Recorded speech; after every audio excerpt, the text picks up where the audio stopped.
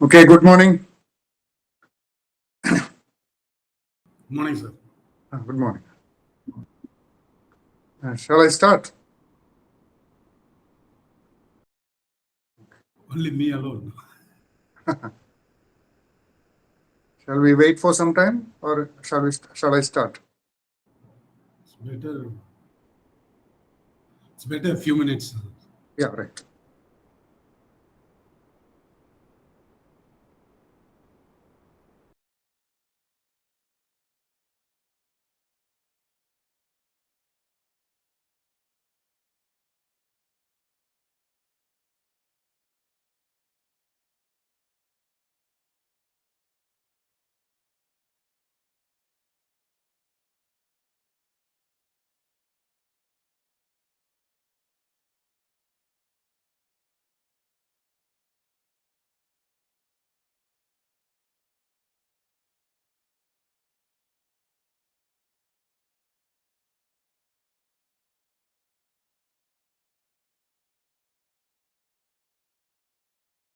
Is the sharing is visible? Hello. Yes, sir. Is it visible? Yes, sir. Yes, My sir. screen is visible. Okay, right. Thank Yes, you. both audio, video, and okay. Okay, right.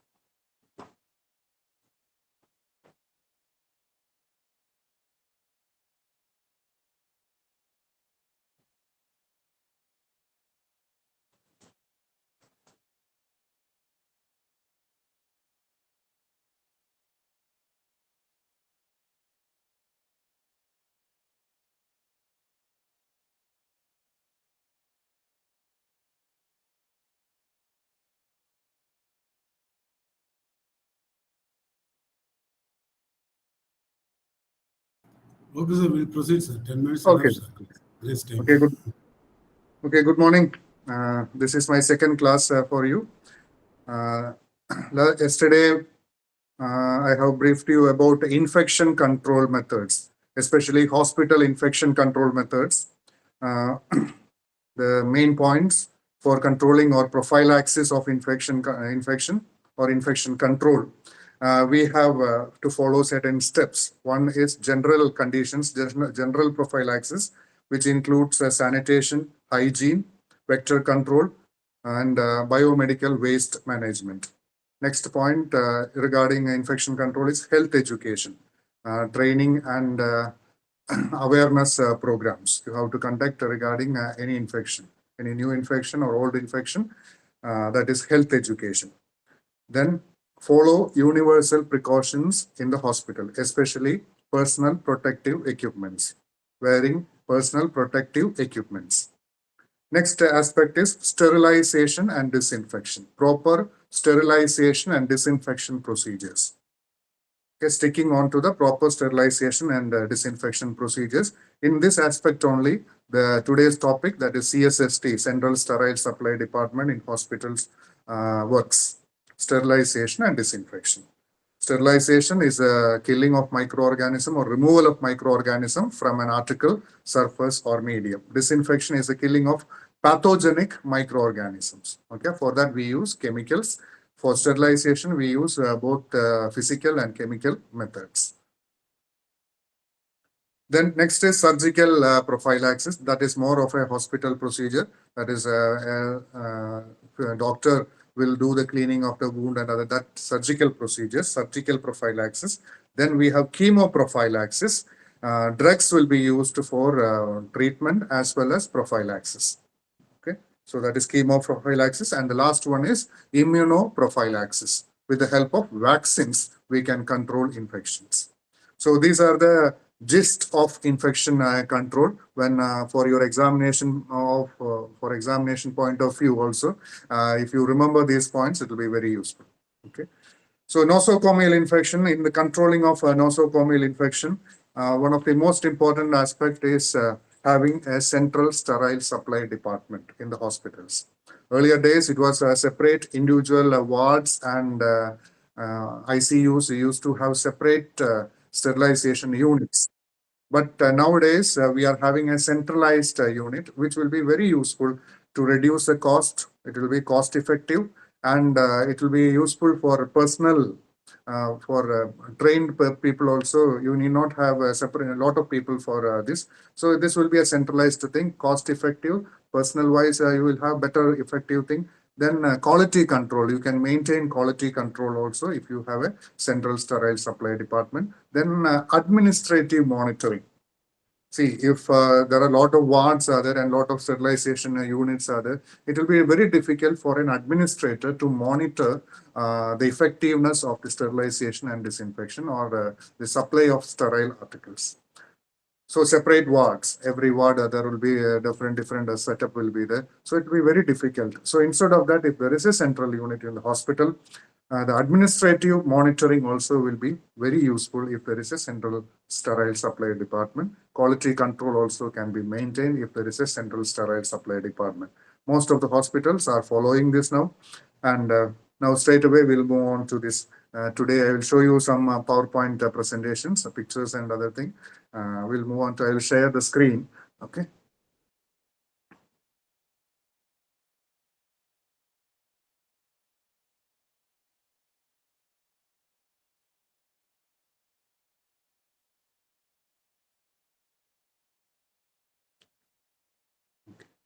CSSD.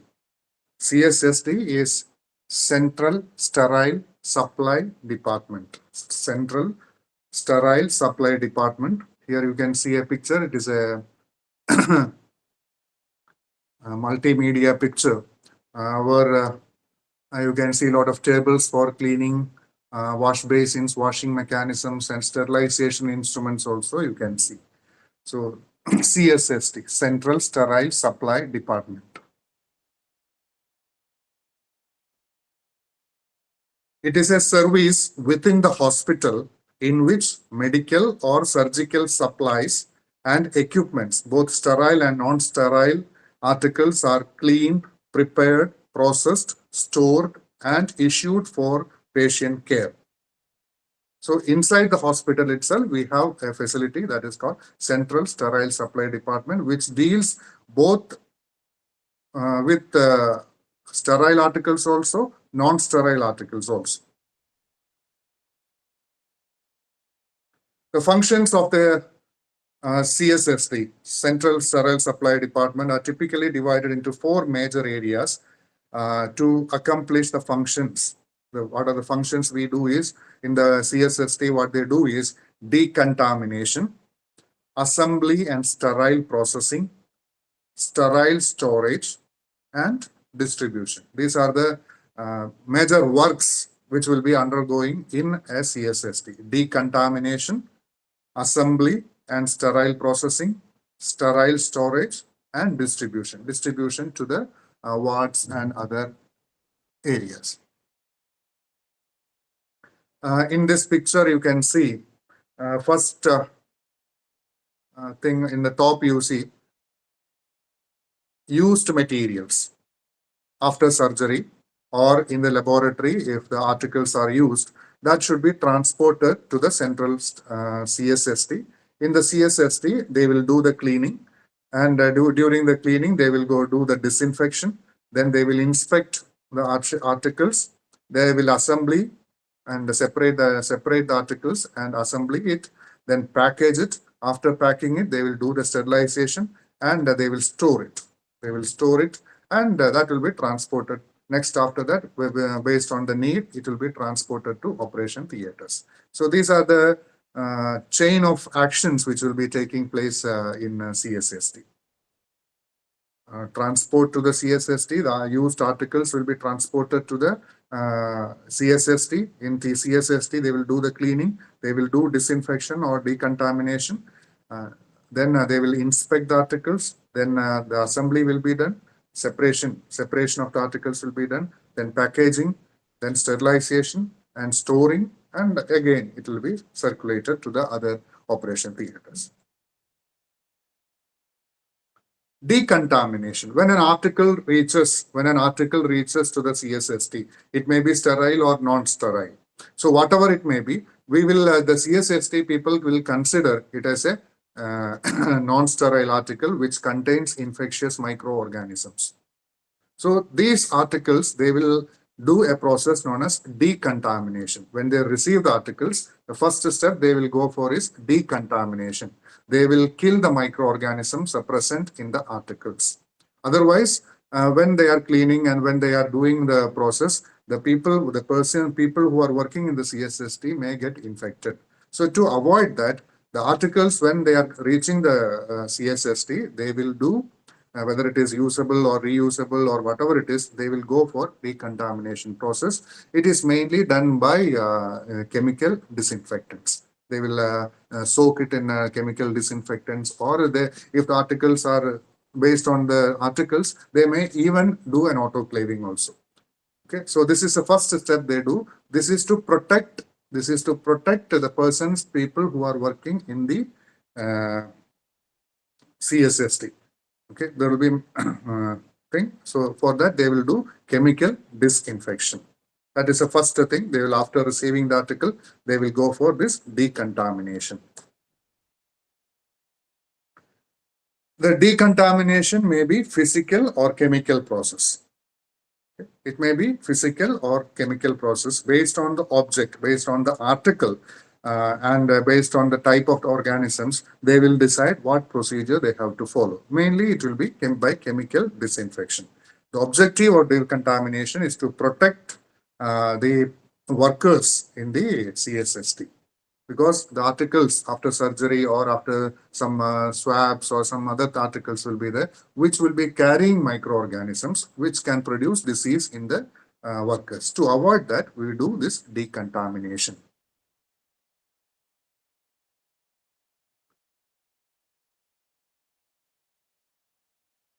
After the decontamination, we go for the cleaning.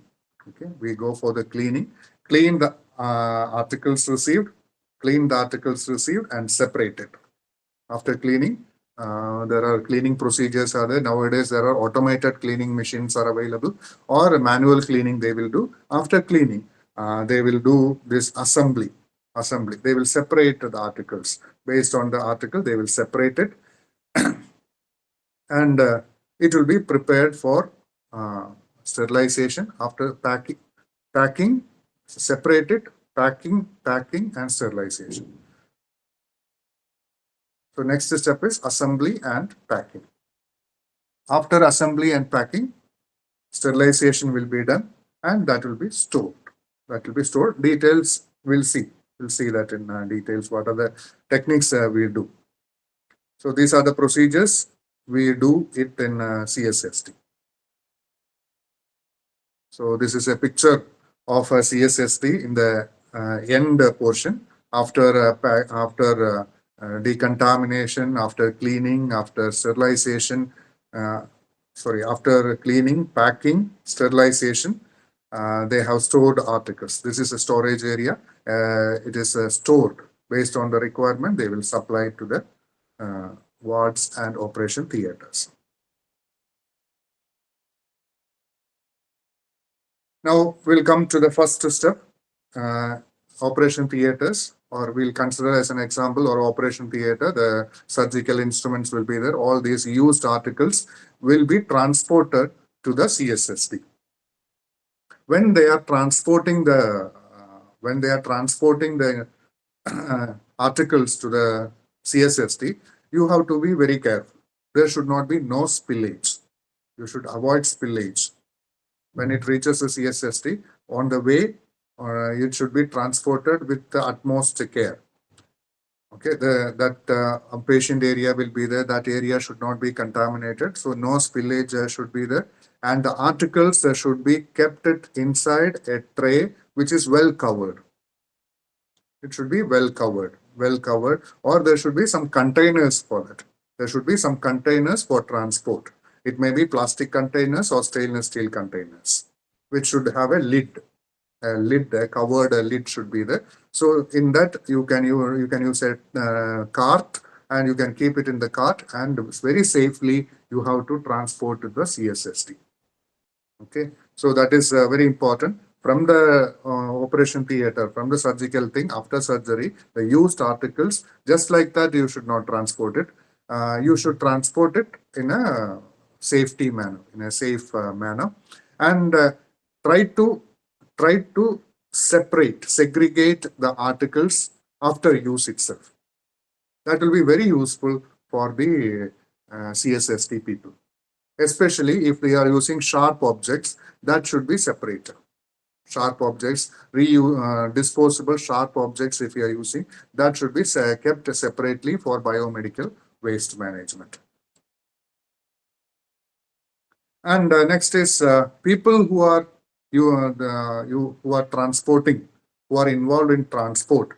They should have a personal protective equipment. They should wear gloves. They should wear hair covering, head covering should be there, and shoe covers should be there. Then they should wear safety goggles, and face mask should be worn. So people who are transporting, people who are receiving also, they should also have this attire, that is personal protective equipments, because these articles are considered as a infectious material. So people who are dealing with these infectious material, people who are transporting and receiving the materials for sterilization in CSSD, they should they should be always precautious, and they should follow these universal precautions. And the administration should provide these facilities to the people who are involved in this. Next, sorting or segregation. It is known as sorting or segregation. The segregation begins at the point of use itself. Handling of contaminated items should be minimized unless the user of the device is already wearing full personal protective equipment. Okay, so other people who are not involved in this activity should not use for they should not be used for this segregation process. In areas where workers are wearing no or minimal protective equipment, protective attire, sorting should consist only of removing disposable sharps and discarding other single-use items. Where they are not using this personal PPE properly, they should not be involved in transport and receiving. You can use those people only for removing disposable sharp items. So segregation, it is better always. It should be done at the time of the use itself. So separate containers may be kept in the operation theater, in the surgical wards, for sharp, for disposable items, for non-disposable items. Separate. Now there are color codes are available. Yellow, red, blue color coded containers are available. You can keep these articles immediately after the use. You can put it in these color coded containers. Yellow color indicates, as per biomedical waste management, yellow color is a color which indicates infectious material. Black indicates food and disposable items. Then based on the hospital, there will be red will be there, blue also will be there. Okay, so that color coded containers can be used for sorting or segregation. Now, after receiving the articles, there should be some documentation purpose will be there. They can do now computerized documentation is available. After documentation, the articles will be kept mainly kept for soaking. Next process is soaking. This is necessary only if you have lumens or other complex designs that are filled with the debris, or if the debris are very bloody and cannot be rinsed or wiped at the point of use.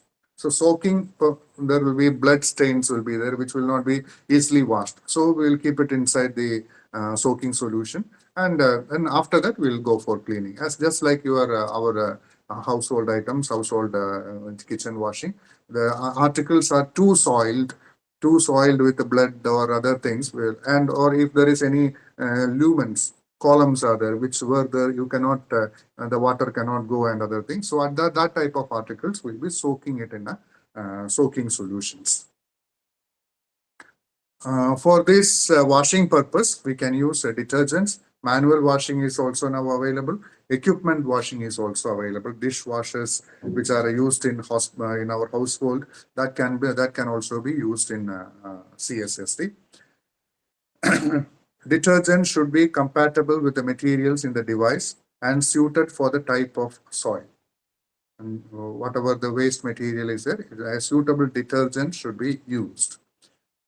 Consult the recommendations from the device manager. Sometimes some instruments cannot be washed with some type of detergents. So for that, the company, the suppliers of the manufacturers of the instruments, manufacturers of the equipments or surgical equipments, they will provide their own detergents. So using that detergent, you can clean those materials.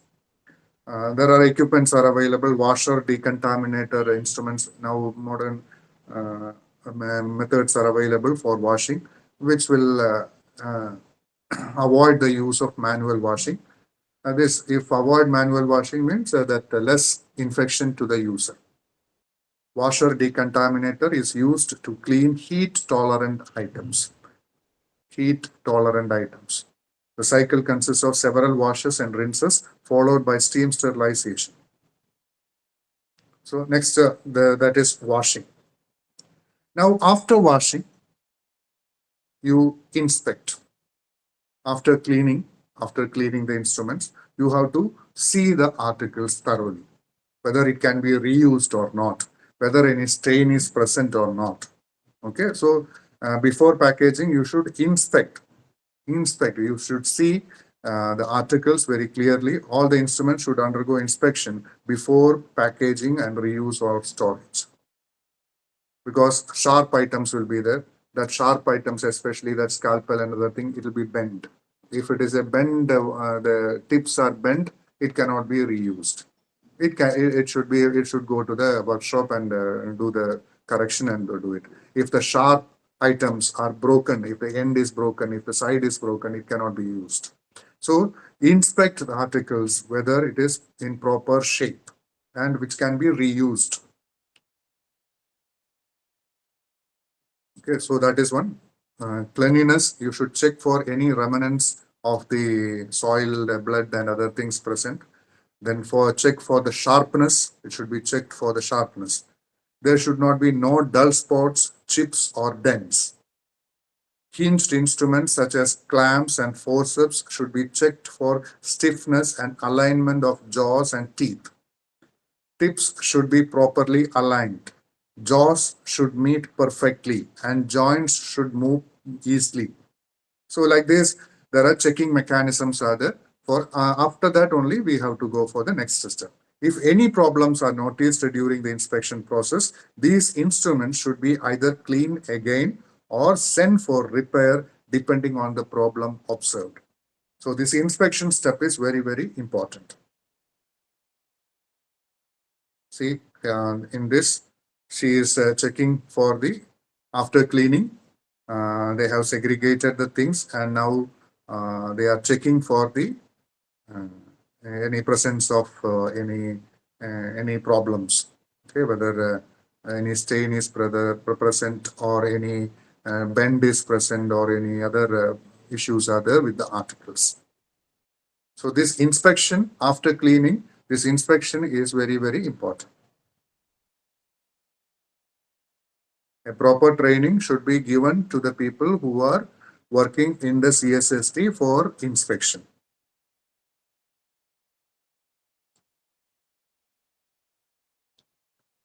Now, after this inspection, next is assembly and packaging process. After the instruments have been cleaned and inspected, they are typically assembled into sets or trays according to recipe cards that detail instructions for assembling each set or tray. Now you separate it. Scissors separately, scalpel separately. So like that, based on the size, based on the grading, all those things, you have to separate it, and you have to label it also. You have to separate it and label it. So that is assembly and packaging. After the instruments have been cleaned and inspected, they are typically assembled into sets, separate sets, or into trays according to recipe cards that are detailed instructions of assembling each set. Then only we will be easily able to, we will not be able to see after packaging, we will not be able to see what is present inside. So outside, we should separate it, and outside we should note what is present in that package. Okay.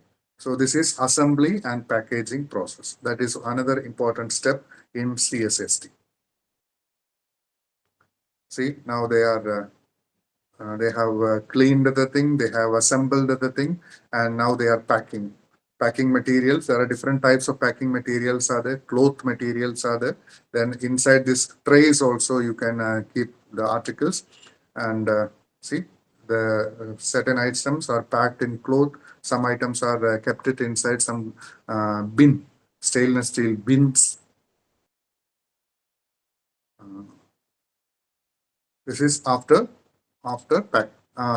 cleaning, they are packing, and after packing, next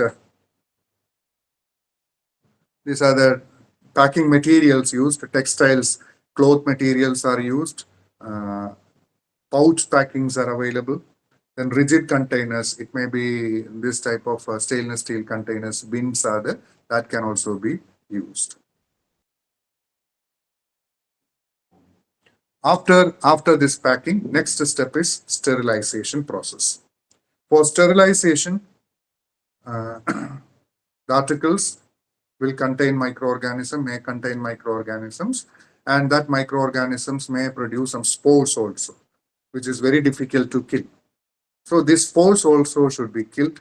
For that, we have to make these articles sterile. For that, we go for sterilization process.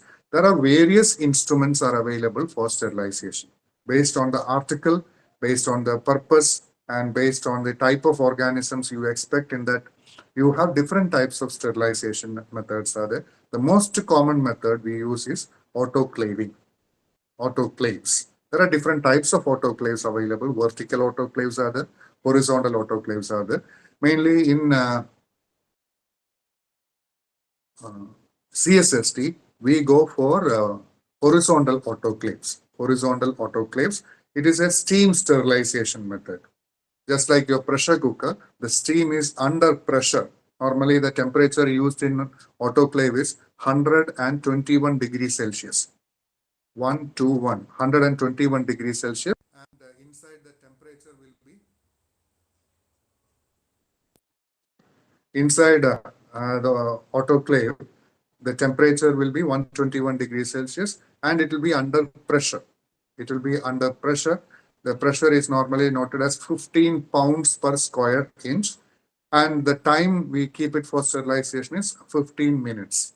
So 121 degrees Celsius, 15 pounds per square inch, or LBS, 15 LBS for 15 minutes. Some maybe for 20 minutes also. So normally 15 minutes. So 121 degrees Celsius, 15 minutes, 15 lbs pressure.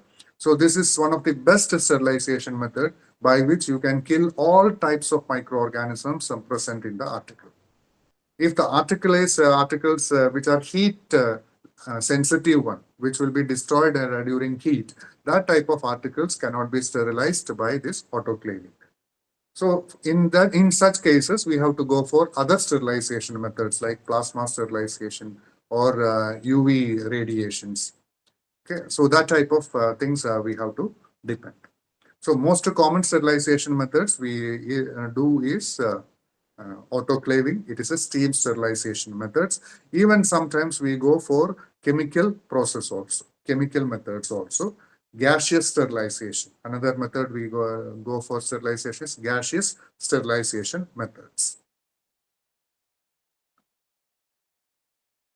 Reliable sterilization method, sterilization depends on contact of the sterilizing agent with all surfaces of the item to be sterilized.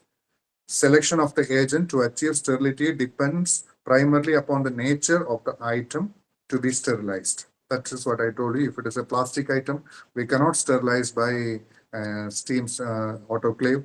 And another sterilization instrument which use heat is dry heat is hot air oven. So in that also, this plastic and rubber articles cannot be sterilized. So based on the type of the article, we select the method. It may be hot air oven, or it may be autoclave, or it may be gaseous sterilization, or it may be radiation sterilization. Time required to kill spores in the equipment is very, very important. It will vary from instrument to instrument. I told you in autoclave, the time required to kill the spores is 15 minutes. So that time is very important. Yesterday, I told you to kill microorganisms by boiling, you require 15 to 20 minutes. So that time is very important. In hot air oven, another instrument used for sterilization, hot air oven, the sterilization time is one hour or 2 hours based on the article.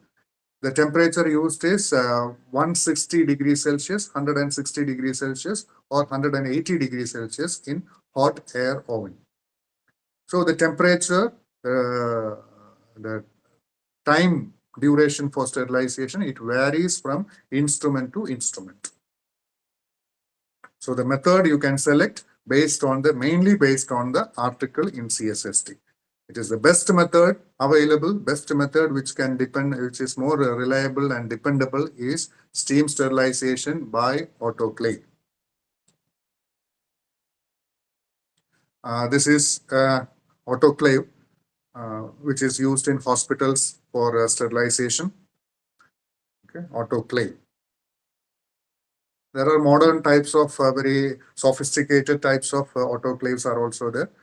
You can see a temperature indicator there. Then there is a pressure indicator there. Pressure gauge you can see. Pressure gauge, pressure should be 15 lbs. 15. The pressure should be 15 lbs. Temperature is 121 degree Celsius. So these are some of the. This is a type of horizontal autoclave, but cylindrical type. Cylindrical type of autoclave. Here you can see another type of autoclave. This is rectangular shape autoclave. Rectangular shape autoclave. It is also horizontal autoclave. This is, see, after in the previous picture we have seen that man has packed everything, and in a tray he has kept everything, packed materials. You see the packing materials. In that you can see a label, what it contains and other thing. Those markings are there. Now they are loading the autoclave. Now this picture shows the loading of autoclave. The articles after cleaning, after sorting, after inspection, after packing, it is undergoing sterilization. They are loading into a autoclave. This is another type of autoclave. This is a larger one autoclave, big one autoclave. In this autoclave, it is a horizontal type of autoclave. There is a tray which can be pushed into the autoclave. Now, after this, they will lock it and they will do the They will switch on the instrument. That instrument will get heated up. Steam will be produced, and that steam will be circulated inside the autoclave, and it will be killing the microorganisms. That energy will be released, and that energy will be killing the microorganism present in the articles.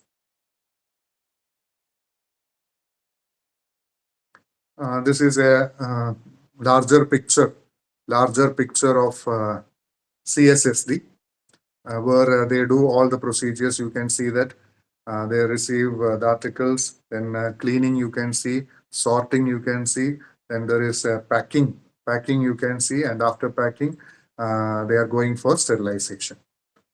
So this is a graphical picture of CSSD.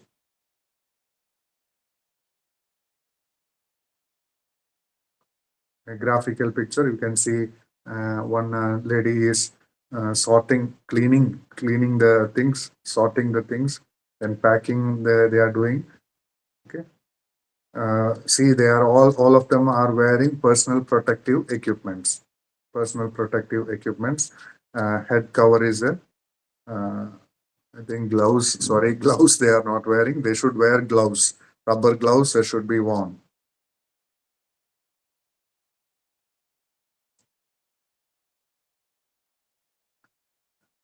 Next is quality assurance. Now we have done the sterilization, and now we have to check whether the articles are sterile or not. To ensure that instrument and supplies are sterile when used, monitoring the sterilization process is essential. So you are in whether you have to routinely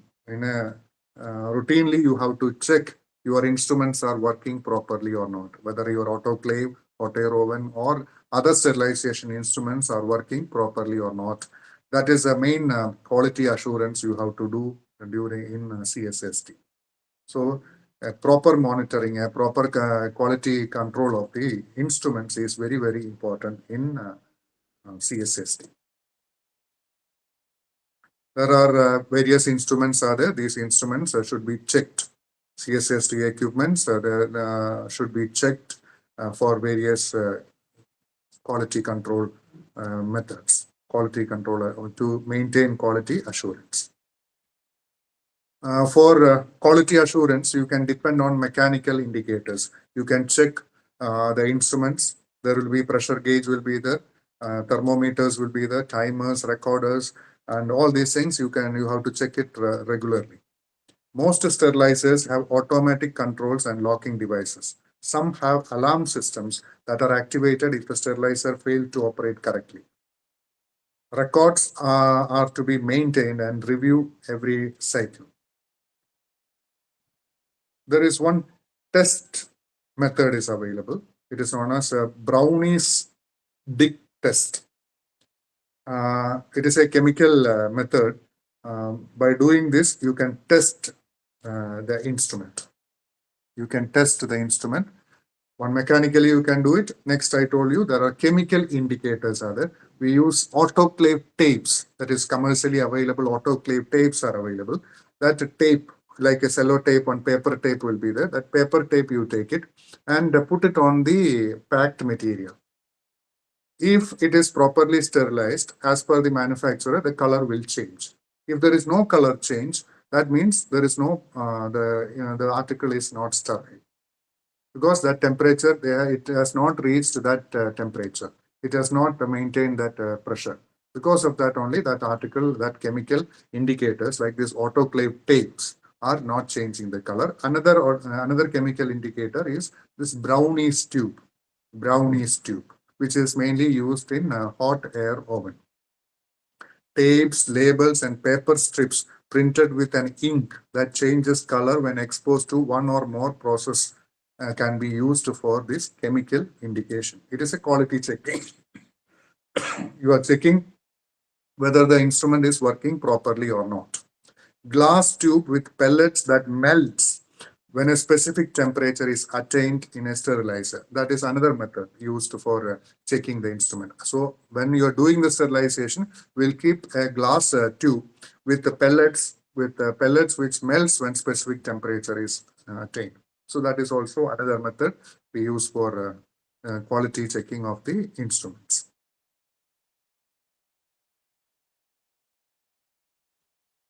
Apart from this, the most important checking, we have to check whether bacteria are killed or not, whether the spores produced by the bacteria are killed or not. That is the most important quality control that. So for that, we use biological indicators. Biological indicators. This is more of a microbiological process. What we do is we will have the spores of one bacterium known as Bacillus stearothermophilus. Bacillus stearothermophilus, which can be killed only by autoclaving. In a high temperature, only it will be killed. So the spores we'll prepare in the microbiology laboratory and we'll put it on a paper strip, and that paper strip will keep it inside a test tube. And that test tube will be closed with a wooden, not wood, wooden or cork will be closing it, or cotton can be used. Cotton plugs can be used. So that test tube, which contains the spores of the Bacillus stearothermophilus. Bacillus stearothermophilus. It is a bacteria which is highly resistant, which cannot be killed by boiling. But it is not a pathogenic bacteria. It cannot produce disease. So that bacteria, will keep it in a test tube, we'll keep it inside the autoclave when the process is going on. And after sterilization, we'll take that test tube. That test tube will be taken, and that test strip, that test spores, we'll put it in a culture medium for growing bacteria. If bacteria are growing, that means your instrument is not working. If there is no growth of bacteria, that means your instrument is perfect. So that is a biological indicator method. Remember this. The spores are also now commercially also available. Bacillus stearothermophilus methods. So you can mechanically you have to regularly check the instruments. Chemically also you can test your instruments. Then biologically also you can test your instruments. Most important thing is your presence. An administrator's present checking, monitoring is also needed. Regularly, an administrator should visit the CSSD and check for all these procedures, whether all these procedures are done properly. It is a personal responsibility of the administrator to check all the procedures are done properly in the CSSD. Whether decontamination is done properly, packaging, labeling is done properly, loading and unloading of the sterilizer, operation of the sterilizer, monitoring and maintaining records each cycle, adhering to the safety precautions and preventive maintenance of the protocol. So that also, in one picture I told you, they were not wearing gloves. So if your presence is there, when an administrator goes there, you should check for all these things, whether they are wearing all these personal protective equipments and whether they are following the protocol which is developed by the hospital infection control team. The nosocomial infection control team will have a policy, a protocol will be there that should be followed in CSST also. Then whether they are storing it properly, then all these things, then transfer to the sterile field, how they are transferring the thing. So from the receipt to the delivery, from the receipt to the issue of the sterile articles, all the steps should be checked by administration. Okay. So CSSD, that stuff, that internal quality control they will be doing. But as an administrator, you should also check all these mechanisms. Now everything is ready. Packing is done. After packing, sterilization is done.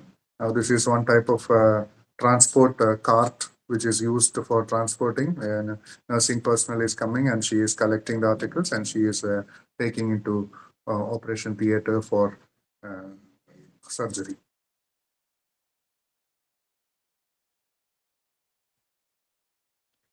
Sometimes you may require additional instruments, like nowadays many CSST people are asking for hydrogen peroxide plasma sterilizer.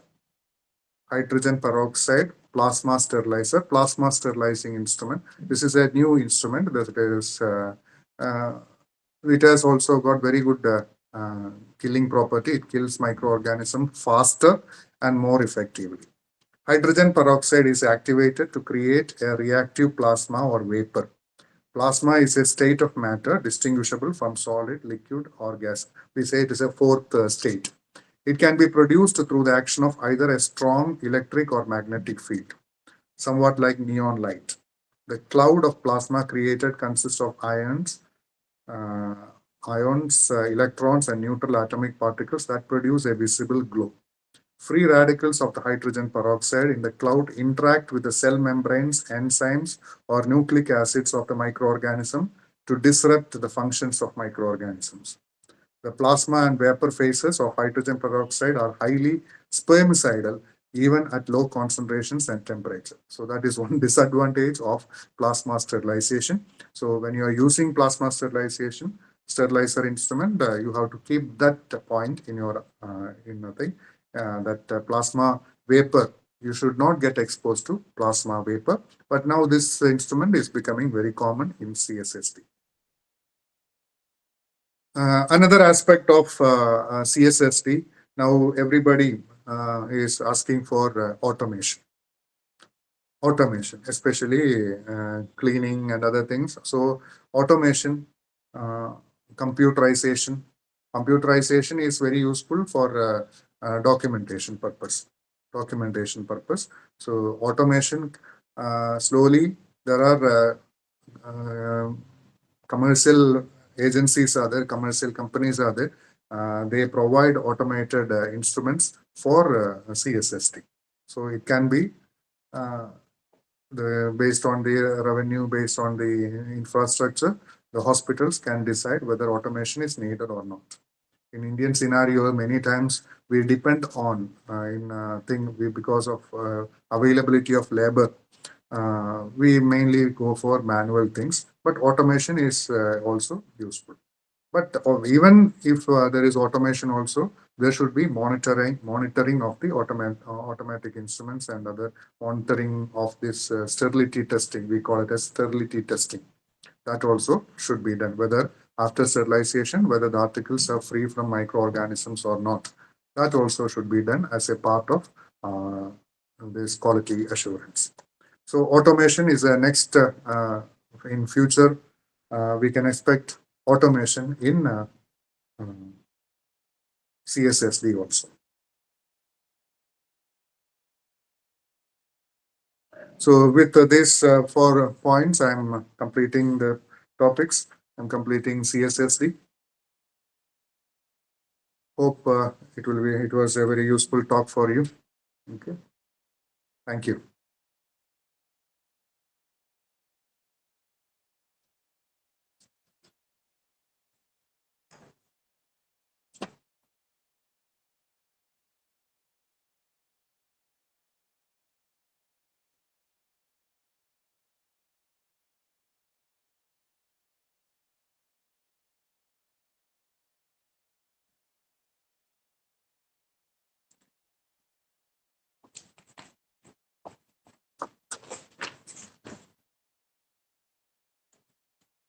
Thank you. If you have any questions or anything, you can ask. Otherwise, bye.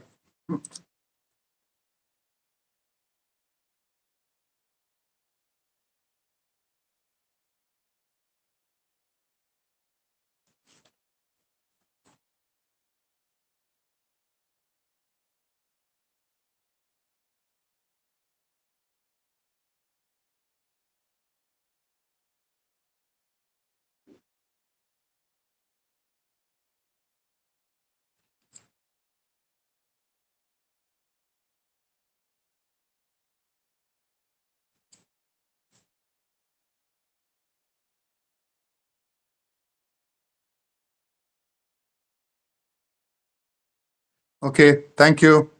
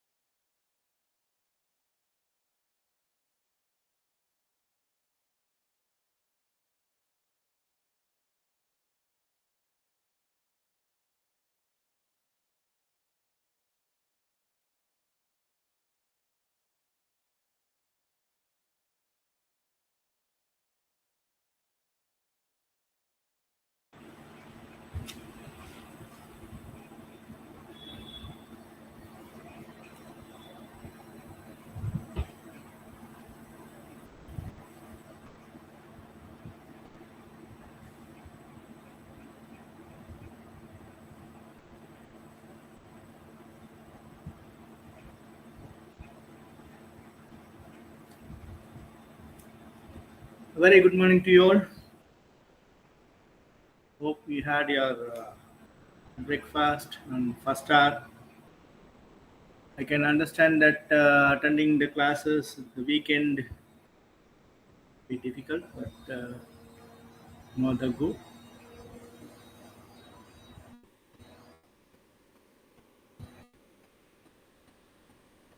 Today we are going to discuss about the globalization and information technology. So, so far we have seen what is the hospital information system and EMR, EHR, and electronic health. E-health. So how all these things are globalized. That is what we are going to talk today. So here in this topic, today's class we are going to have two different aspects. One is in general information technology, the globalization of information technology. Then in specific global health informatics. What is globalization? So it can be defined like as a process by which ideas, knowledge, information, goods and services spread around the world. In broader sense, in its most basic form, the globalization describes a process by which regional economies, societies, and cultures have become integrated through a global network of political ideas through communication, transportation, and trade.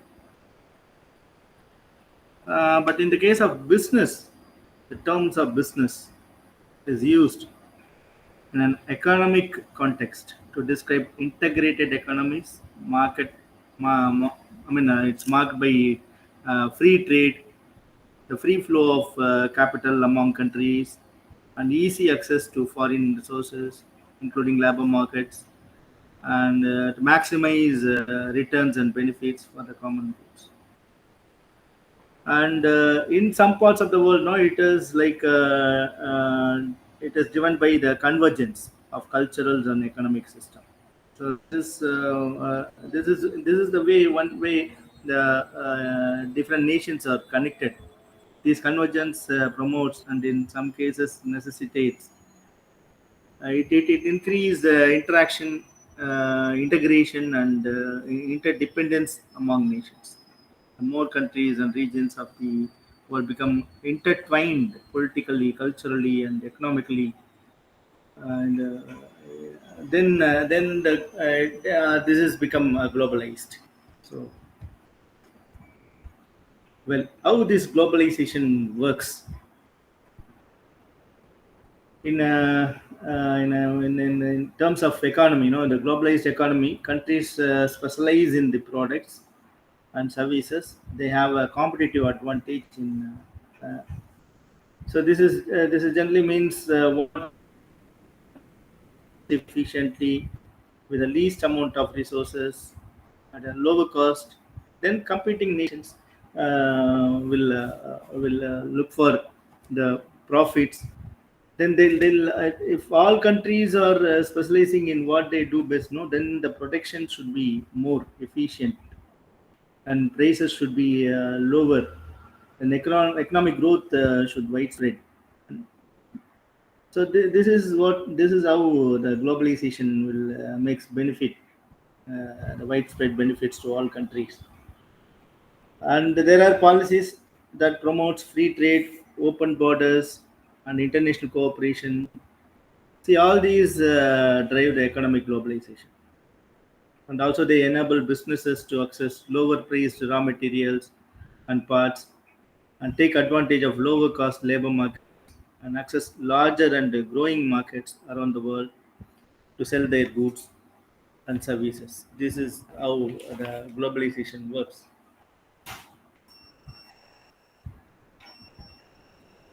And now we will see how these technological changes that have played a role in globalization.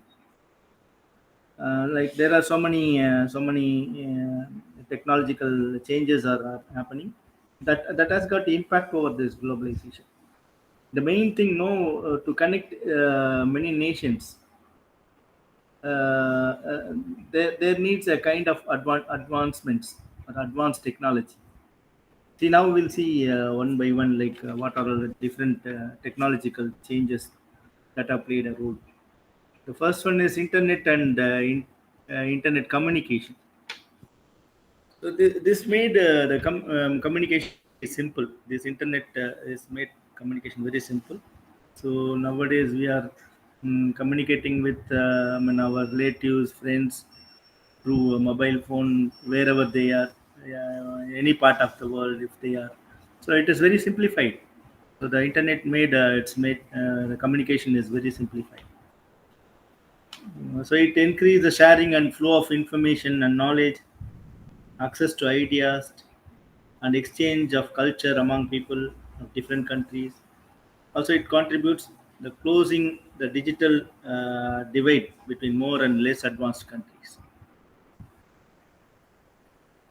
Then communication technology, the introduction of 4G and 5G technologies, they dramatically increase the speed and responsiveness of mobile and wireless networks.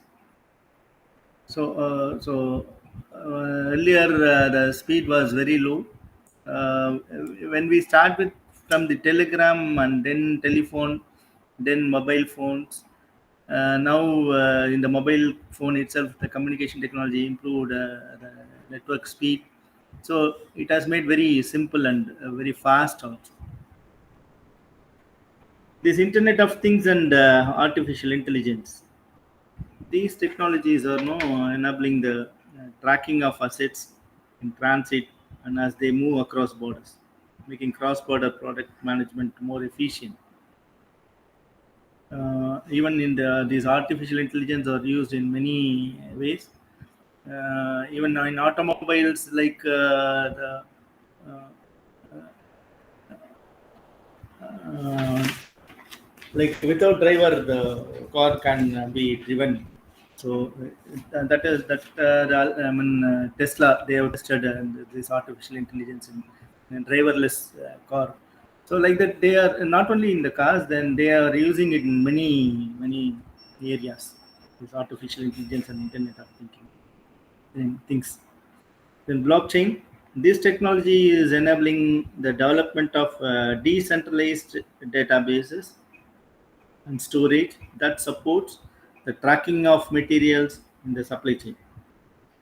It also facilitates secure access to data required in industries such as healthcare and banking.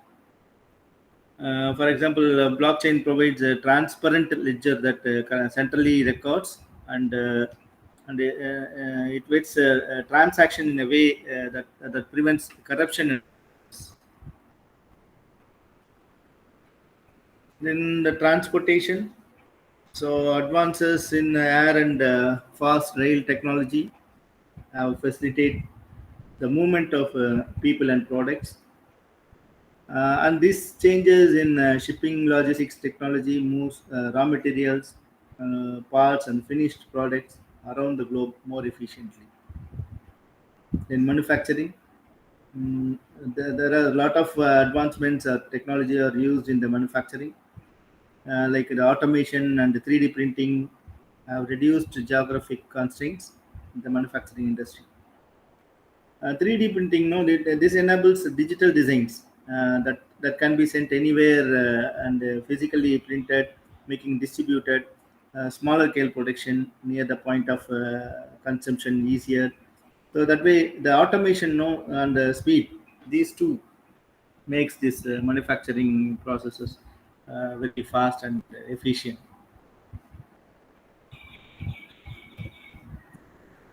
What is this globalization? Why this is very important? Because no, the business and the people, these the interaction of these business and people, that makes specifically there are a lot of changes between the nations. So it changes the nature of economic activity among nations, expanding trade, and opening global supply chains, and providing access to natural resources and labor markets. That way, it is connecting. And also know the way trade and financial exchange and interaction occurs between the nations or among the nations. That also promotes the cultural exchange of ideas, and it removes the barriers set by geographic constraints, political boundaries, and political economies. For example, no, we can say that this globalization enables businesses in one nation to access another nation's resources. So, because in one nation there is plenty of resources are available, so the another nation can be use these resources. So, more often, no access changes the way products and products that are developed, and the supply chain that manages, and this organization or managed by this supply chain through communication. And no, and these are all no make the business very cheaper, or the raw material and parts are very cheaper, or less expensive, or more skilled labor market can be utilized, more efficient ways to develop products. There are restrictions on trade when we talk about globalization. Um, so some of these things, like no, even sometimes it creates opportunities and expansion. So that increase the trade promotion in international way. Mainly the competitions that is between the nations, like that make the increased trade promotions. So in turn, know that like innovations, discoveries, that ideas of new ideas, that is also can be exchanged, like the technical transfer. They call it as a technical transfer. And another way, like in addition, the people coming from other nations to do business and work, that brings them their own cultures. So that way the cultures also exchanged. We can see that, like in US there are so many from India so many people are there, and there are different kind of cultures in India itself, like from north and south, uh, and east, west, and all are different cultures. Once they settle in Western countries, they develop the communities. The cultures are transformed there. There are also, and they also construct the temples or whatever the religion they are following, and whatever the cultural activities they are making or and following. That is all making the influence, the mixed influence.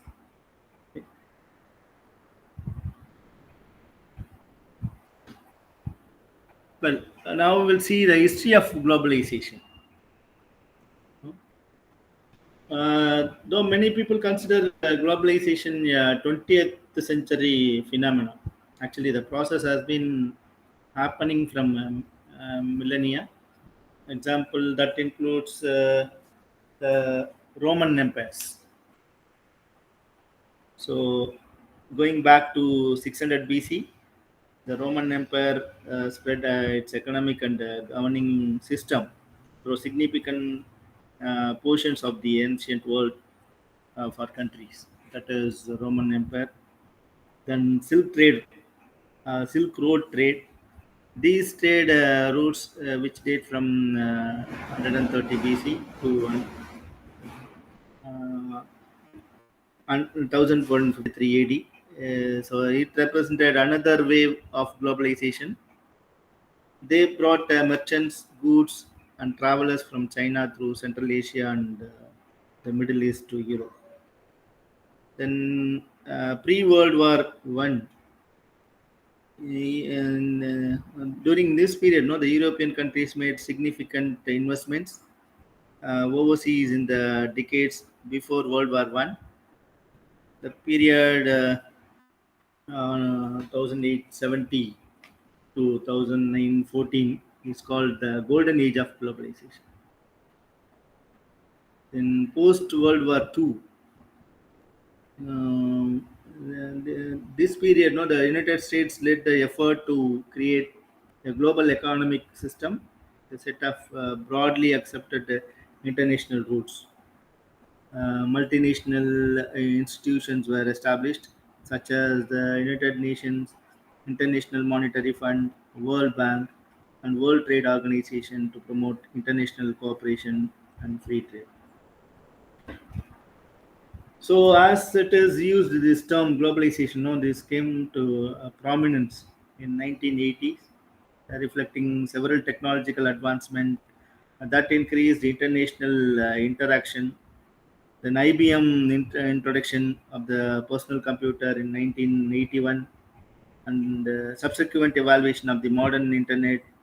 These are examples, the technology that help international communication, commerce, and the globalization. So that way, the history made the evaluation of this globalization. There are different types of globalization. So that can be based on the economic, political, and cultural.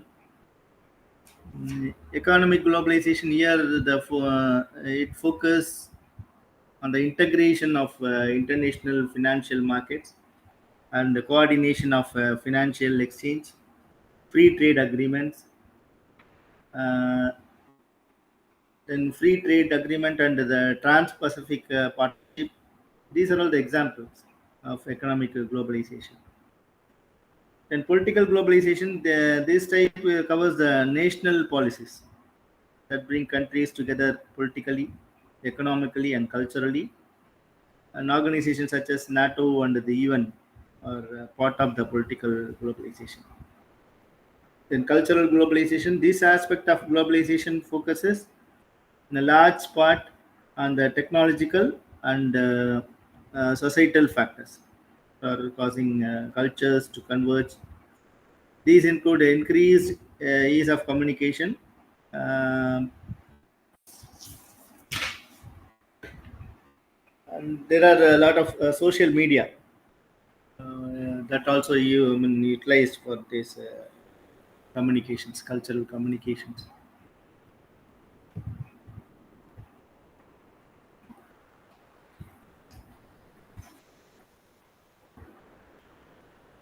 And what kind of effect this globalization is making?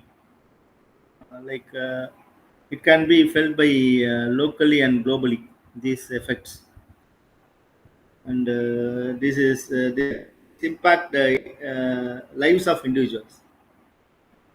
And in broader sense, it can have an impact on the society. How in what are the ways it has got effect on like individuals, for example.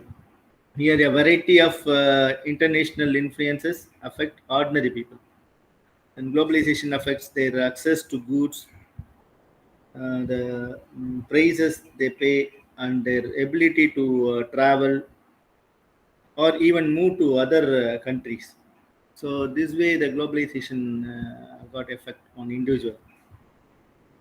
In communities, it encompasses the impact of globalization on local or regional organizations, businesses, and economies. It affects who lives in communities, where they work, who they work for, and their ability to move out of their community. And in the different countries, among other things, globalization also changes the way local cultures develop within communities. So that way, the globalization or influencing the communities. Then institutions. There are multinational corporations, national governments, and other organizations such as colleges and universities. They are all affected by their country's approach to and acceptance of globalization, because they affect the ability of companies to grow and expand, the ability to diversify and grow its student body, and government's ability to pursue specific economic policies.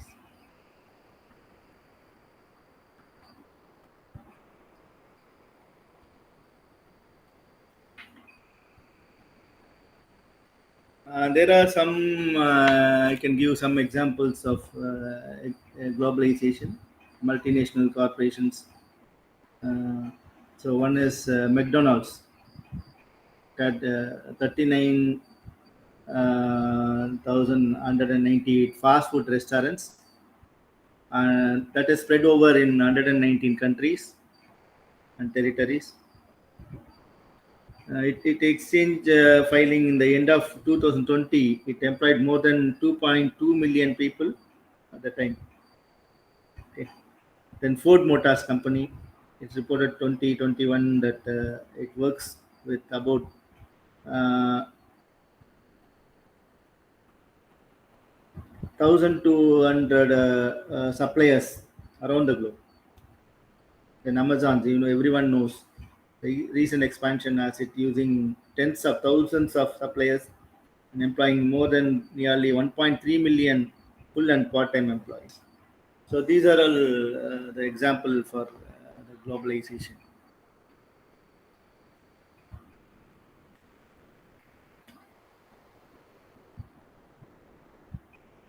Now we'll come to the global health informatics. So this is what we are focusing on. So you know that this health informatic system have been widely developed to support health providers and patients in clinics.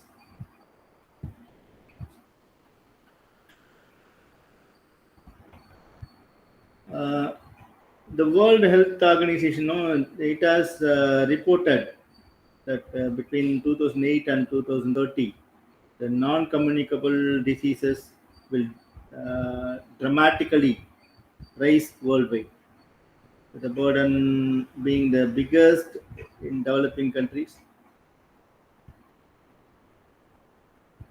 So, with the advancement of medical sciences, treatments are becoming more complex, and patients with the disease such as cancer, diabetes, asthma, and cardiovascular disease. So, even with these chronic diseases, people are living longer. Conditions, though, whatever may be the conditions.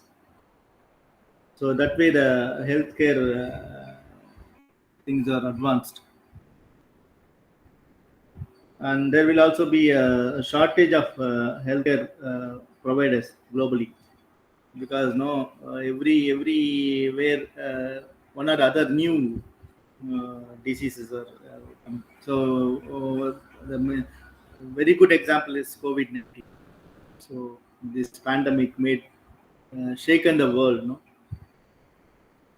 Irrespective of the advancement in the healthcare system, we lost many of kith and kins.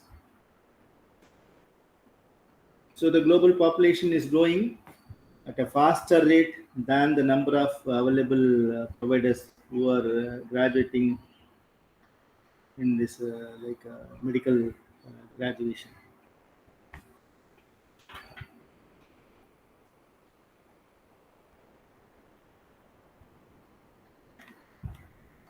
And another thing is the global migration of patients and healthcare providers is also creating challenges. When patients move from their current city, they often do not carry with them their full patient history to their new healthcare provider. So this makes it's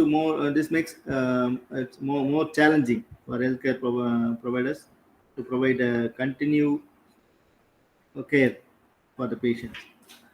and it may require duplications of diagnostics. So because no, sometimes no, when you are visiting any hospital, no, first time you are visiting, they'll list you. These are the diagnostic informations we need. They'll ask you for go for a CT scan, MRI, radiological reports or pathological reports. So the patient make all these reports. Then after some point of time, they may change the hospital. They go to new clinics. Once again, those people will ask the same thing. They will not consider the information which already you made with the previous hospital. So that way, the duplication in of diagnostics, yes, that once again affects the expenditure. So the expenditure for global health services are increasing more than 10% in most of the countries. And there is a global need to find more efficient ways to deliver healthcare services and share medical data while reducing cost and improving the outcomes.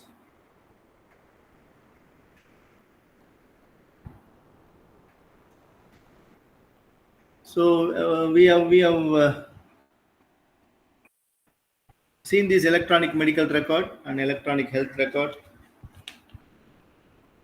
So before that, no, like how this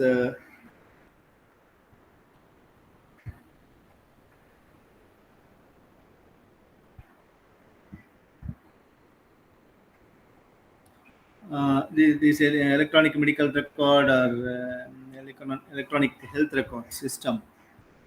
So this makes the individual that can consult the clinician and efficiently, because that can be transferred wireless, the fast and easy to access.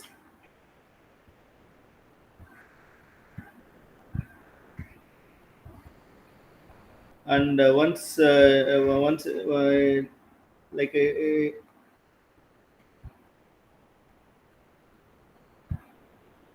it can exchange the total patient's history. We already see now this EHR and EMR are made transferable to one organization to another. Then EHR has a potential to streamline the clinician's workflow and to support evidence-based decision support, like the quality of health service or quality of health management, uh, even the quality of the outcome. So that and all very easy with this EHR.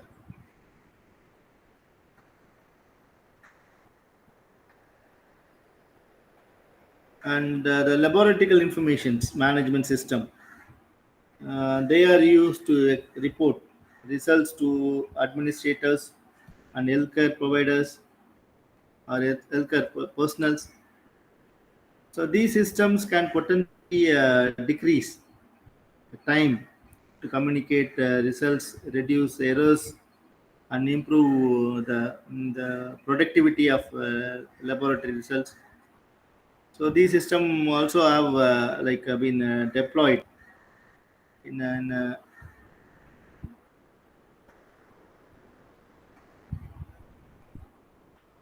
in a resources settings, such as like a system of like where uh, where the country is very underdeveloped or developing.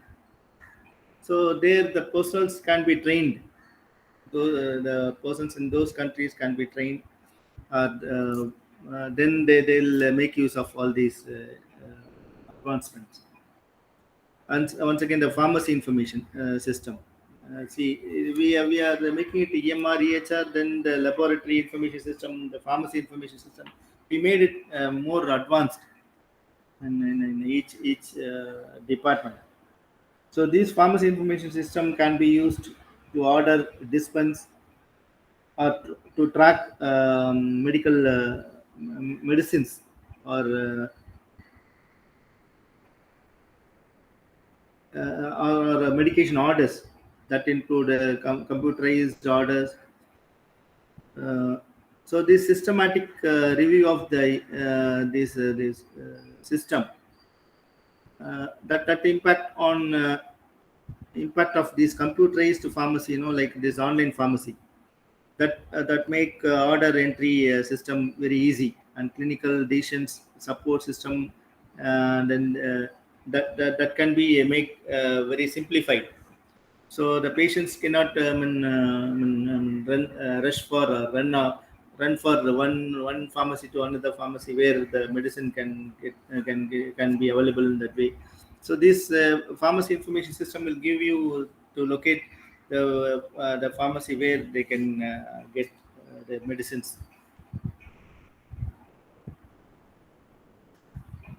Telehealth system, we have discussed this telehealth in previous class. So it aims to deliver healthcare services to patients using online, telephone, and text messaging system. These systems are typically used for patient care and management, such as diagnosis, consultation,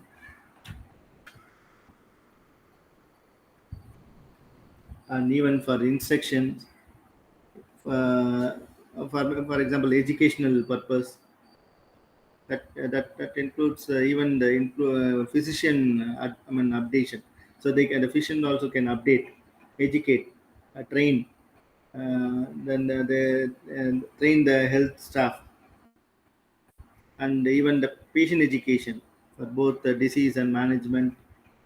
That way, the preventive care and the administration and communication, such as the exchange information with the insurers. So these are all efficient with the telehealth system.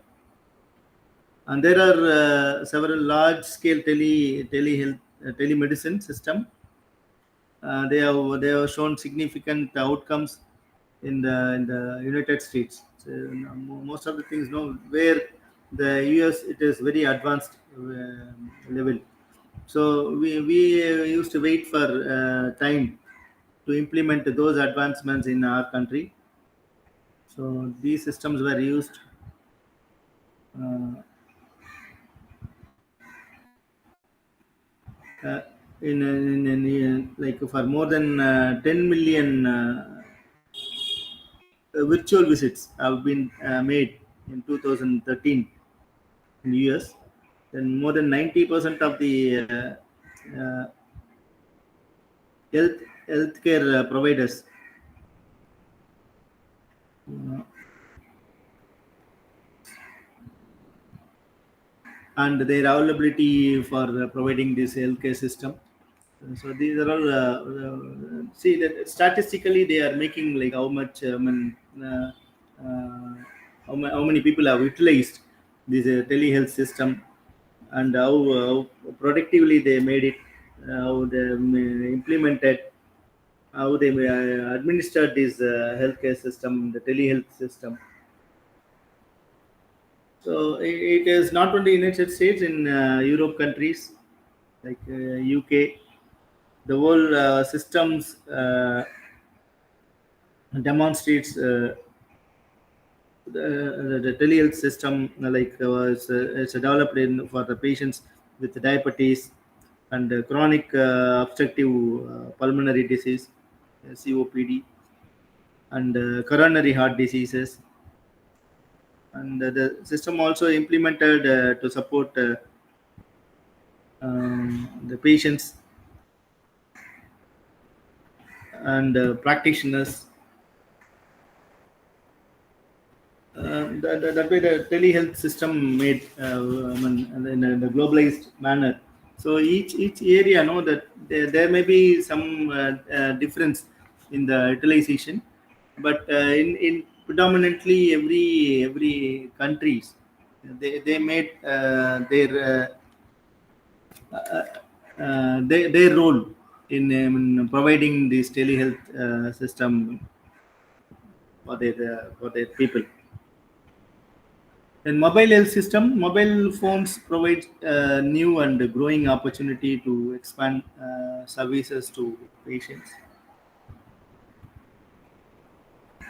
These mobile phones provide an important opportunity to reach large numbers of patients, given the rapid rise of phone ownership.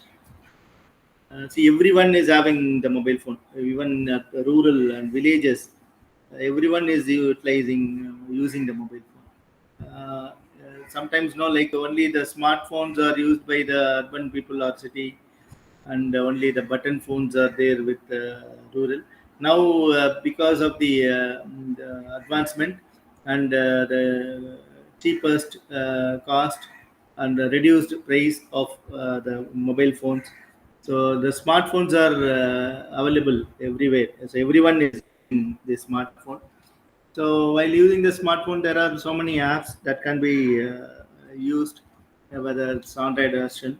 In the Android version, so many apps are there, health apps are there.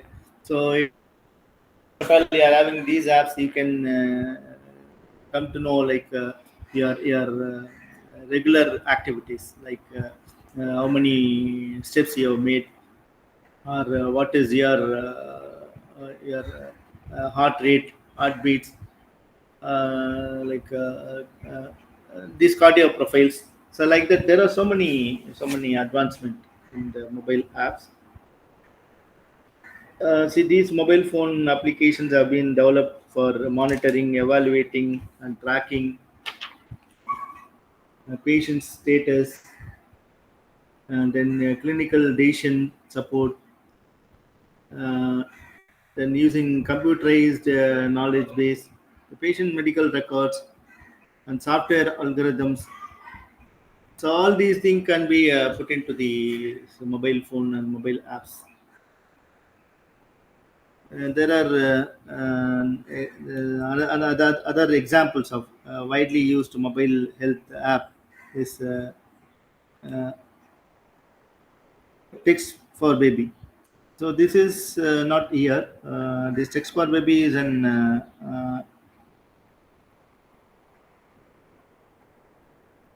antenatal care mobile health program. So that delivers text messages to undeserved uh,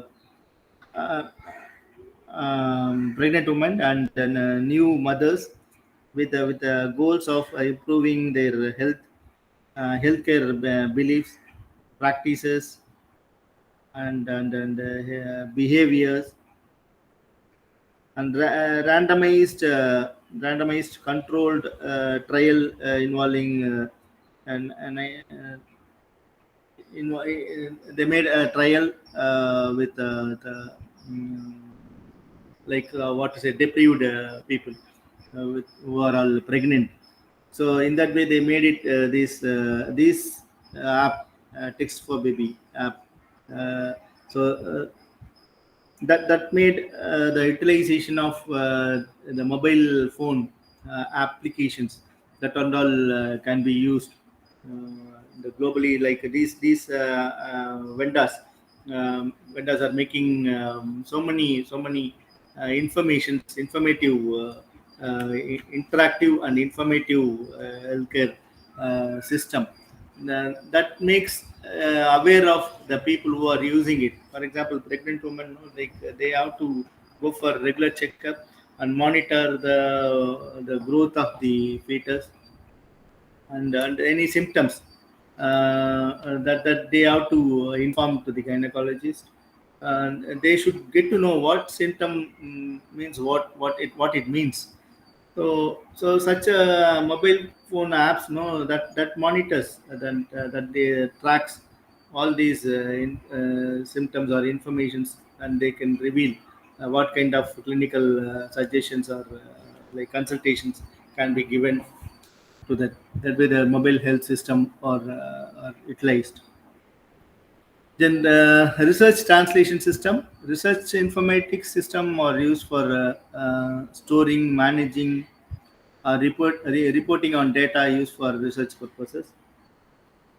These systems can be used for clinical research and basic science research, and the data may come from multiple hospital and from different countries to support collaborative translational research to speed the translation of basic science into clinical practice. Uh, we can say that this is like a clinical research organization. There are so many clinical research organizations. They are making wonderful job of trials, phase 1, phase 2, phase 3 trials. So before any drug come into the market, they have to go through all these phases. They are making these clinical trials. So this system, the research translation system, was utilized for such a kind of trials. And one way this translational the collaborative platforms aims to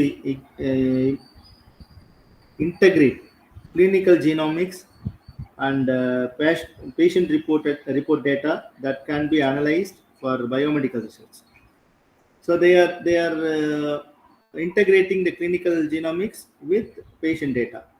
So thereby the biomedical research can be boomed.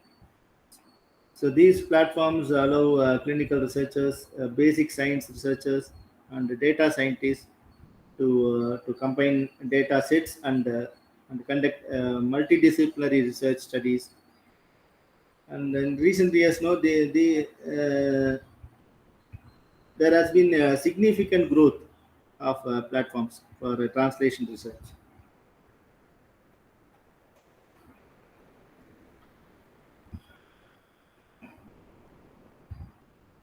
The goals of this some of the these translation research organizations that connect scientists and practitioners through shareable and interoperable infrastructure, and also develop standard rules and common language to share information more easily, and also to build or adapt tools to collect, analyze, integrate, and disseminate information associated with cancer research and care, cancer research and care. So like that, even in the pediatric oncology, this has got a network database. They launched this program in 2003. So this international outreach program uh, conducted in the Children's Research Hospital, and there are so many translation research are going on, and to improve the health factors, and globally they make it whatever the outcomes has come, that ideas and innovations that can be placed globally. Training program. So the informatics training program will be key to the development of informatics field, both industry professionals and academic field. Several groups have outlined the training needs for industry professionals and developed a training curriculum for nursing, nursing informatics training program. That has also been developed for the program for most extensive nursing informatics. So this program translated into multiple language, international standards for academic informatics education, also developed. Um,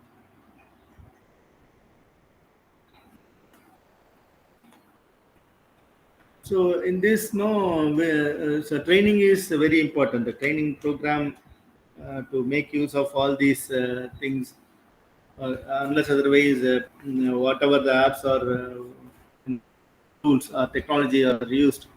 so that unless the training is taken, we cannot make use of the 100% of these tools. Then we are facing the challenges in the globalization, how this growing range of informatic system supports improvements in healthcare services, patient supports programs, medical research, and collaborative translation research. So these are the different areas where we have to meet the challenges. One is technical data integration. So the growing volume and complexity of clinical and research data that requires more complex architectures to integrate data from diverse data sets. So data from different sources. That is difficult because of different data formats. So we are utilizing these data sets from different resources. So everyone is having their own formats, like then the utilization of these data sets are tough. And privacy and regulation. So each country and region will have local privacy laws, making data sharing both technically and legally complex. So systems may need to have audit trails of data access to meet the regulatory compliance requirements. So this is in all aspects, this on privacy and regulations. Because when they are making use of the data, some of the data cannot be shared. So they make the policy privacy, and they keep the regulations to share those data. And aging population, these aging population that will result in more elderly healthcare needs and multiple healthcare service providers. So many patients may prefer home care. So their hospitals may prefer them to receive house care to reduce cost and improve outcomes. So this is an opportunity to develop new care and then delivery models. But the design of these systems needs to take into account elder preferences, because their preferences may vary. So all elderly people know. So some of them may coordinate or cooperate, and others may not. They have set of mindset. So based on their preferences. So that is the challenges which we have to meet. And mobile technology. So we have seen the mobile technology is becoming cheaper and more widely available. But no, the field of mobile health apps, is so new that there are few providers that have trained staff to launch or manage and integrate data that comes from mobile phones.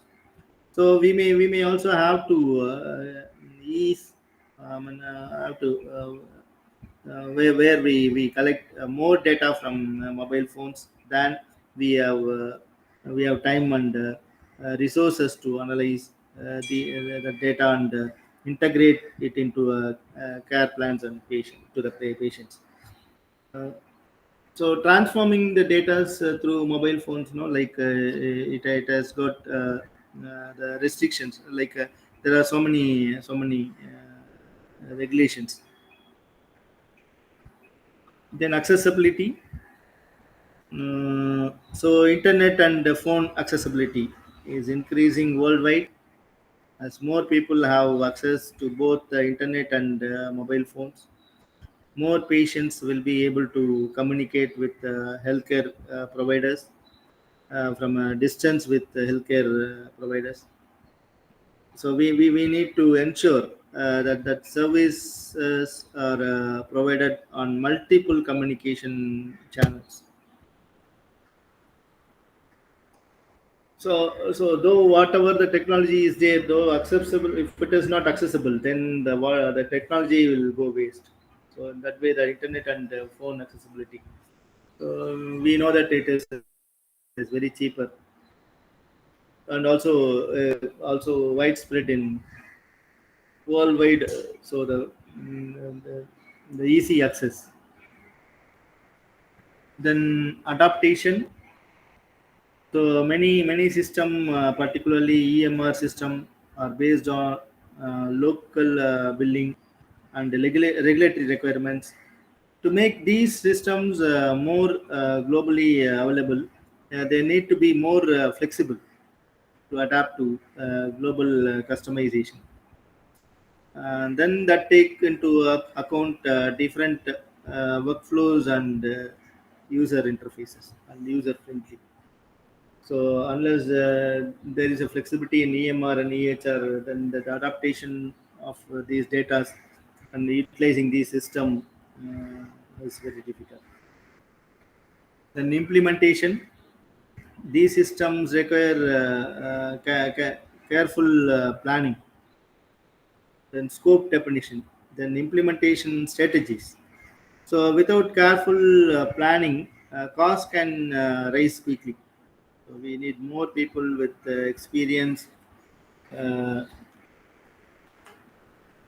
in implementation, and more evaluation of implementation are needed, that are not commercially biased.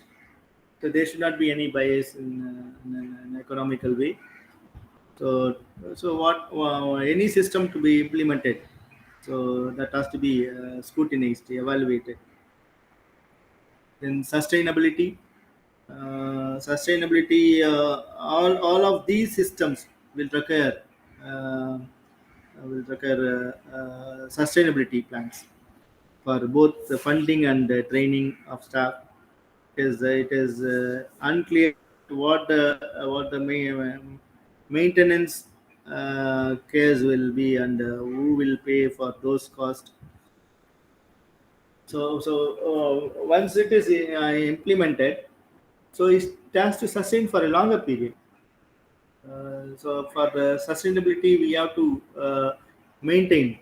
There must be the maintenance, the continuity.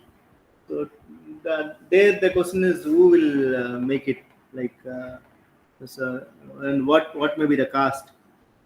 So that makes the sustainability as a challenging one. Then data quality.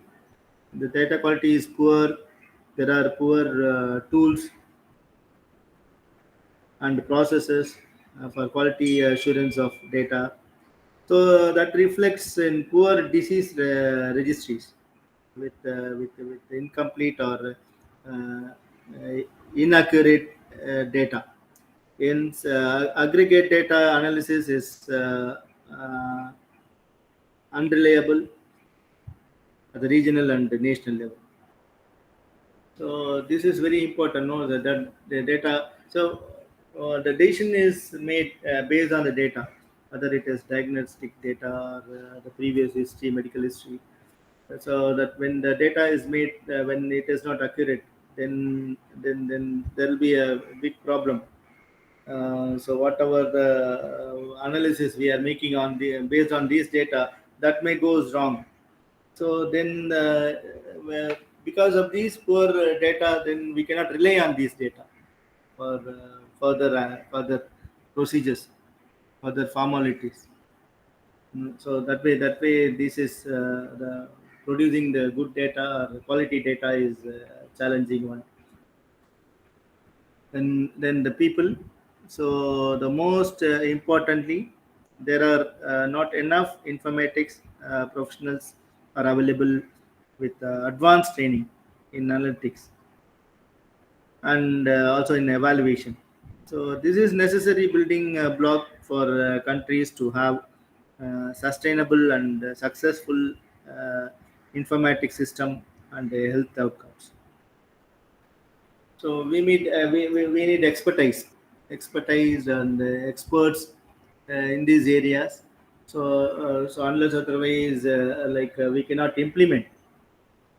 We cannot implement all, or we cannot sustain these informatics. So these bioinformatics, or so these are all the different the challenges that is we are facing, the globalization of global health informatics. Uh, so far we have to summarize that what is the general globalization of information technology, then in specific global health informatics.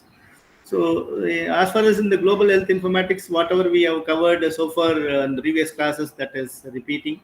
So only thing is what are the challenges, what are the importance when we are focusing on the globalization. Like for example, no, many of the informatics, or many of the apps, or many of the system which are existing in the Western countries is not available in our country. So then when we talk about the globalization, then we have to utilize all those resources. So we are also developing country, so we have to utilize all those resources to make use of these healthcare system will be in on par with the international standard.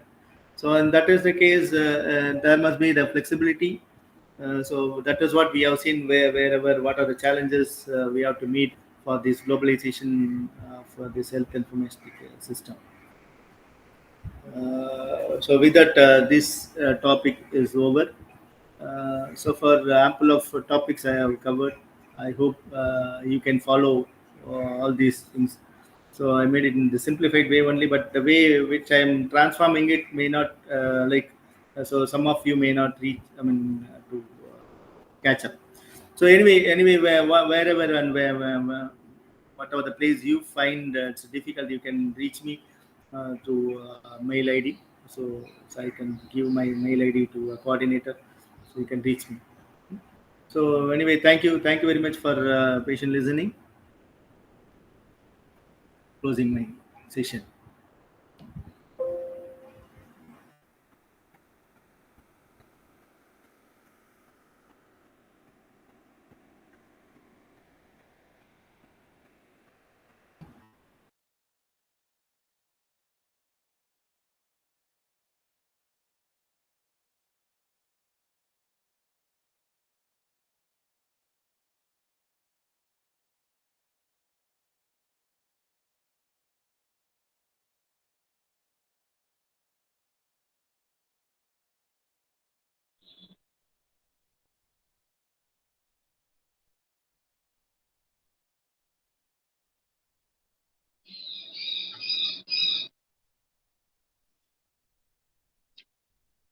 Good afternoon. Good afternoon, sir. Is my slide visible? Yes, sir. Is my slide changing? Yes, sir. Thank you. Thank you. Welcome, sir.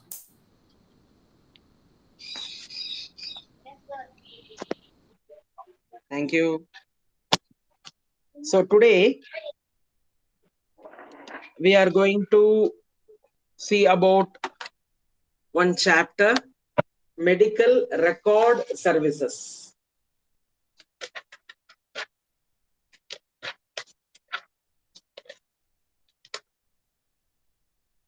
So in paper 17, the subject hospital facilities management. The paper code is MBHM 4002. Under that, in unit 1, you have a topic called medical record services. So this medical record services we are going to deal today.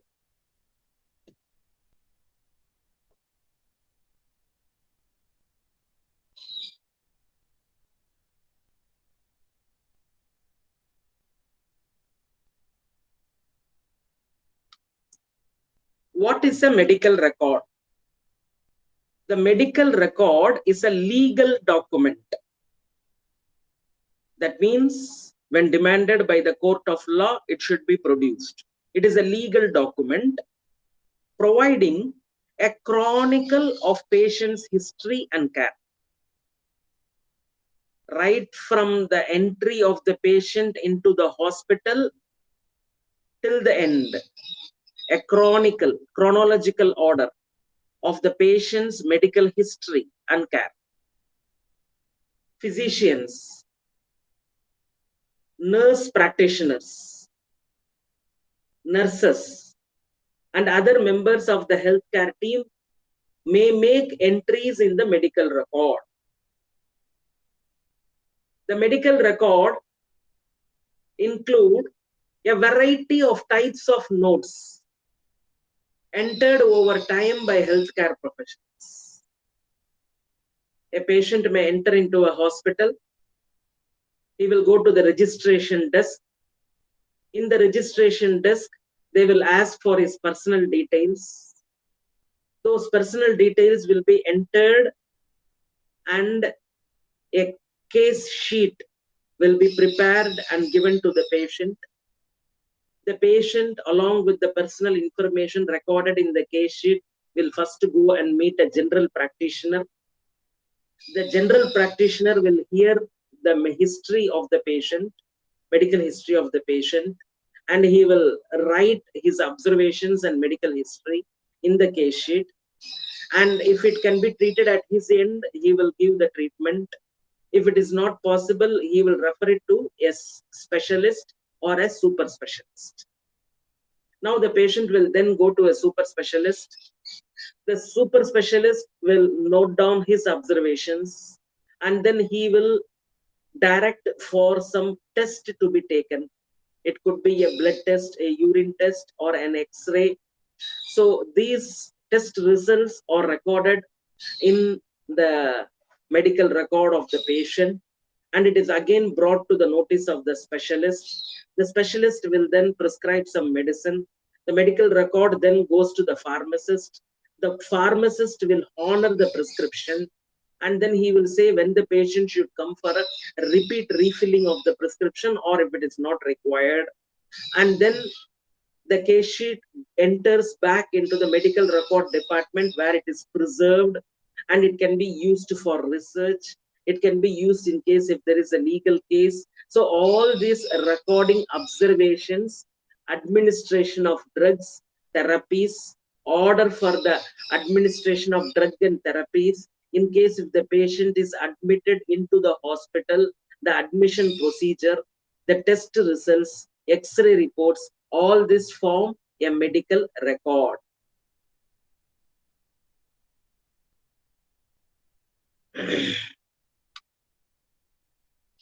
What is the use of a medical record? The use of a medical record is to document the course of patient's illness and treatment,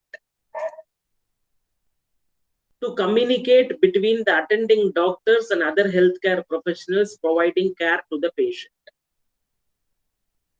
We will imagine a situation where a patient comes to a hospital after meeting an accident.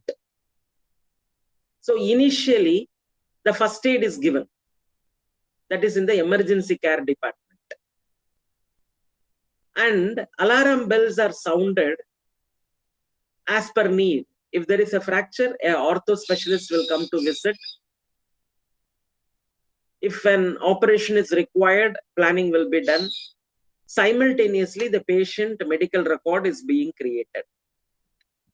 So, the doctor who admitted the patient in the emergency care department will put all his observations, and after his duty, he may be relieved. But the next person who joins, an orthopedic surgeon, who is going to follow up, so he will know the details from the medical record that is preserved, and then he will shift the patient to the ortho ward. And there he will have to undergo the pre-operation procedures.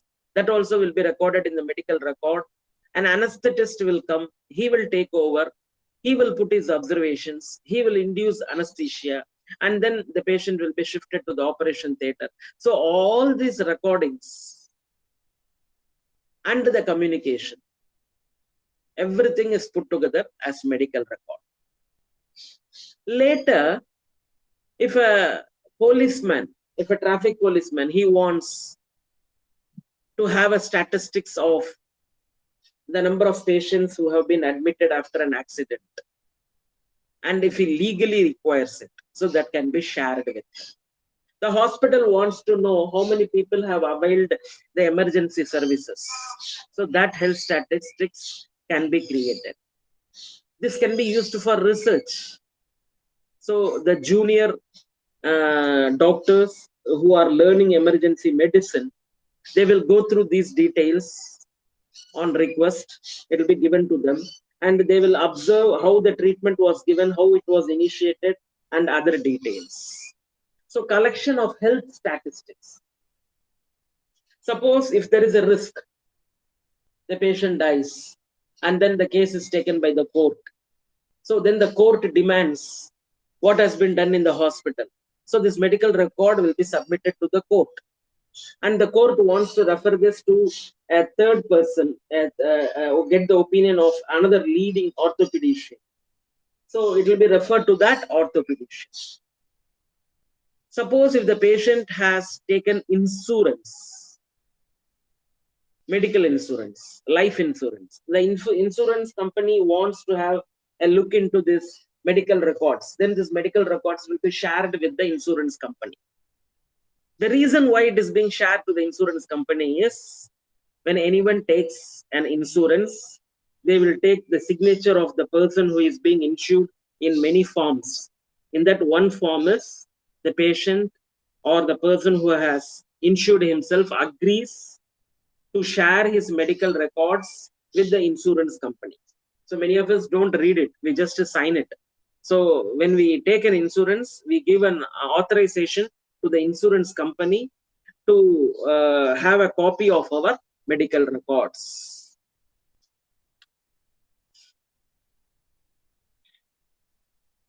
What are all the components of a medical record? I said no, the patient first comes to a registration counter where the front sheet or identification summary sheet is filled. What is the name of the patient? So what is the father's name, mother's name? So in case if he is a minor, then his parents' name, if not available, then his guardian's name. If it is a lady, if she is married, then her husband's name.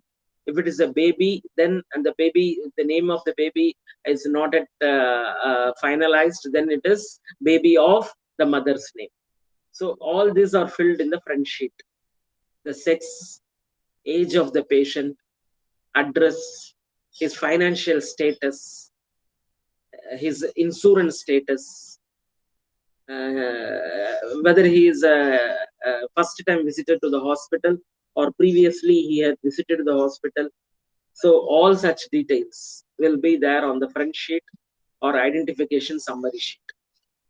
The next sheet is a consent for treatment. Here the signature of the patient is obtained, where the patient consents that he is ready to undergo the treatment in this hospital.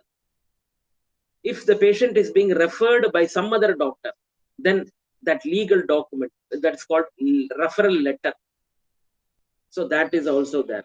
And if somebody is requesting for his past medical record, so that request for information. So these and all form the third part. The next part is, had he been admitted, had he been undergone treatment as an inpatient, then the discharge summary. When he was discharged from the hospital, they write a discharge summary. So why did he get admitted? What was the treatment given?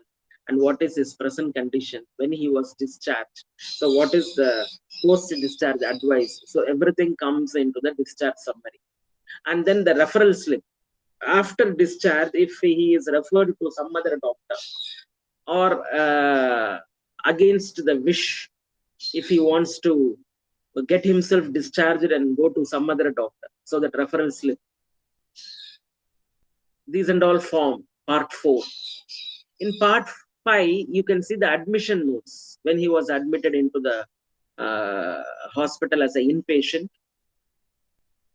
which ward he was admitted to, what type of ward it was, what was the diagnosis, what was the treatment plan, and was the treatment given as per plan, or during the treatment were there some observations which necessitates that the treatment plan should be modified.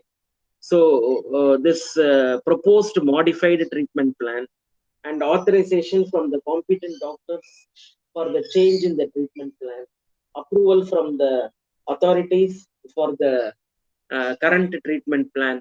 So all this comes under the clinical progress notes. The doctor usually comes for a round, but after the rounds are over, the patient is taken care by the nursing officer. So the nursing officer records the progress. So every 1 hour she may come and she may check for the pulse, check for the body temperature, and note the pulse and the body temperature. So if the patient had a nausea sensation or a vomiting, so the nurse will record it. If the patient is not able to consume his food, so that also goes into the nurse's progress note. Then there is an operation report if operation has been performed. So what necessitates the operation? When was the operation done? Who did it? Who was the anesthetist? Which method of anesthesia was given? After anesthesia, what was the patient's recovery? So all such details will be there in the operation report. All the investigation reports, it could be hematological, radiological, pathological, all such reports, they are the last part of the medical record. The orders for treatment, medication forms, listing daily medication orders, signature of the doctor prescribing the treatment, signature of the nurse who administered the medicine. So all this form a vital part of the medical record.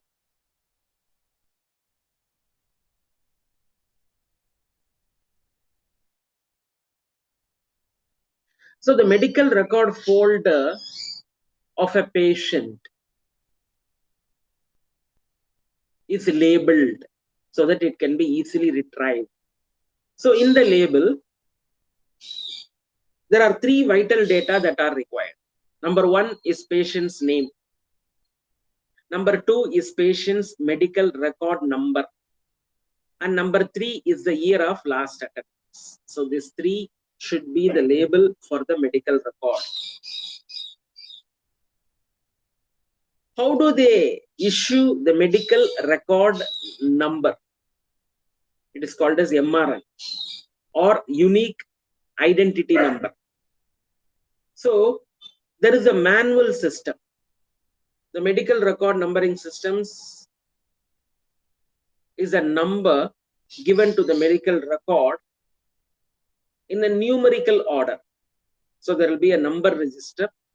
So based on the number register, based on the numerical order, and as the patient is in,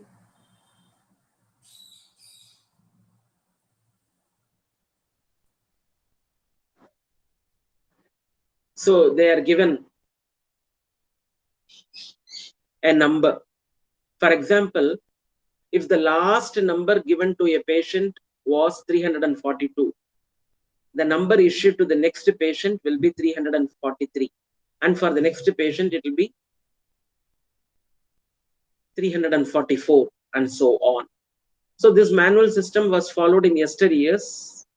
Now it is a computerized system. So a unique identity number is generated by the computer, and sometime in some hospitals they call it as a medical record number. This is auto generated by the computer, and when a patient visits the outpatient department, the visit number is again generated.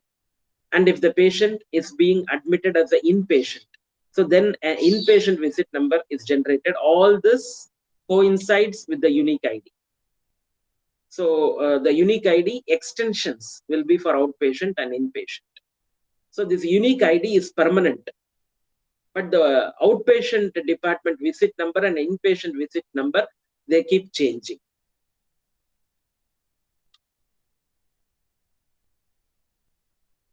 The department that houses the medical records of all the patients attending a hospital is called Medical Records Department, MRD. So what are all the functions of the medical record department? Number one, filling of medical records, filing of medical records. Number two, retrieval of medical records for patient care and other authorized use. This is very important. Filling of medical records will be done by the nurse, by the doctor, by the lab technician, by the pharmacist, and it will be cross-verified and it will be stored by the medical records department. Now, on a later day, for research purpose, for statistical purpose, for the court of law purpose, if they require it, then retrieving the medical record, that is done by the medical records department. I can give you one example of JIPMA. Per day, the patient flow is around 6,000. So can you imagine the number of record that has been accumulated over a period of time? And it is a institute of national importance where a lot of research is being done, and many doctors are using this medical record department to have first-hand information about the history of the patients who have been admitted and treated for various conditions. So the retrieval of medical records is very, very important because the data is voluminous and the data has to be retrieved instantaneously. Completion of medical records after an inpatient has been discharged or died.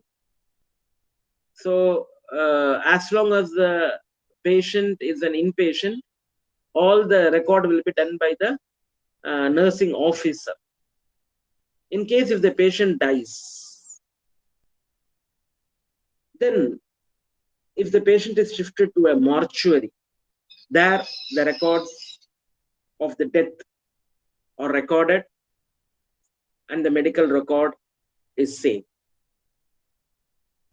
For the purpose of research, the diseases are coded. They are also coded for the purpose of data security. The operations of patient discharged or having died, they also receive a separate code.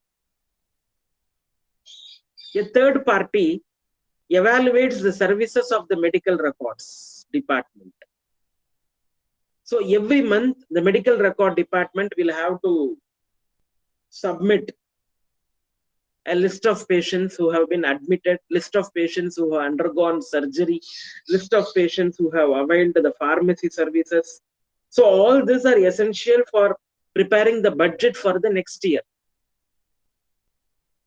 The hospital will have to produce an annual report, and for generation of the annual report, annual statistics are required. The statistics are generated based on this medical records. Medico-legal issues relating to the release of patient information and other legal matters. So these and all are the functions of medical records department.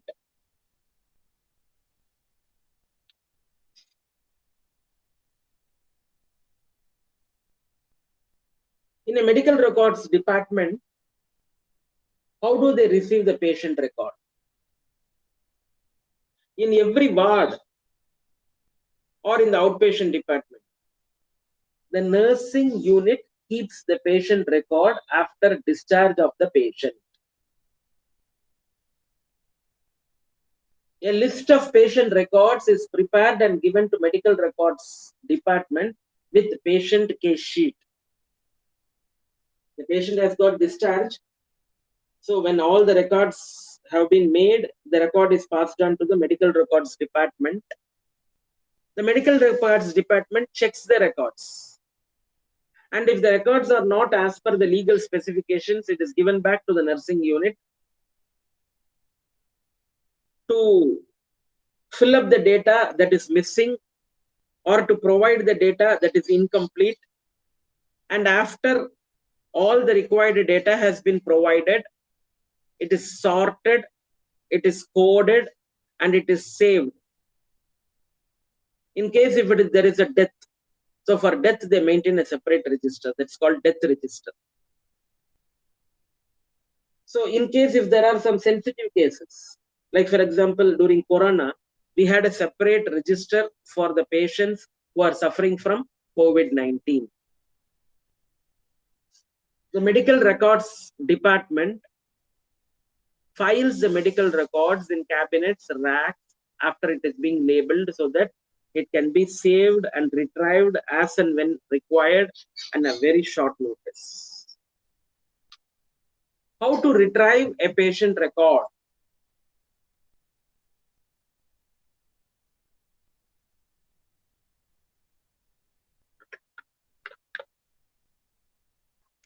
If there is a doctor who is carrying out research,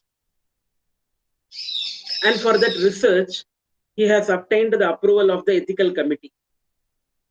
So with the approval of the ethical committee, with the approval of the hospital management, he needs the data of the patients who have been admitted in the hospital for a particular condition, say liver cirrhosis. So he wants the data of the patients admitted in the year 2023 for liver cirrhosis.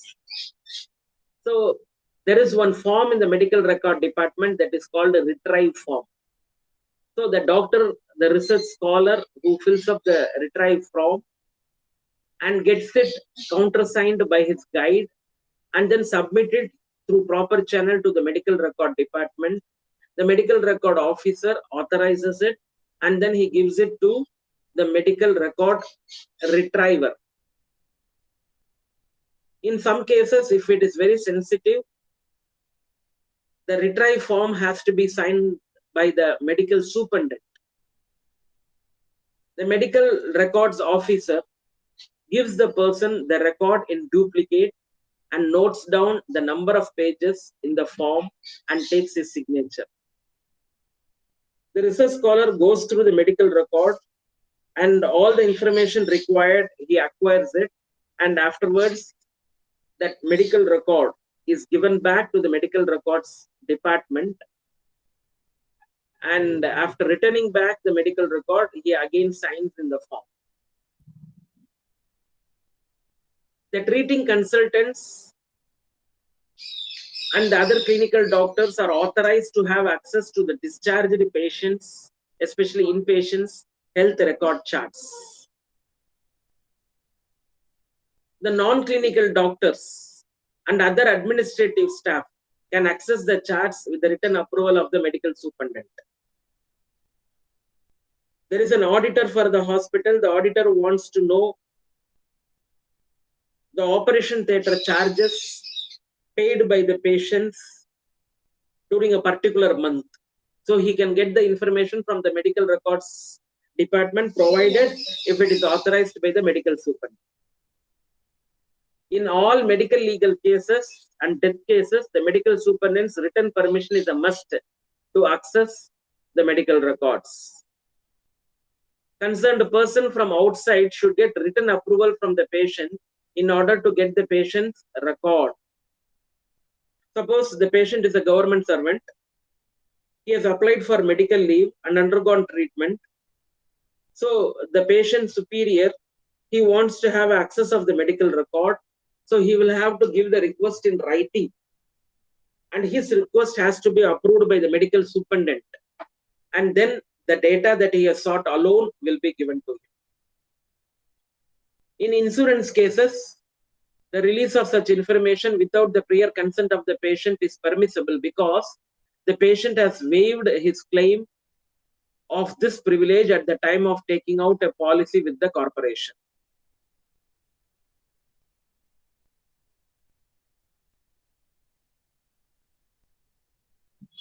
What is the sequence of medical record?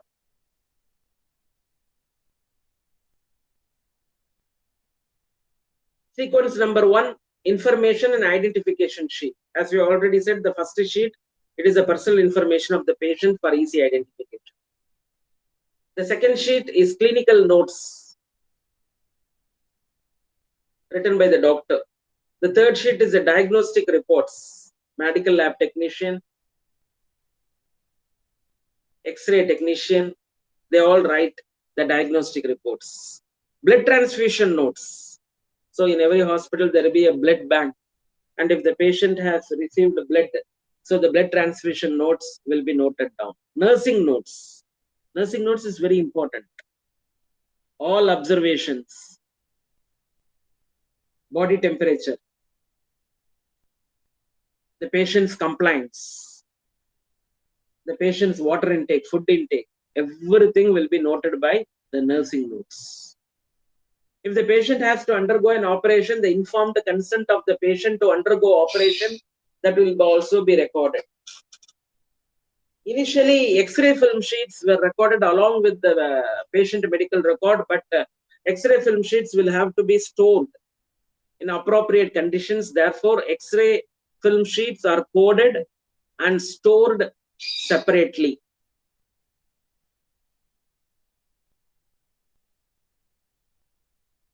This is very important. Completion of medical records.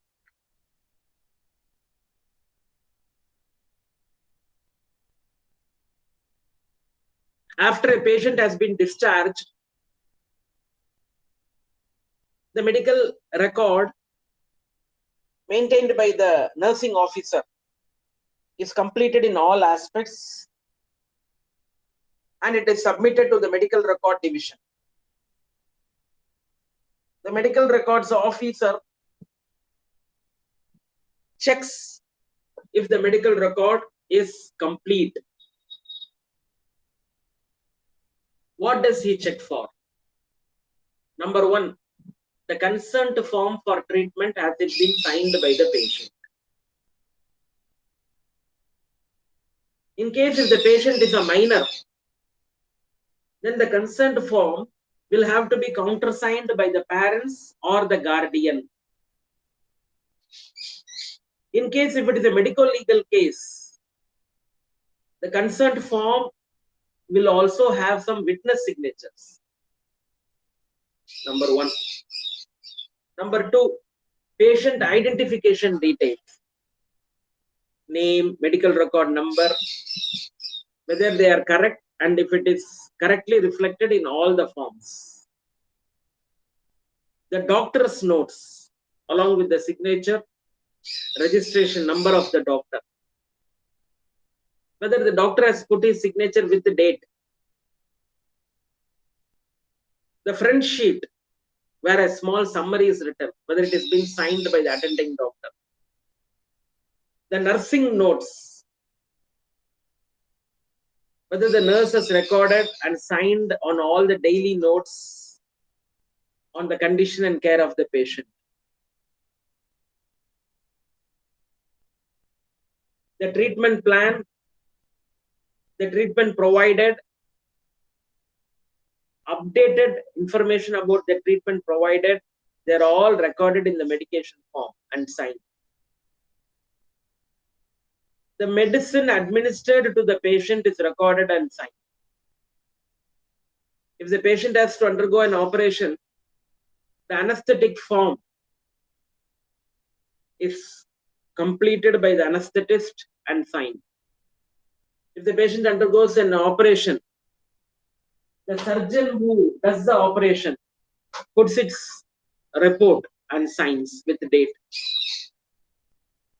The diagnosis based on which the treatment is given, that is clearly written and recorded in the front sheet. operation and other procedures that have undergone, they are usually written in a different colored ink. Diagnostic reports, they are numbered and they are saved. The discharge summary, the referral summary, the authenticity of this both is verified. So all these points are checked by the medical records officer in the medical record. Suppose there is a medical legal case. The court wants the medical information of a particular person. So a written communication is sent by the court to the hospital. In some cases, the requests from lawyers are usually registered and the date of receipt of request is recorded by the hospital administration and forwarded to the medical records officer for processing. The medical record officer locates the medical record of a particular patient, cross-checks the patient's signature, and then hands over the medical record. The information requested is identified and the attending doctor is asked to write a report. A pre-designed form may be used.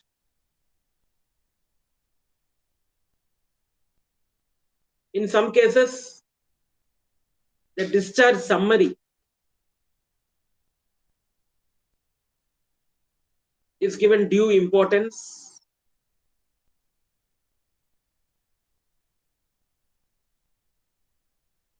And this discharge summary will give the necessary inputs to the doctor for writing his notes. The medical records officer may write a brief letter acknowledging the request and enclosing the doctor's report. In some compliments, a with compliment slip is used instead of a letter from the medical records officer. The letter or with compliment slip, report and account if required are sent to the lawyer and a copy of each document is filed in the correspondence section of the medical record. So all records given by the medical record officer to the court or to the lawyer or to the patient, a copy of the records given is maintained by the medical records division. It is the duty of the medical records officer to notify the hospital administration that a report has been sent.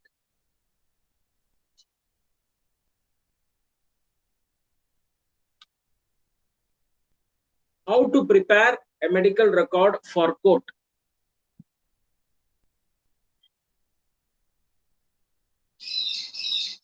There is a word called subpoena.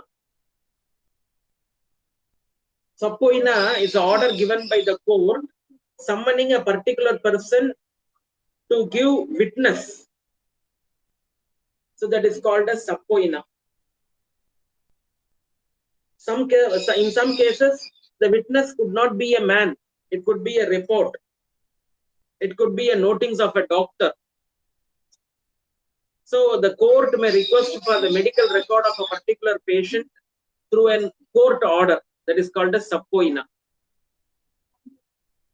When the medical record officer receives the court order, he records the date and time when it was received.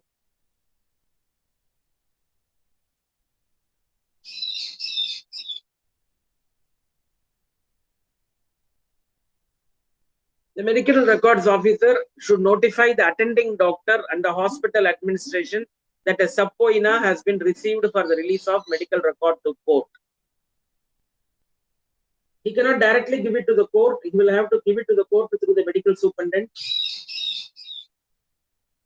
So it is the duty of the medical recording officer to inform the attending doctor that the court has requested the medical record of a particular patient and it has been given. And it is also the duty of the medical records officer to inform the hospital administration that the legal requirement for a particular medical record has been received. The medical records officer locates the medical record.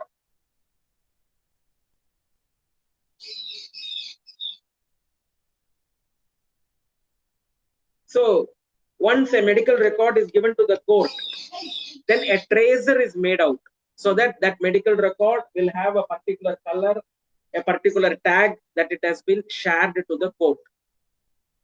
The medical record officer should check that all the necessary information as specified in the subpoena is in the medical record and it is complete. So a duplicate copy of the medical record is prepared. All the pages are numbered and the total number of pages that has been handed over to the court is written on the case sheet. Once the details have been shared with the court of law, the original medical record is then returned back to the medical records division. The copy is removed from file and destroyed in case if it is a duplicate copy. To protect the privacy of the patient, it is important that a medical record is copied. The copy must be treated with the same respect as of the original and must be destroyed on return from court. These steps apply to original and photocopied medical records. So the court will not retain the medical record in many cases unless and until it is required or warranted. So once the judgment is given, then all the medical records will be returned back to the medical records department. So in that case, there will be duplicate of records. So the record that has been received from the court will be destroyed. This is a very important slide. This is a keyword in your examination. If you write this, you will get full mark. That is retention of medical records.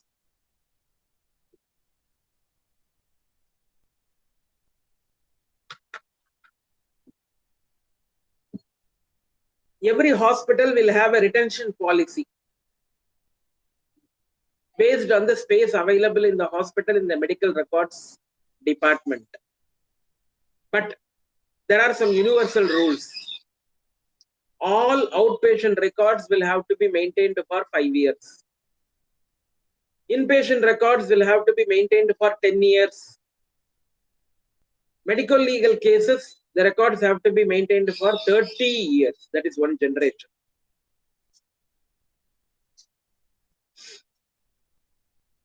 As per the Forensic Department of India, where there is a chance of litigation arising for medical purpose of negligence, record should be preserved for at least 25 years.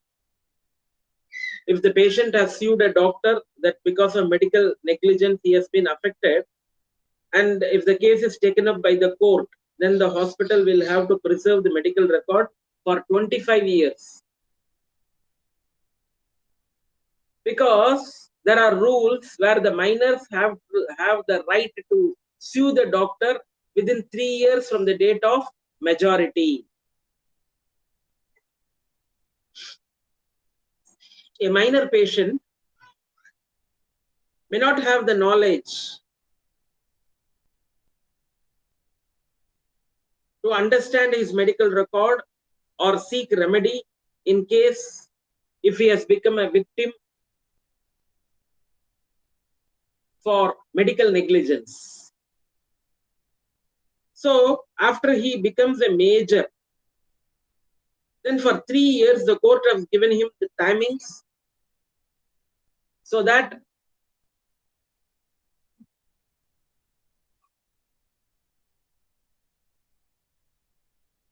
he can sue the doctor within 3 years from the date of him becoming a major.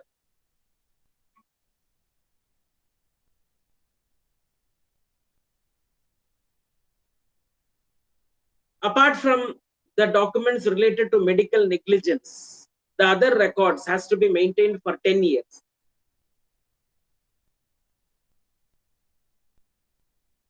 The routine case records are preserved for 6 years. After death of a patient, in case if there is no legal case, then the details are preserved for 3 years.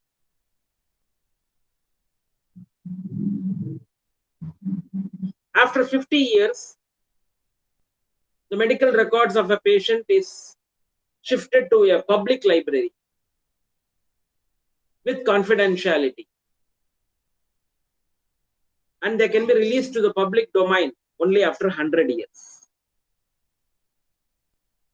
So this retention of medical records is very, very important. Please note the numbers.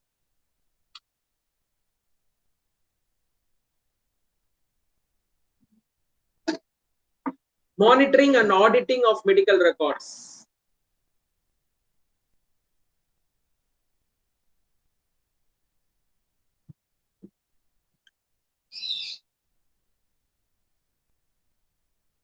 The hospital management committee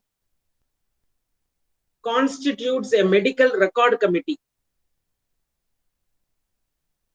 This medical record committee consists of the doctors who have given the treatment to the patient, the nursing administration, the management staff, and the medical record officer, who is the secretary. This medical records committee is responsible for all matters relating to the content of medical record and the provisions of the medical record services of the hospital.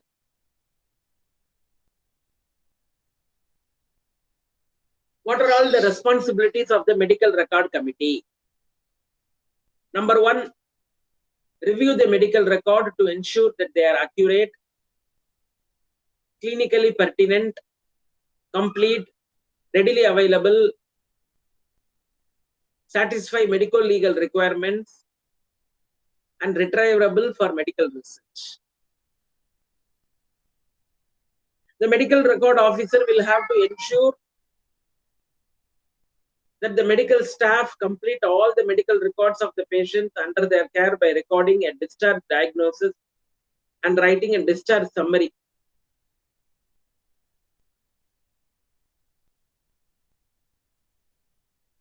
Determine the standards and policy for the medical record and the medical record services of the healthcare facility. When there is a problem, when a particular record is missing, what action should be taken? That is decided in the medical records committee. For research purpose, if the doctors or the scholars, they wanted the medical record format to be improved, to be updated at par with international agencies, then the updated medical record format is placed in the medical record committee and approved and then introduced.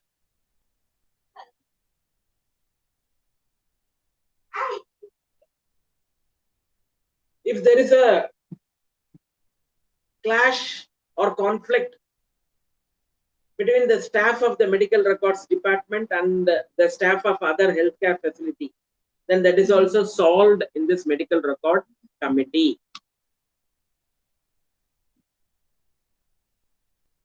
The chief of the medical record services is the medical record officer.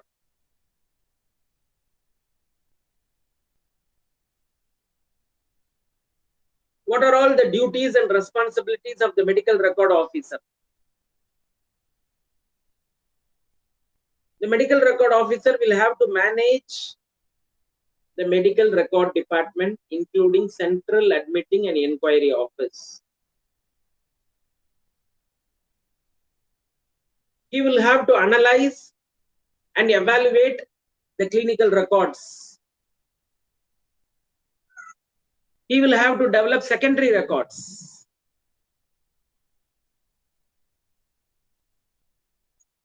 He will have to preserve the medical records. He will have to develop the statistics. He will have to assist the medical staff. So when medical records are stored in physical form, there could be an attack by pest. You might have heard about one insect called silverfish. They eat away the binding portions of the record. So there are chances the papers may be lost.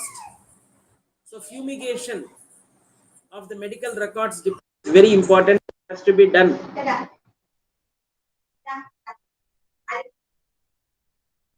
Repeatedly as per the standard requirements.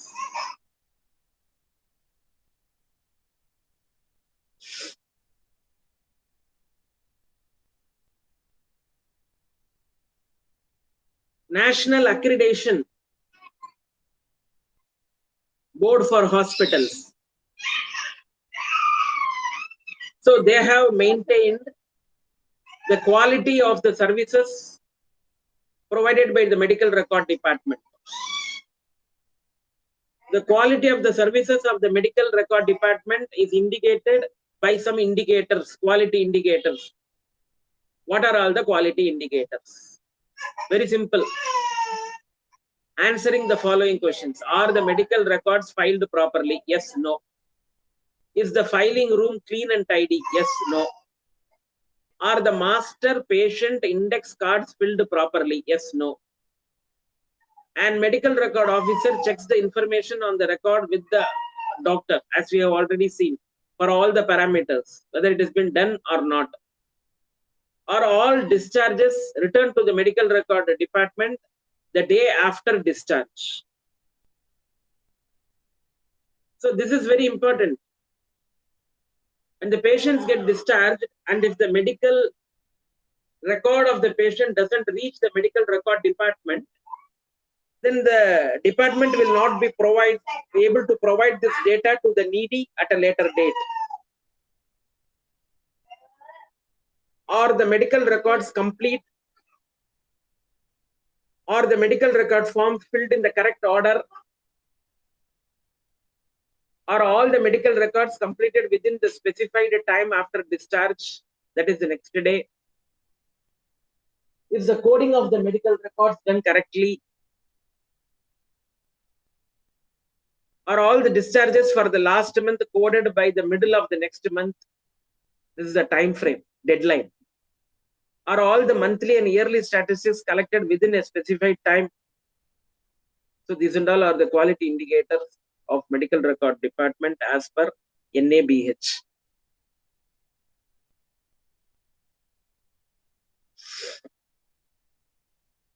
What is the infrastructure required for the medical record department? There is a thumb rule. The rule is the space allocated for medical record department is 1 square meter per bed. But now, because of computerization, most of the medical records are maintained in virtual form. So initially the medical records were maintained in racks. Then for security purpose, there was a document case with lock and key. So in that it was maintained.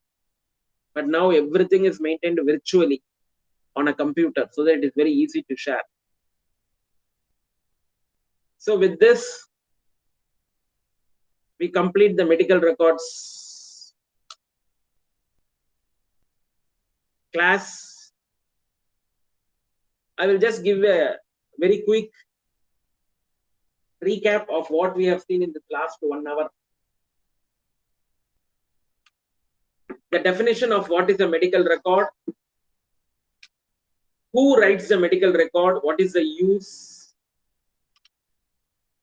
what are all the parts of a medical record, components.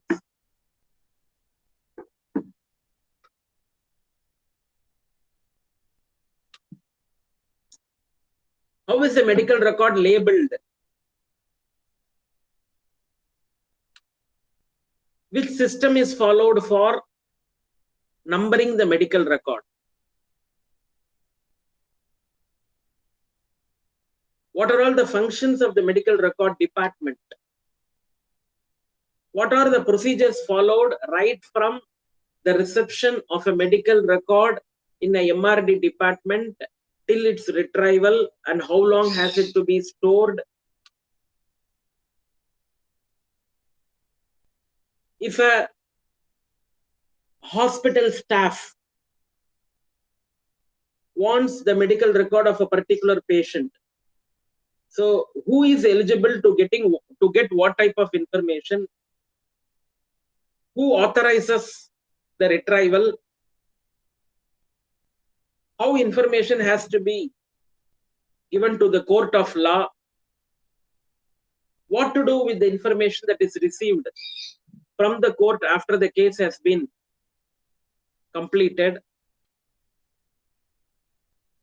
What is the sequence of medical record which should come first?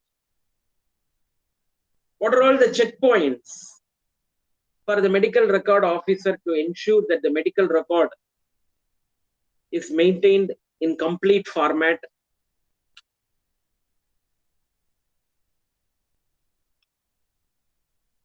So while submitting a medical record to the court, how to prepare the data that is available and what is the proper channel for submitting to the court? How long should a medical record be preserved? OPD, 5 years. Inpatient department, 10 years. Medical legal case, 30 years. Why 30 years? Because in some cases, the patient could be a minor. So after he becomes a major, for next 3 years, he is given the time to sue the doctor in case if there is a medical negligence.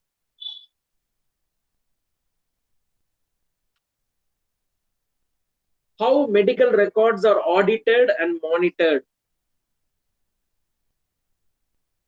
What is the duty of the medical record committee?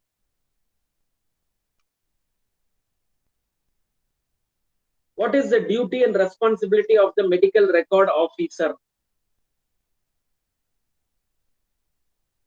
So for accreditation purpose, how to improve the quality of medical records? What are all the quality indicators for medical records department? And last but not the least, the infrastructure required for medical records department. So with this, we complete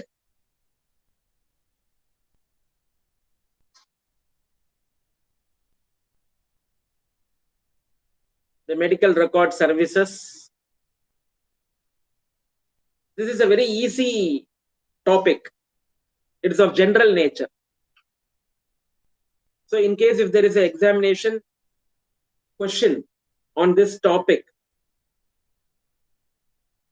if you can remember the key items and if you can write it, you will be getting the very full marks. I thank you for your patient listening. In case if you have any doubts on medical records, medical record services, you can ask me.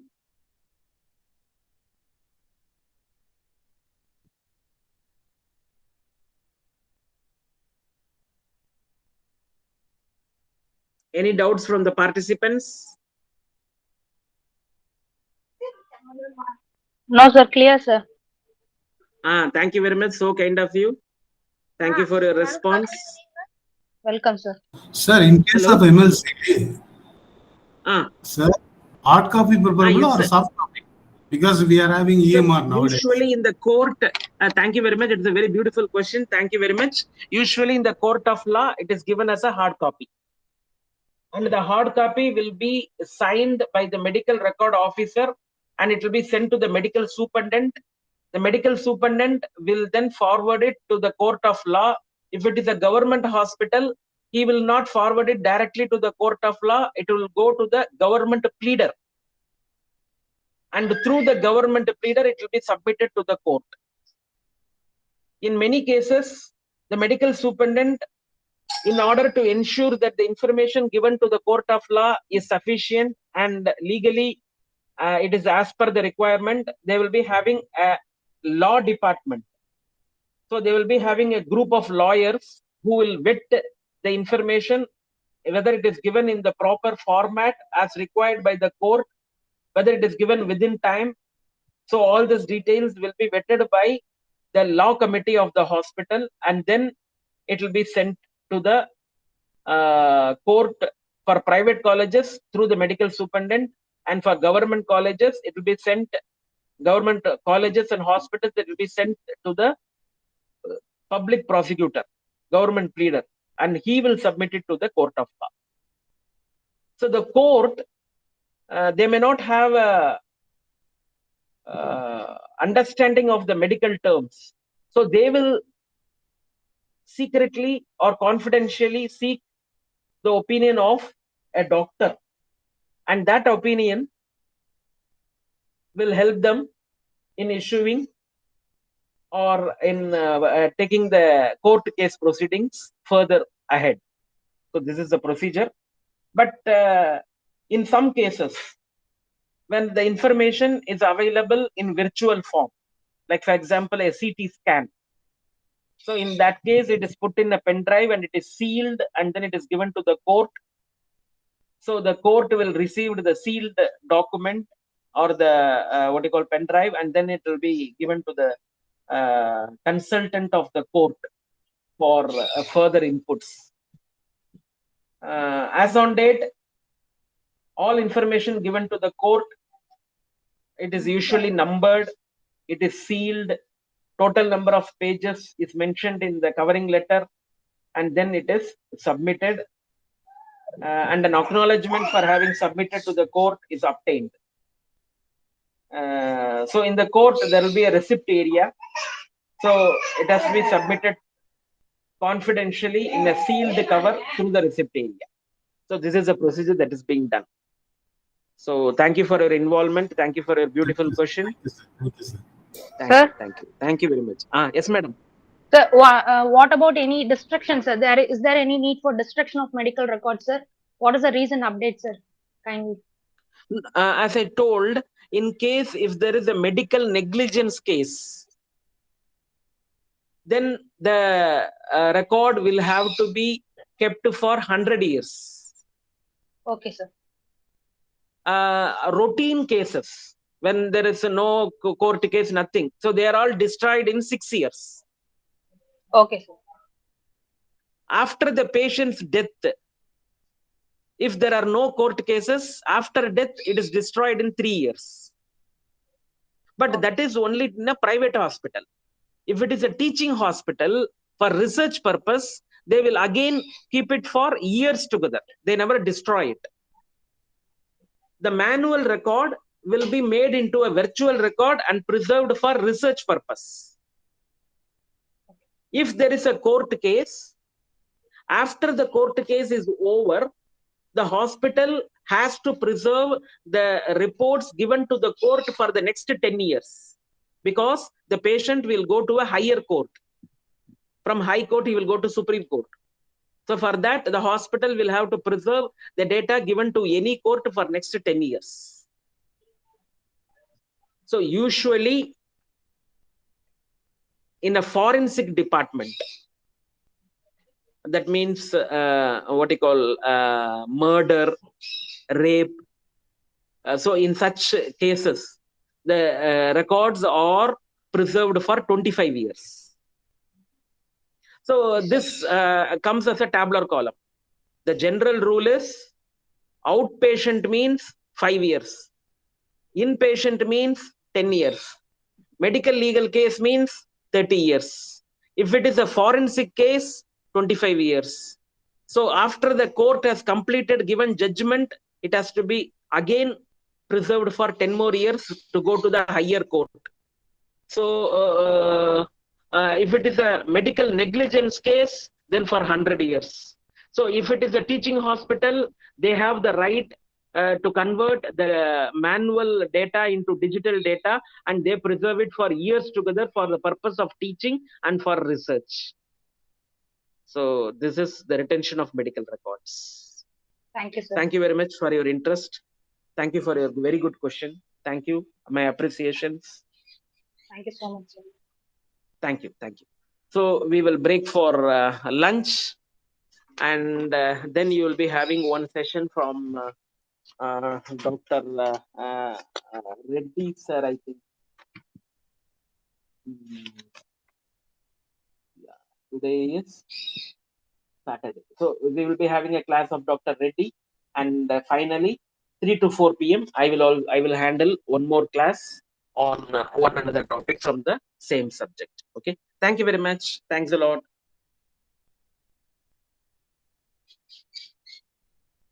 Thank you, sir. Thank you. Thank you.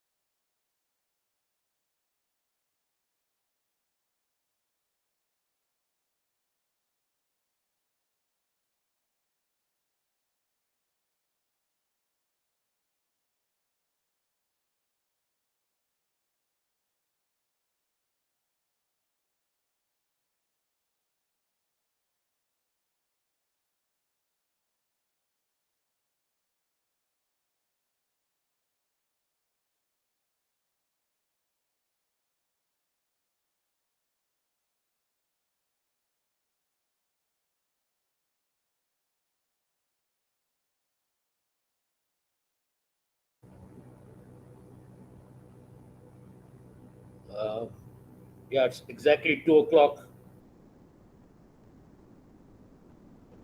Shall we wait for, I think, hardly 2 or 3 people have joined. Shall we wait for 2 more minutes? Yeah.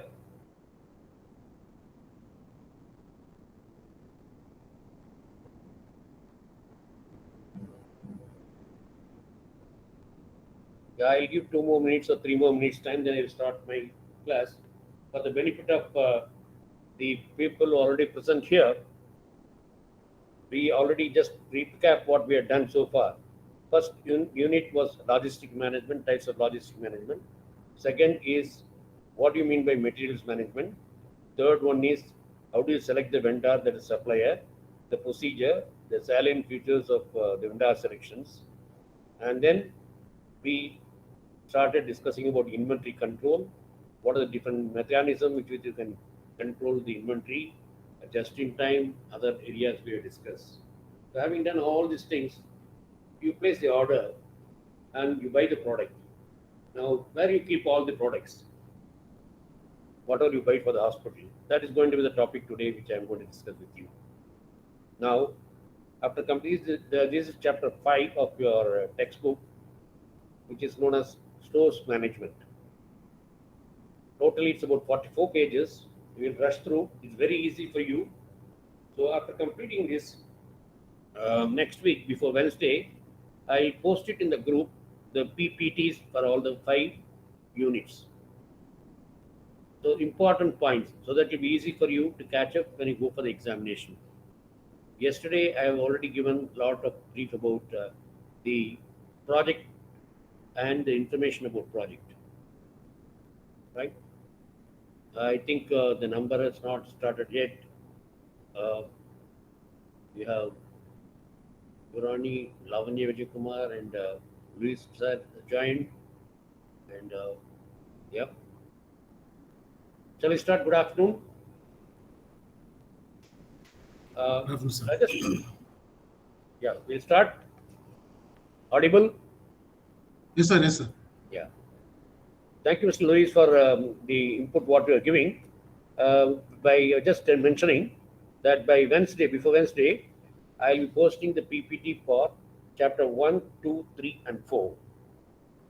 Now, this will give you information of easy way of understanding the subject, and also we will try to discuss about one case study today. Its case study discussion was analyzed by any of the faculty members so far. What you should write, what is expected out of us in the case study.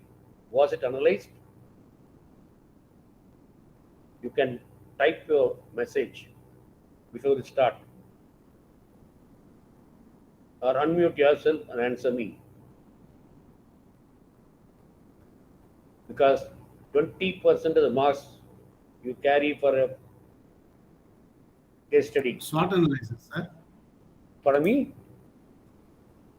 What is the question? Case study, how we will write? Yeah. SWOT analysis. No, case study. Have any of the faculty members have discussed how to read the case study, how to write the answer for the case study? No, sir. No one discussed. Okay. We have done in all semesters. We will take up one case study today for 10 minutes, and we'll see what is expected, how you have to write the case study, right? If time permits. Otherwise, maybe the next hour, next class, we can take it up. Today's objective will be 6 major topics. Clear? That is Yes, on sir. Store management. Yeah. Shall I start? And 7 of them are there. Let them others join, because I do understand they are Saturday, half a day work they would have completed. They would have gone for lunch, and most of them are doctors and nurses and administrators. So it's a very simple topic, very easy. We have been talking about inventory. We have been talking about purchase. We have been talking about vendor management. We have been talking about movement of the goods.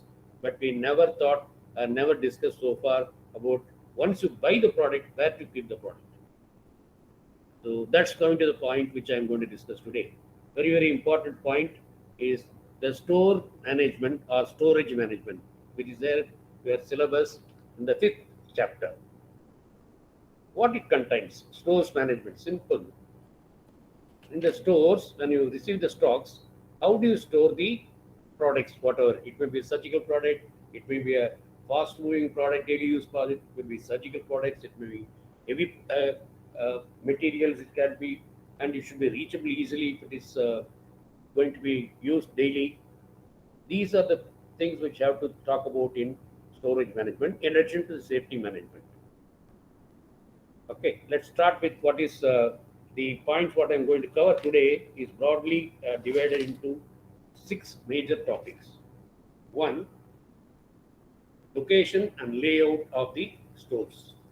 In a hospital, where exactly you will locate the storage point, and where exactly and how do you plan the layout for the storage? How do you go about it? So if you are working for a multi-specialty hospital, say about 100-bedded hospital, or you're working for a larger hospital like government hospital where you have more than 800 beds, how do you decide about the storage of medicines? You will be one stock place of storage, or you will have multiple places of storage, or it will be ward-wise storage of the goods. All these points we will discuss. I think you must be knowing it, but as doctors, sometimes what happens is you may not be looking into these minute aspects of where the drugs are moving from, where it is coming, because your job is to look after the patient, your job is to look after the availability of the product. You ask the staff nurse and you have the other paramedical staff, they will help you immediately. But you will not be, as a doctor, as a medical professional, not knowing how things are available, how things are moved into the hospital for your consumption, for your patient consumption daily. So that's why location and layout of the storage plant. As a doctor, if you're having your own nursing home, you have to think about it because NAPH has laid down lots of norms. Lots of norms. Regarding storage, I can tell you there are at least 14 norms are there. And since it's not part of a syllabus, I'm not going to talk about it. National Board of Accreditation of Hospital says storage, it should be layered and it should be labeled and it scheduled drugs to be arranged and the combination drugs has to be mentioned over the trays where it's been kept. All these points has not been mentioned in the book, but I'm trying to give you the input that storage becomes a very important aspect of the process of hospital management. So plan and layout of the storage, then classification of the products, what you are keeping it in the storage, and how do you account for the products, what you are getting it, and in the stores department, what are the mandatory licenses to be kept and displayed for inspection by the drug control department, for the hospital administration department by the government of India, and the health and welfare department of India, they also can inspect. So where you are subject to various factors of inspection of the stores, especially medical stores. So this has to be considered. We can divide this in the clinic separately, in a multi-specialty hospital with a 100-bed separately, and we can think of a larger hospital like government and public one where you have more than 800 beds or 1,000 beds. How do you go about it? That we'll see. How do you account for what all you are having it? That has we will be looking into that. And how do you receive the stock? There should be a provision for receiving the stocks when you place the order to the vendor. How do you receive it? Some hospital where I have seen where the entrance is there, on the right side of the entrance still we have the stores available. So the patients will be coming, the attendants will be coming, the stocks also will be coming. There will be extra chaos in the entrance. So that should not be the proper planning for the storage. The storage has to be the goods coming from outside should be made in a separate way where it can be sent to the stores department. I think most of the modern hospitals are planning that way so that they don't hinder the movement of the doctors, nurses, or the routine practices at the entrance of the hospital. Do you all agree with me? Is one major point which most of the hospitals do not plan at the time of construction of the hospital. So once you have the storage, once you receive the stocks, what are the minimum and number of items you have to maintain in the stores? What are the documents you have to maintain? You have to maintain about 21 documents. And what documents you have to maintain, that we will be discussing it. And once you receive the stocks, once you stock it, how do you move the stocks from the main stores to different departments? For example, you can move the product to the OPD, You can move the product to the minor OT. You can send it to the inpatient. Then you can send some to the casualty, some to the ICCU, some to the OT. All this thing has to be systematically planned. For that, you have to have a procedure. And what is the procedure we follow for the movement of goods from the stores to different facilities available in the hospital? I'm sure this is one of the major points which needs a total check and total control by all of you. And once you do this, the stocks are reached, the stocks have been utilized, the excess of stocks lying in different um, specialities in the hospital. What are the drugs that have been unutilized? So there should be a committee which has to monitor that. That steering committee also has to be there. And sometimes by overlook, we may miss out some of the drugs which will be having nearing expiry or date of manufacturing expiry. So you have to find out at least monthly once, check where is wrong, find out which is all nearing expiry. You have a liberty, which I'll tell you at the time of my lecture, what is the way you can return the stocks and get the stocks fresh from the manufacturer if the product is not being utilized and nearing expiry, and the product is contaminated or it is spoiled one, how to get it replaced by the company from the stores. These are the points which I thought, in addition to the case study method, which is part of it. For all the 5 subjects, you will have a case study. So one subject will take it up. The answer, how we can answer, how to understand the case study, what is expected as evaluated, what we expect from you as in the answer sheet. That I will be discussing with you. Will that be all right? With that, we'll start in the afternoon session, welcoming you all. What exactly is the stores management? Stores management needs 4 important points. Number 1, it should be a very, very important, solid department. And you have to have in the stores management 4 important type of drugs to be stored. One is solid drugs, second one is liquid drugs, third one is heavy instruments, and fourth one is lightweight materials. So you have to divide the store management system, which I'll come back later, store layout point of it. These are the 4 points that think about it. Solid, and it should be reachable.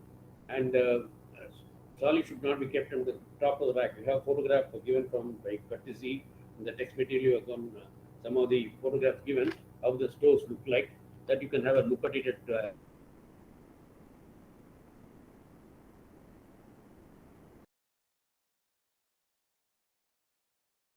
maintain.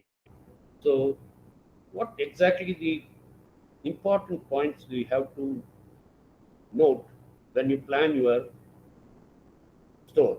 Number 1, you have to see easy transferability, because you have to transfer the goods from the stores to different department and receive it. So easy transport. That's the first point. Major point for storage planning is easy transport. Then reaching. I could see some of the places in my experience in working in 6-7 states, the medical dispensers, what we call the pharmacists, reaching out the rack. They will be climbing on a stool, they may slip and fall, and there is no proper system in those days available. Since I was in the advisory committee of the drug control revision committee some time back, about 18 years back, we have suggested there should be a rack system which should be reachable, because the average height of a woman in India is 5.3 and men 5.6. Sometimes when you give the drugs shelf above 6 foot and things like that, how do you reach? For example, sanitary napkins and other things are kept on top. You have to use the ladder and pick it up and drop it down, because the light is not going to hurt. You can easily catch. So how do you reach these drugs which are to be used? Daily usable drugs should be well within your reach. And in the storage picture, you can easily understand how to reach these products, and how do you maintain safely the products. The storage point of it. Some products are kept to be kept in the fridge, some to be maintained -2, and what are the maintenance and systems available for storing the drug? Is it under 18 degree? Is it under kept outside the fridge? All these points has to be carefully used. Safety from the weather, third important point. I repeat, the first point is easy transport. Second one is reaching the product from the stores by the people who are dispensing it and giving it to the customer or to the paramedical people who are sending the letter of intent from the different departments. So that one, naturally, then next one will be natural calamity. I am one person who has suffered. I am sure some of you would remember, recall. I'll give you a personal incident where you can understand. 2015, the Chennai floods, the horrible one. I was in Chennai with the family in Cholinganallur. Our flat was in second floor, and we were not in a position to come down because the water has come up to first floor. And my two children have suffered dengue. They have to admit it. Even the ambulance could not reach, and the blood bank in some of the hospitals are submerged in water, and medical shops, medical stores are submerged. And in the flats where I was staying in, we have the parking called, we have the underground parking. The water has gushed in, more than 400 cars are submerged in water. All these, if you read about 2015 natural calamity, it's not in our hands, the water. So this sort of calamity, when calamity comes, how to avoid your drugs to be properly saved. So for that, one. Other point is fire. Fire is one which I'm sure is a major disaster which we have to control. For that, I'm sure Dr. Gopal sir is taking class on fire and safety. You have touched upon the point. Even then, it's my duty to touch that fire extinguisher has to be there in the storage department. I'm sure we may not have the other major one where you have the pumps and other things to pour water and all. Anyway, they have given the provision for that, but you have to have the uh, dispenser of, especially for putting out the fire, and it should be safe. And each floor, wherever you have, sometimes the nursing stations will have the drugs available. So nursing stations nearby, there should be a fire extinguisher, and this all will be dealt, I think, in fire and safety topic by some other faculty members. So I will not be spending much on this. So now you understood what is storage. Storage is where we store solid, liquid, and heavy instruments as well as light instruments and day-to-day use products. These products has to be easily transported. It should reach safely. It should should be careful from natural calamities, and you have to reach the product to easily accessible for you for the chemist to take it. And the sometimes they do create pens. I think pens is not a system which can be used in modern days. You can use the glass pans for interacting with the customer when you dispense your drugs in the OPD or whatever it is in the stores department. That clears your second topic of what are the requirements for the storage and what are the special things you should look after doing that. Okay. Now, the most important thing that all of you should know is the documentation which is to be available in the stores. Can anybody help me out in telling me what are the about it? The documentation. Anybody?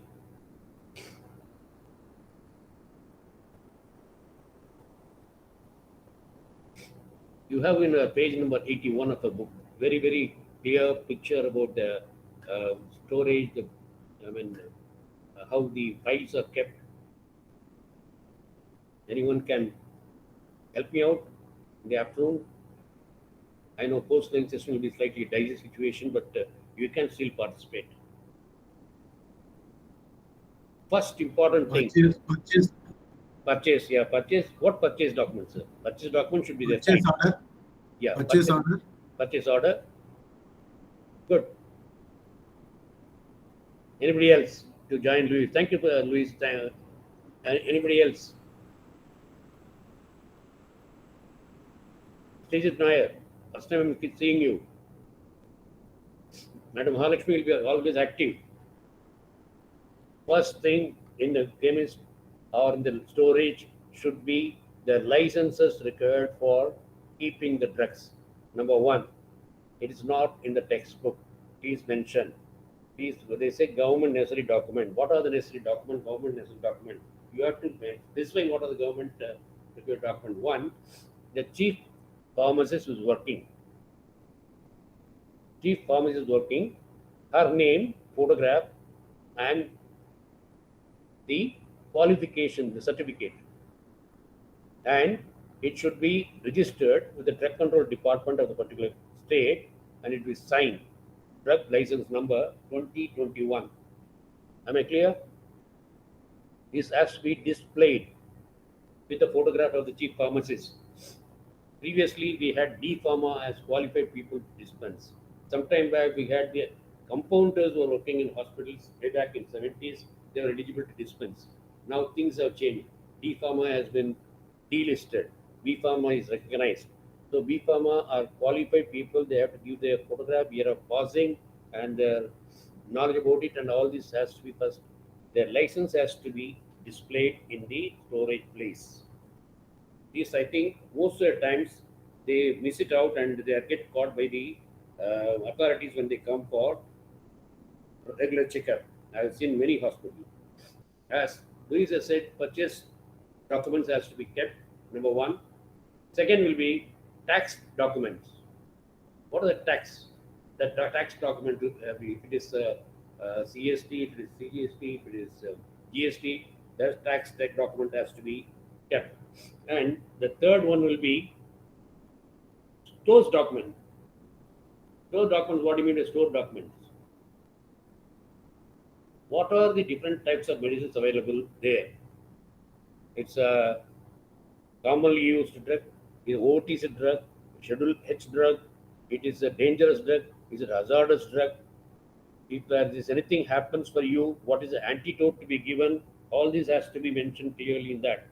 Have you heard about this? If you have not heard about it, please make a note of it, because I may not be in a position to take in revise this particular portion of it. I have taken up stores mainly because it's a very important area. The drugs and control department comes under many acts which has been changed now. We have got now Drugs and Cosmetics Act, Weights and Measurements Act. Suppose you are buying a product, the MRP is written on the top of the product packing, it is not acceptable. If it is available as an ampule, if the product is available as an ampule, the ampule should also carry the information about the product and the MRP. I remember my incident in 1977. I was working in Vijayawada, and there was someone by the drug control department. The drug which was explanation was called for was dehydroamidine. At the time, flagyl was not available. The only drug available for amoebiasis was dehydroamidine ampules. And in that, our company has not mentioned, this is 6 ampules pack. The weights and measurement department and the drug department inspectors called me, summoned me and asked for an explanation, and I had paid a fine and a challan and a declaration, a stamp paper, stating that in future we will oblige with the order. Even the ampules, I'm sure, am I making clear to all of you? We have a 6 ampules pack. We have the MRP written only on the top of the pack, but not inside the ampule, which is very small one. Even there it should be maintained. So you have to come under the store department should have 3 books in their department. One is the drug department rules. Next one will be Weights and Measurement Act. Then the Shop and Establishment Act. You have to get license from Shop and Establishment Act separately. And you have to get, if you are having more than 9 people working in the stores, you have to have license from the labor department. So labor department, you have to apply for the license and the names, and whether the contribution for PF, ESA has been given, all mandatory and statutory provisions. All there should be there in the stores department. How many people are coming? Are they working on shift?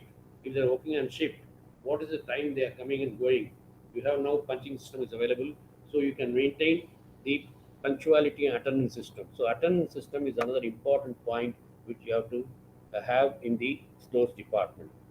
I repeat the points what I told you because some of you may not be missing it. If you are missing it in your own nursing home or a hospital, see that it's checked because it's all, they can even steal the retail shop and go. That's the power they have.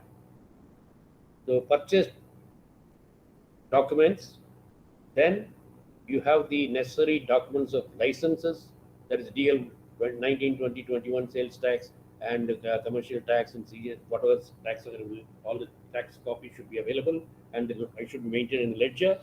Then the license for the people who are working there, B pharmacy, means their photograph, their certificates, it should be endorsed by the drug control department and they issue. There will be chief pharmacist, only on her name the license will be given.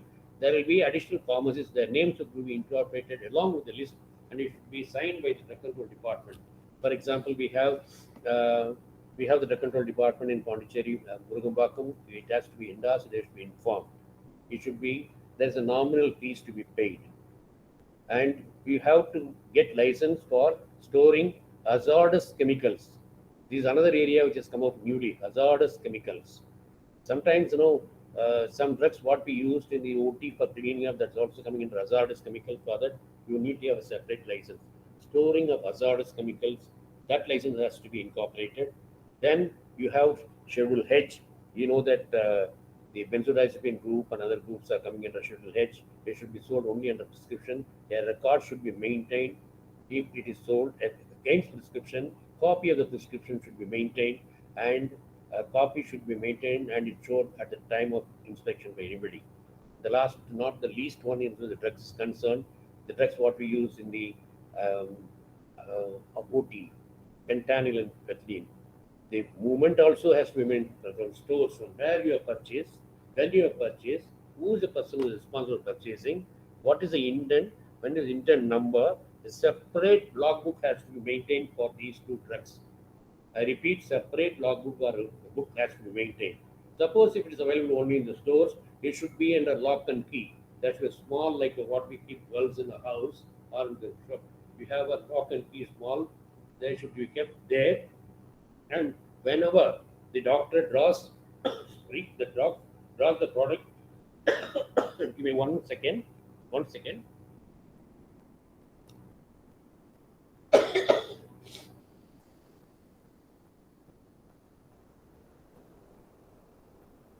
You have to mention how many vials or ampoules have been sent, on what date, who has requested. Suppose anesthetist has requested, his name and signature should be there, and the nursing superintendent should also countersign in the ledger, or the nurse who is in charge of the particular floor or in charge of the OT should also sign and maintain. So 3 places you have to maintain this record. Place is stores where you receive, and the place where you are going to use it, operation theatre or minor operation theatre where you want to use it, or in the gynecology of wherever it is. This has to be maintained and it should be updated on a daily basis. Friends, remember, it's a very, very serious matter. It can lead to a lot of legal complications because doctor-patient law is a new book which has come. If you can read it, you will come across lots of new regulations on this. Okay, licenses I talked about. Then you have the government documents. Then you have the price list of various companies, so that whenever a customer asks for the price list, we can show to them. And as Louise has mentioned correctly, the purchase order. And when you receive the product, the invoice has to be sorry for my bad throat. And sometimes you change in the purchase also. The change in the purchase invoice also has to be made a note of it. And materials, if it is about heavy materials, medical instruments, we have to maintain a separate ledger, right? So these, I am sure all of you are following it. I am very fast. Please respond to me so that I can proceed further. Okay, sir. Go ahead, sir. Okay, sir. Following. What I mean, Pawan? Yes, sir. Following. We are following. Yeah. Good. Thank you. So at least about 10 points I told now. Can anybody repeat at least 4 points are very important? Storage, recording system. The B part question.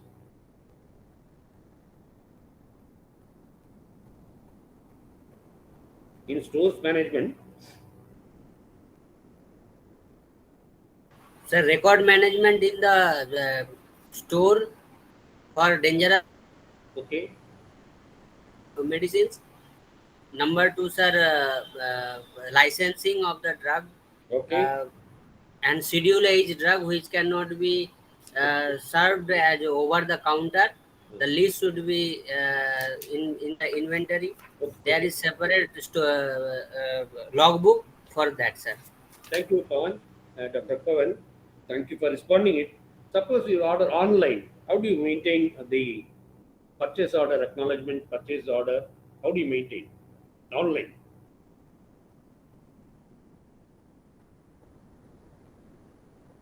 Sir, we can purchase by through GEM, sir. GEM, government e-marketing, sir.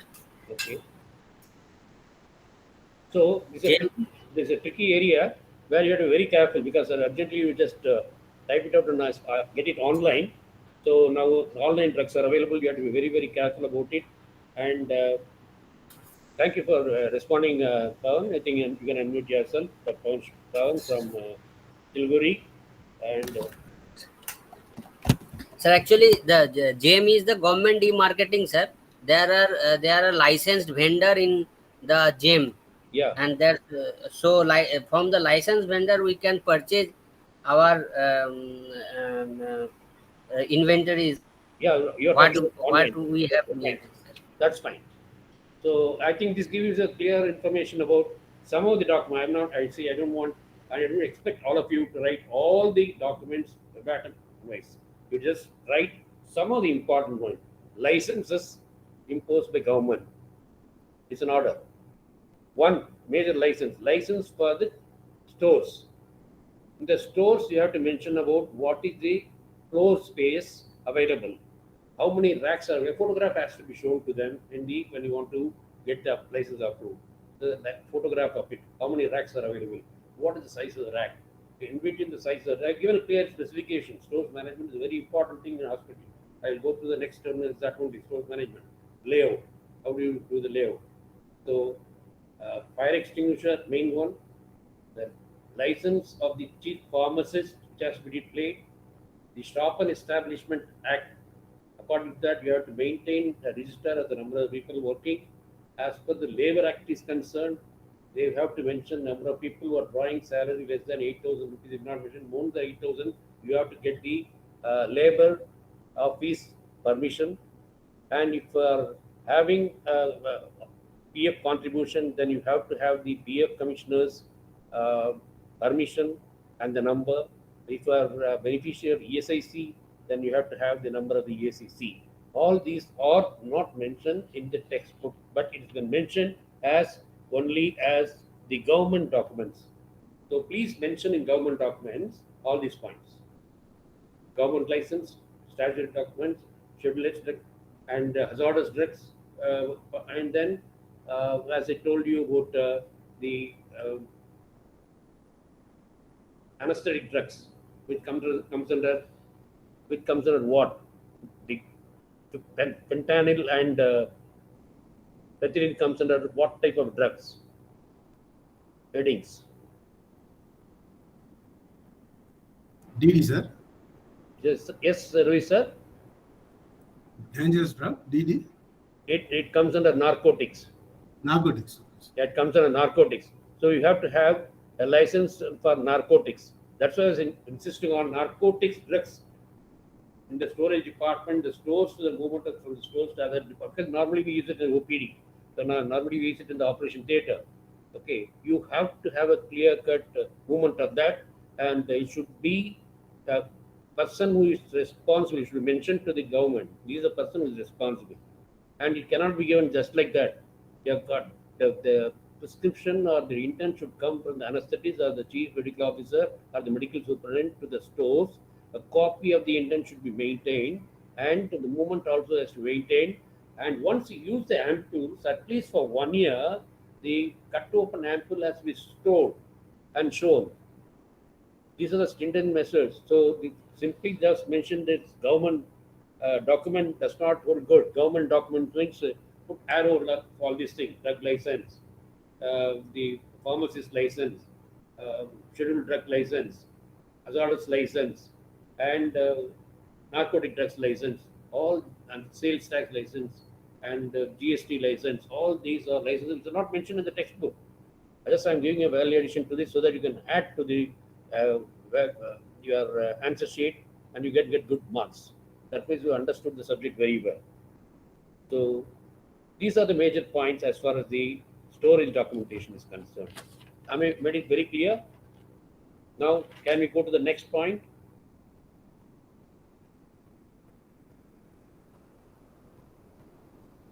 Storage layout. Okay, sir. Okay, sir. Next point. Can we go ahead to the next point? Yeah. Storage layout.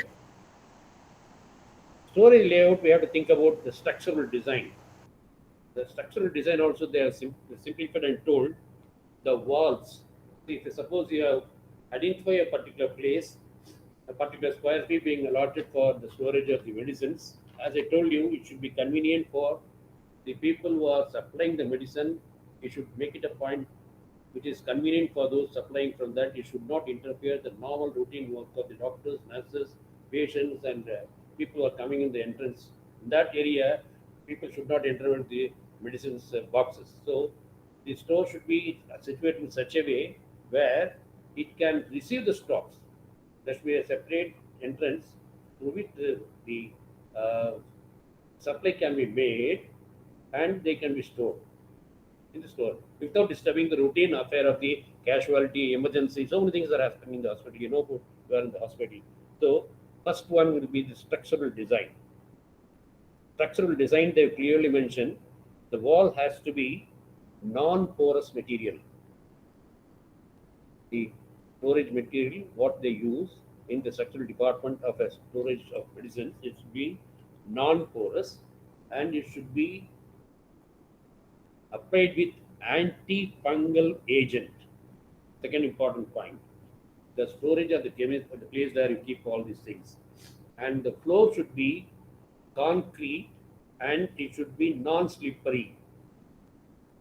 And the ceiling and the bottom, the available height to be maximum of 22 feet.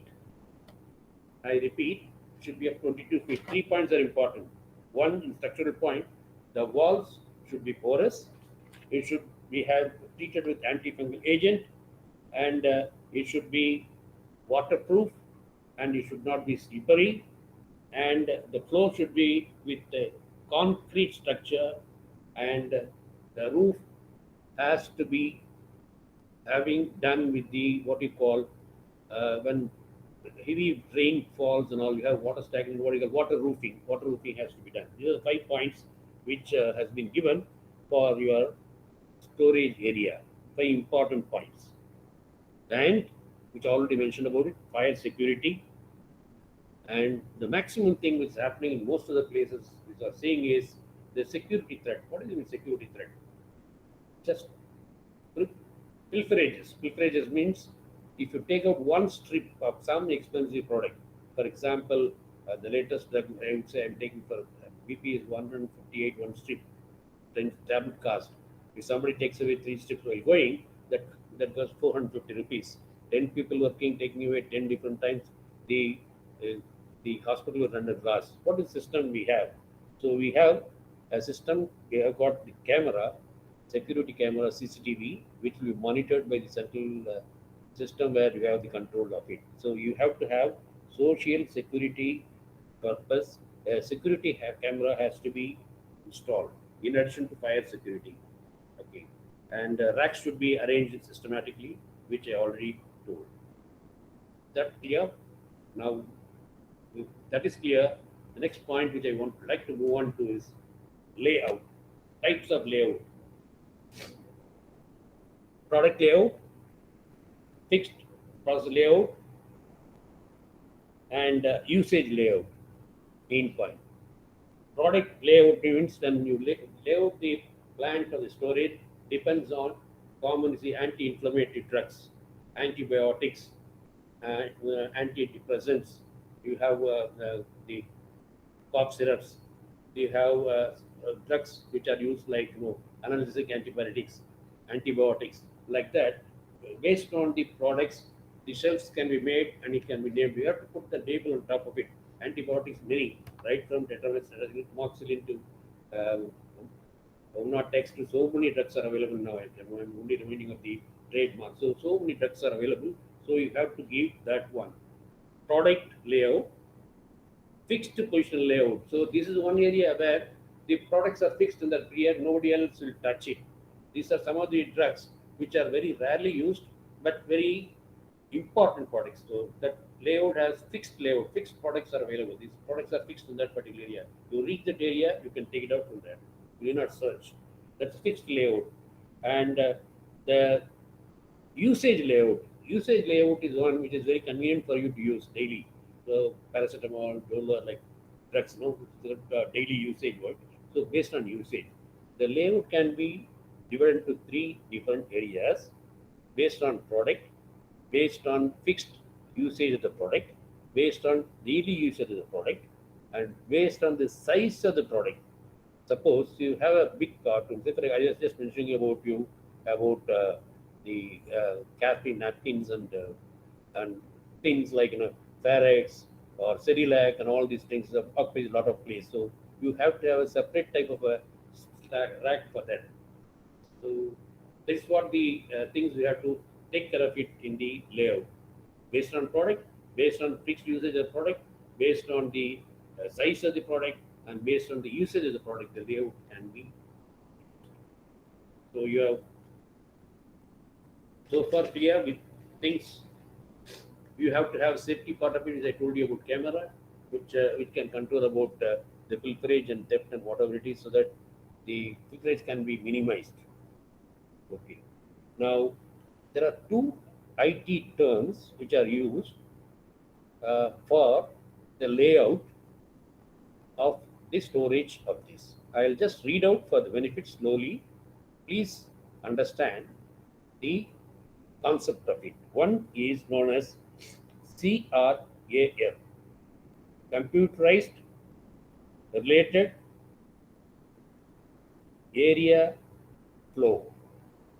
This is with the help of the computer.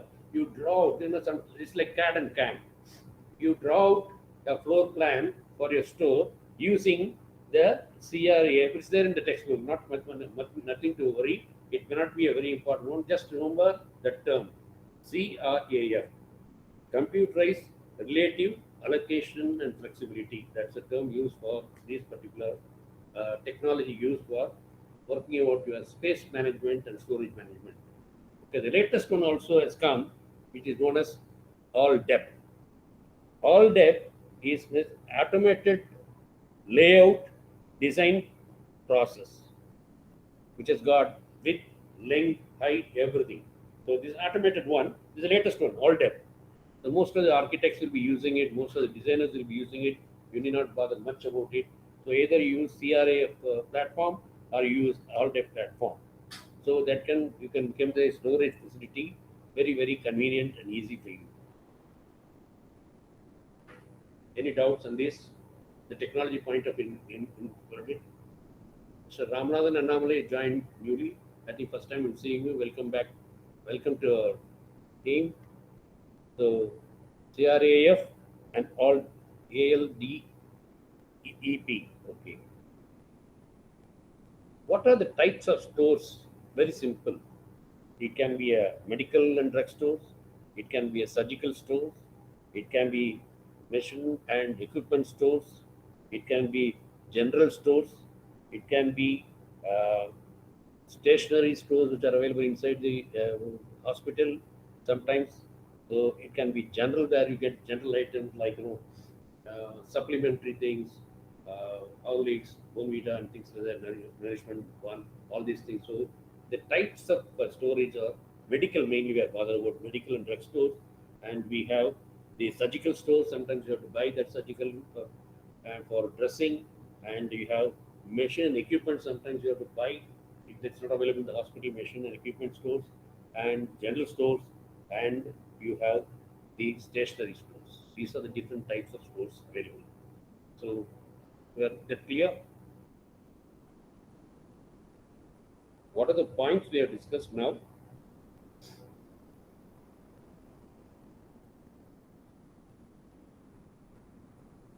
Quickly, 5 minutes, then we can go to case study. Mr. Louis, can you be ready with the case study, sir?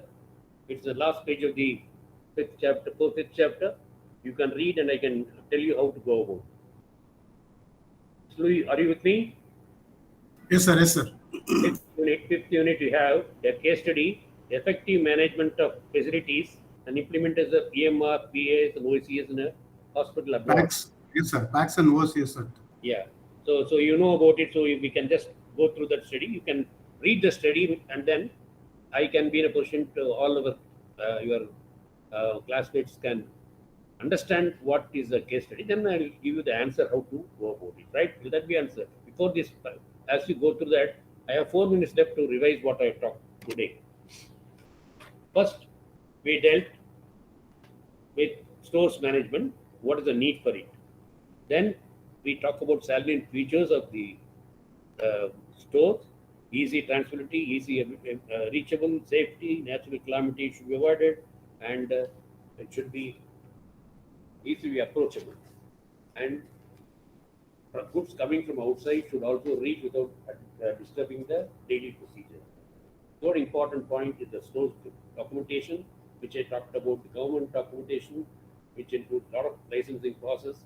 Then you have the purchase order, purchase invoice, then you have sales price of the drugs, government regulations, pharmacy license, shop and establishment license, labor license, ESCC permission, Provident Commissioner's permission, all these are there. And also the nearing expiry drugs should be checked and really kept separate place, and that can be sent back to the company. If you send back to the company before 45 days, you get full replacement for this drug. That I forgot to mention about it. And I also mentioned about the storage area based on the structural design, and also mentioned about the types of layout based on product, based on fixed position product, based on the commonly used product, based on the size of the product, and the size mean mere size of the product, and the usage and the layout based on the usage, and the different types of stores available in a hospital. That is your subject for the day for the fifth chapter of your subject. So totally there are 8 chapters. So what I prefer to do is, let me complete the 8 chapters. Okay, now I haven't promised you 5th chapter. I will give you the PPT for 1, 2, 3, 4, 5. Split it. Slowly you can go through that. Maybe by Wednesday, because I also got other assignment. Like, since the exams are coming very fast, I have the other assignment in program where I'm tied up on Saturdays and Sundays of next week. So I have to help you out with the PPT, which I promised for first unit, second unit, and third unit. You will get it by Wednesday in your group. Please interact and pass on this information to our group members. I could see only 20 or 25 of them on the group. The rest of them are not there in the group. This is mainly for us to interact and not disturbing the director of distance education for small help, like materials. You can disturb them only for examination related purpose, admission related purpose, payment related purpose. Otherwise, managing all these people, sitting there in the director's task. I have seen the director and the board conveners for the past so many years managing diversified questions from different parts of the country. So leave them alone, leave them to conduct the examination, leave them to send the material. We are here to help you, to guide you how to write the exam, how to go through, how to get through successfully. Okay. With that, I'll request Luis to read the case study, which is there. Are you ready, Mr. Luis? Yes, sir. Yeah. Case study: effective management of facilities through implementation of EMR, electronic medical records, and PACS, picture archiving and communicating system, and OCS, order communication system, at India University Pike Hospital. project implementation of electronic medical records, EMR, PACS and OCS. Applicable hospitals, India University Pike Hospital, term 2008 to 2010. Background, the hospital evaluation system directed by Ministry of Health and Welfare record the implementation of electronic medical records, EMR, PACS and OCS. Management of various facilities was increasing, becoming difficult due to increase in patients. It was also time the outmoded and obsolete servers were replaced. The following figure shows how each element is connected with EMR system. EMR system is connected with doctors, patients, laboratory, pharmacy, hospital administration, and hospital medical department 1, 2, 3. Hospital medical department 1 and 2 and 3. That figure shows this EMR system is connected with all these things. Systems introduce DB server, Fujitsu, general server, Fujitsu, storage, Fujitsu, EMR, Fujitsu, PACS, Infinite. Benefits, the implementation of EMR, PACS, and OCS at India University Pike Hospital made it easier to effectively manage all the facilities. Personnel in all departments as well as the departments itself can be connected and managed through this implementation. Some of the advantages obtained through this implementation are detailed below. Number one advantage is change in routine processes. Hospital processes have changed and quickened to provide output to the patients and attendants for any further treatment or any process. Number two, increased productivity. Productivity is further improved by the digital nature of the chart, which now makes it possible for multiple medical professionals so conveniently view the same chart simultaneously. Number three is reliable. EMR authenticates records by a public authentication institute. It also improved the hospital's image and reliability. Number four, improved job efficiency. EMR has also improved job efficiency in the IT department at India University Pike Hospital. Yeah. Now from this, what are the questions asked? Discussion question number one, what are the various stores in the hospital that can be linked to the systems mentioned in the case study? Yeah. Discuss. Yeah. Now, thank you, Luis. Now, anybody could understand what is the thing, what is discussed, Mr. Luis? There are three software systems available. He has mentioned about first question. Can you just read out for the benefit of all? Luis? What are the various stores in the hospital that can be linked to the systems mentioned in the case study? Yeah. So in the case study, there is one various software available. One is EMR you are talking about. What are the three departments which are linked? Can anybody, you've got a book with you, can just refer and tell me the answer? Yeah? Yes, Dr. Pawan Sharma. Sir, medical store, drug store, surgical store, general store. These all can be connected with LAN connection, sir, in computerized manner, so that everyone can see which medicine is available and which are not. Okay. Now, the question is in the case study. You cannot give something which is not there in the case study. Case study. Anybody else can help out on this? The question is very clear. What are the different departments which are linked to the person, the concerned ID? So you have to explain. What are the departments? Three. You are getting the question or not? All of you. 14 of you are present here. Are you getting the question? Luis, sir, kindly unmute and tell, for the benefit of our classmates, what are the three departments? What should they answer? If you write just 1, 2, 3 department, you will not get marks. You should be in a position to tell what are the department, how it is useful using the software. Can you just explain to them, sir? Unmute yourself and explain what are the 3 departments. So EMR is linked with all doctors, patients, laboratory, pharmacy, and Laboratory, admin. yeah, laboratories, pharmacy, And admin. Yeah. Patients, doctors, admin, hospital so admin. all the vital departments of the hospital has been linked. Yes, So sir. it will be used. It's as good as, I'll unmute yourself. It's as good as hospital information system, HIS we call that. There's another software is available. So this particular case study, the question asked is what are the departments which are linked. So as is correctly put it, Question, sir. Question is various stores, sir. uh, There is what are the various stores in the hospital? yeah. No, the question is you have to very clear. The question is very clear. What are the different departments connected? So he has mentioned about 6 departments. You have to mention these 6 departments. And the case study is very simple. Read twice. Don't writing anything on the case study, please. It's another thing when the invigilator comes. If you find, if he's fine, this is again a personal reminder for all of you. Nothing should be written on the question paper. Please write anything, whatever you got is in your answer sheet, which has got 44 pages. The 44th page has to be used for rough use.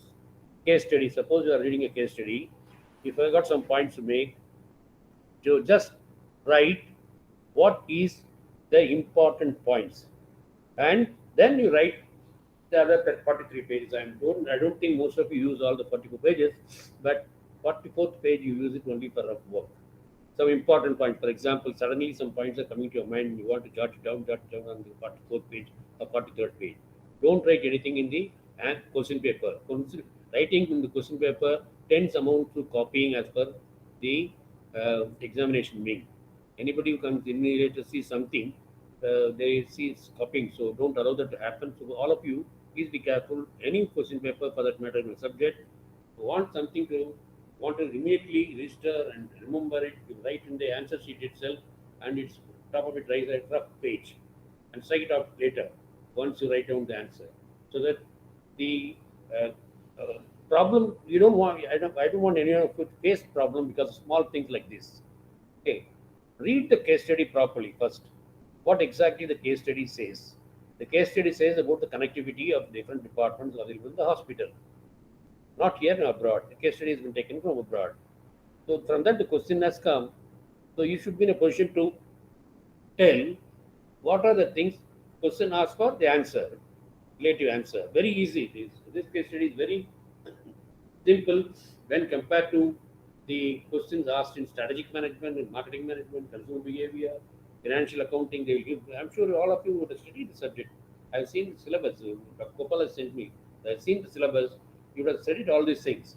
So there you need to have lots of information that will be your question. Here is very simple, concerned with the system available in the hospital and how it's connected.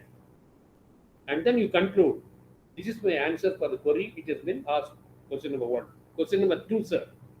We have 2 minutes time left. Question number 2. Mr. Louis. What factors do you think need to be considered for the implementation of the system mentioned in the case study? Yeah. What factors do you think need to be considered for the implementation of the system mentioned in the case?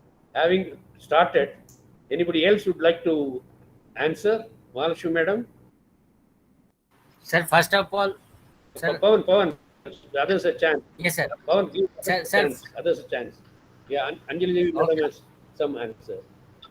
According to you, what are the other things can be used for implementing this system?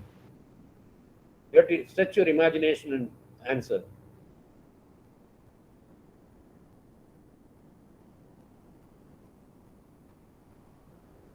Anybody else in the group?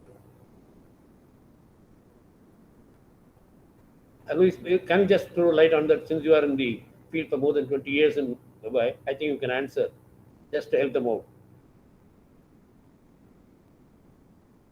Cost only, sir. Yep. Cost. Yeah. Then See, these are all connected to different departments, right? So you can have hospital information systems available now. Software is available now. That's another thing which you can think of it. You can use landman. This is also another thing which you can think of it. There's so many answers can be given, but if you give one or two, that should be all right. Welcome, sir, Gopal, sir. Good evening, Dr. Gopal. Thank you, sir. So kind of you, sir. Thank you.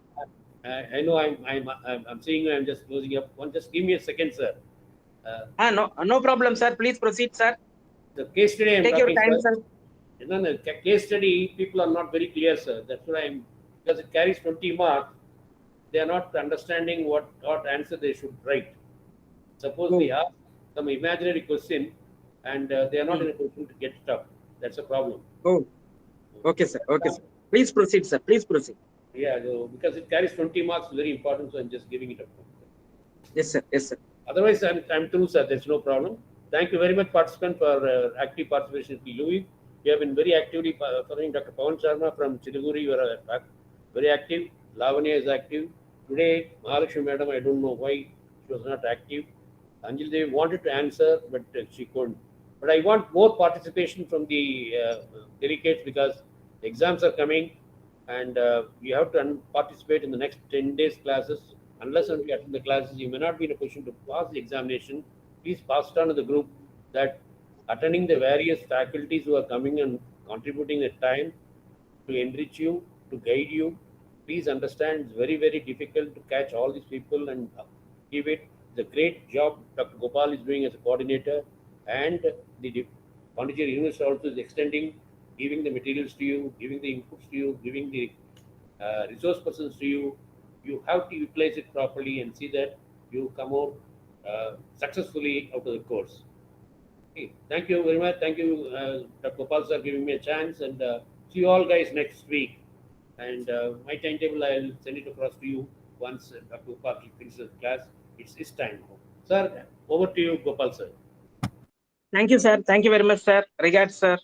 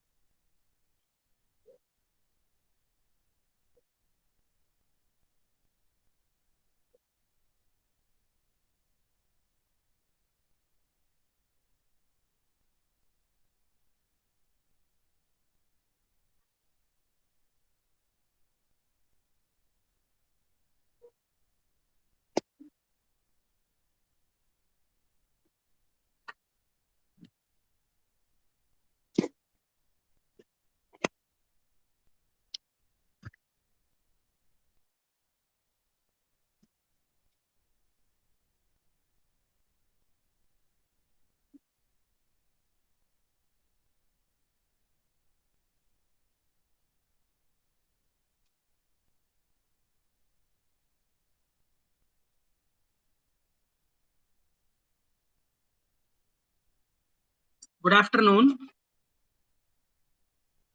Good afternoon. Good afternoon. Am I Good audible? afternoon, sir. Am I visible? Yes, sir. Yes, sir. Good afternoon, sir. Is my slides visible?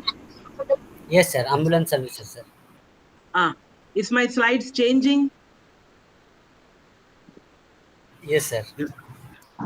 Oh, thank you very much. Thank you very much. So kind of. So kind of. Thank you.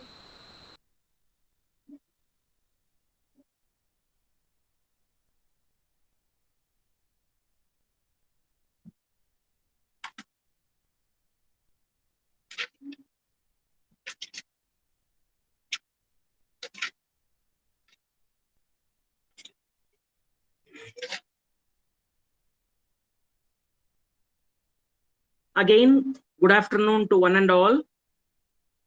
Today, we are going to deal about a topic, ambulance services. In the subject paper 17, hospital facilities management.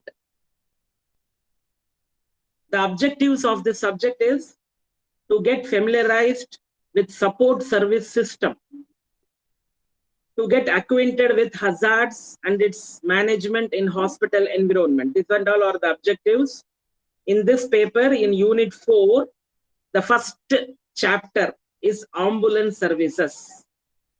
So this ambulance services we are going to deal today. It's a very easy topic, interesting topic. Here you are able to see 108 ambulance. In case if there is an emergency, if you have a mobile phone or a landline, and if you ring 108, so immediately the call will be attended by a call center. They will ask you, where is the spot of the incident? What is the incident? Is it an accident? How many people are affected? And immediately to that location, an ambulance will be rushed. In Pondicherry, because it is a very small place, this call center is not linked to the satellite. So in your mobile phone, if you make a call to 108 ambulance, the call will go to Tamil Nadu. From Tamil Nadu, they will redirect it to Pondicherry. And in Pondicherry, immediately they will send the 108 ambulance. But in Pondicherry, if you call this 108 in landline, then it will directly go to the call center of Pondicherry. Ambulance services 108. Apart from this, Jipmer has its own ambulance. Almost all the hospitals, they have their own ambulance services. Private ambulances are available. Many philanthropic organizations, they have their own ambulance. So in case if you are having the job as a hospital manager, then you need to have knowledge about the ambulance services. What is an ambulance? The ambulance is a vehicle for the transportation of sick or injured people to, from, or between places of treatment for an illness or injury, and in some instances will be provided out of hospital medical care to the patient. I'm just describing the case of Pondicherry. Pondicherry is a very small place. We have primary health centers. So they have divided Pondicherry into various regions, and the primary health center or updated primary health center in one region houses the ambulance. So immediately when there is a call to the call center, they try to locate the place, and the nearby ambulance is informed, and in that ambulance there will be a transport volunteer. So the transport volunteer will immediately take the ambulance and go to the site and transport the patient to the nearby hospital. In this 108 ambulance, the patient will be taken to a government hospital only. The word is often associated with road going emergency ambulances, which form part of a emergency medical services, administering emergency care to those with acute medicinal problems. The term ambulance does, however, extend to a wider range of vehicles other than those with flashing warning lights and sirens. The term also includes a large number of non-urgent ambulances, which are for transport of patients without an urgent acute condition. Usually, when there is a medical camp, when they screen patients, and when they refer some of the patients whom they have screened in that medical camp to the hospitals ensures that those referred patients are transported to the hospital for further treatment in an ambulance.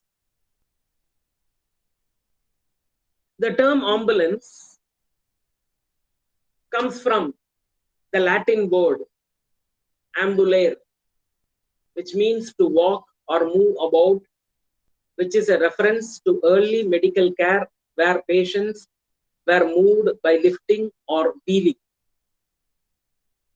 The word originally meant a moving hospital, which follows an army in its movement. Even today, whenever there is a visit by a VIP, like for example, when the Honorable Chief Minister of Tamil Nadu is passing through Pondicherry, so At the end of his convoy, you can see one ambulance following him. In that ambulance, there will be a cardiologist, there will be an emergency physician. So they will be following the VIP till he crosses the Pondicherry border, and then Tamil Nadu ambulance will take over. Also, when there is a military convoy going, so there will be an ambulance in case there is an ambush sent to provide first aid. An ambulance usually follows. What are the types of ambulances? Ambulances can be grouped into types depending on whether or not they transport patients and under what conditions. The first one is called as emergency ambulance. This is the most common type of ambulance which provides care to patients with acute illness or injury. These can be road-going vans, boats, helicopters, fixed-wing aircraft. They're also known as air ambulances. They lift the patient and they carry him to the hospital. In Chennai, we have a ortho hospital called MIOT, M-I-O-T. So there they have the facility for this air ambulance. Patient transport ambulance. This is a vehicle which has the job of transporting patients to, from, or between places of medical treatment, such as hospital or dialysis center for non-urgent care. These can be vans, buses, or other vehicles. In Pondicherry, the Lions Club, they have a dialysis center. They also have an ambulance. So the geriatric patients who need to undergo dialysis, who are unable to come to the dialysis center, they are brought to the dialysis center through this patient transport ambulance. This patient transport ambulance will not have a siren. Response unit, it is also known as fly car or a quick response vehicle, which is a vehicle which is used to reach an acutely ill patient quickly and provide on-scene care. So in this fly car, usually an emergency respondent who has been trained in first aid, he will be there. Suppose if a person is having a heart attack, so he will be given first aid and then shifted to the hospital. There is one type of ambulance called bariatric ambulance. This is for extremely obese patients. Of late, obesity is a very big problem. Obese patients cannot be transported in normal ambulance. So for them, there is a special ambulance which is equipped with appropriate tools to move and manage these patients. So, emergency ambulance, patient transport ambulance, response ambulance, bariatric ambulance. So ambulances can be broadly classified into 4 types. Now, what are all the equipments that are present in an ambulance? Ambulance are fitted with, number 1, a 2-way radio. They need to communicate to the hospital that they have picked up the patient and they are flying to the hospital, and they will have to say the condition of the patient, and the hospital will be giving some instructions what to be done. So for that, this 2-way radio is very much beneficial. Of late, in many ambulances, the mobile phone with the emergency respondent, that's this 2-way radio job. Trauma lighting. In addition to normal working lighting, ambulances are fitted with special lighting. Recently, in one industry, the boiler busted, and the person who was attending the boiler, he faced injuries from a broken glass jar. So there were a lot of glass pieces in his body. So because that ambulance that took him to the hospital had a trauma lighting, the emergency responder was able to pick up the small glass pieces. Air conditioning is very important in ambulance. This helps to maintain an appropriate temperature for the patient being treated, but may also feature additional features like the filtering the air against airborne pathogens. Nowadays, most of the sophisticated ambulances are fitted with the data recorders. In many small hospitals, an ordinary Maruti Omni van is converted into an ambulance. But in some good hospitals, where they have a real ambulance, the ambulance are fitted with data recorders. They record the information as speed, braking power, time of starting the journey, end time, kilometers traveled, siren, whether the accompanying person has used the seat belt, whether the driver has used the seat belt. All such data are recorded. Usually, when an ambulance driver, because of the emergency, hits somebody on the road, then it is not an offense. But usually it doesn't happen. That is why the ambulance drivers are trained. All ambulances, they have a visual warning. You can see a red and blue light blinkering. Ambulances are also fitted with audible warnings. You can see a siren. And usually in the ambulance, the word ambulance will be written as a mirror image. The reason being, the vehicles that are going in the front, through the rear mirror, they will be seeing the ambulance that is coming in from the behind. So in that case, if that ambulance is written as a mirror image, in the rear mirror of the vehicles going in the front, they will be able to read the word ambulance in the correct form. So that is why in all the ambulances in the front, the word ambulance will be written as a mirror image.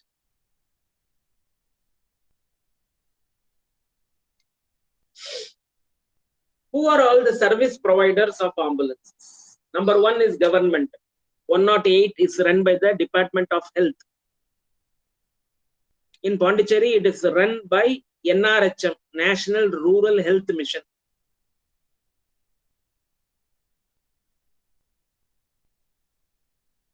This government ambulances, they operate separately from, although alongside the fire and police service of the area. These ambulances are funded by local or national government. Lot of NGOs, they support the government ambulance services. Like for example, there is an NGO called Alert, which is very active in Chennai and Coimbatore, and now started its activities in Pondicherry. So this Alert has an app. This app is installed in almost all the drivers. So the drivers, when they come across an accident, they click the app and then they click an accident button, and immediately information is gone to Alert headquarters, 108 ambulance headquarters, nearby hospital, to the police station, and to the revenue department. So when by a click of a single button, information is passed on to all the stakeholders, and everybody is alert to receive the accident victim. Volunteer ambulance services. Many volunteer organizations for charity, non-profit companies, they operate ambulances, both in an emergency and for patient transport function. There are private paid and free ambulance services. normal commercial companies with paid employees, but often on contract to the local or national government. Big companies, it is mandatory for them to have an ambulance, so they hire these private ambulance services.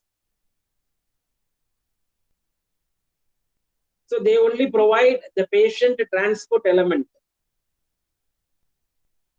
Charity ambulances. This special type of ambulance is provided by a charity for the purpose of taking sick children or adults to other hospitals. So these and all are the service providers. Again, there are specialized ambulances. Ambulances specialized for accident. Ambulances specialized for heart attack. So this ambulance is called as cardiac ambulance. A cardiac ambulance usually have either a trained emergency responder, volunteer, or a trained nurse or a doctor. They have ECG and cardiac monitor. Defibrillator is fitted in the ambulance. They have a portable ventilator. They have a suction machine. They have an oxygen cylinder. They have a pulse oximeter. They have a resuscitation kit. They have all stock of emergency medicine. They have a syringe pump, pacemaker, nebulizer, BiPAP, and spine board. So these and all are the instruments that are present in an cardiac ambulance.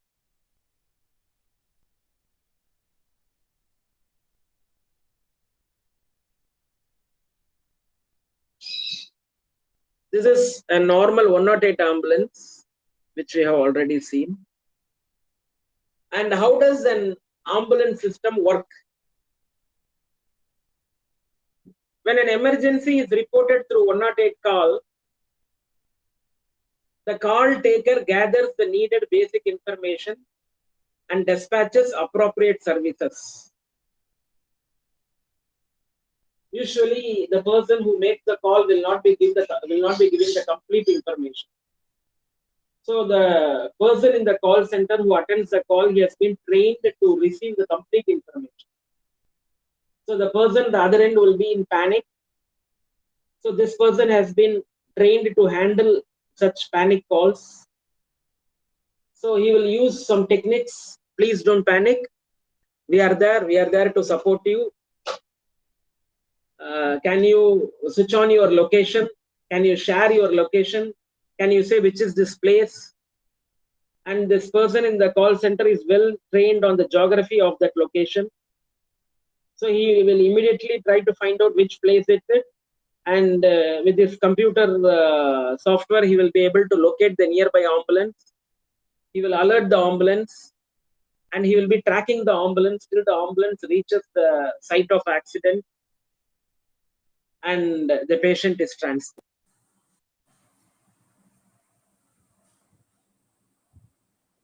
The basic information that has to be gathered by the call center person.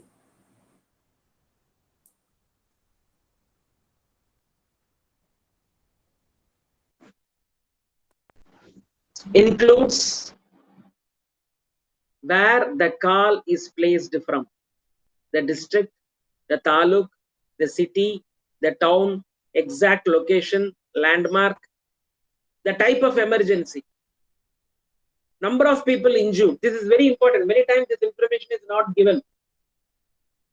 So around some 6-7 people would have been injured. They will say there is an accident, we need ambulance. And they will send one ambulance. In one ambulance, only one patient can be transported. For the other 5, again the information will go late and the ambulance will be reaching for the other 5 late.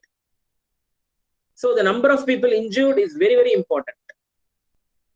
The local caller's name and contact number for local guidance is required. But many people who make the call, they will not be giving their mobile number or they will not be revealing their name because they are afraid tomorrow if there is a police case, they may be called to the police station and they don't have the time to come to the police station or to the court. The central government and all the state governments have made it mandatory that there is a law implemented called Good Samaritan Law. What is that law? If a person assists a person who has been affected by an accident, and if he helps him, then he will be recognized by the government, appreciated, and he will receive a financial gift of 5,000 rupees in Pondicherry, 10,000 rupees in Tamil Nadu. And the court has made it very clear that the person who gives information about the accident, he should not be tortured or he should not be called to the hospital or to the police station. So thereby they ease the fear of the caller.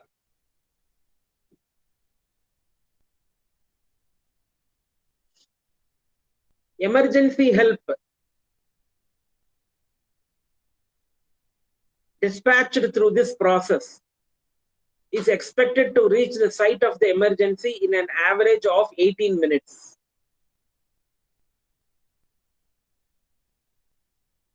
So if the patient reaches within an hour, that is called as golden hour. If the patient reaches within minutes, then it is called platinum hour. Pre-hospital care will be given to patients being transported to the nearest hospital. This services, 108 services, is free to the patients.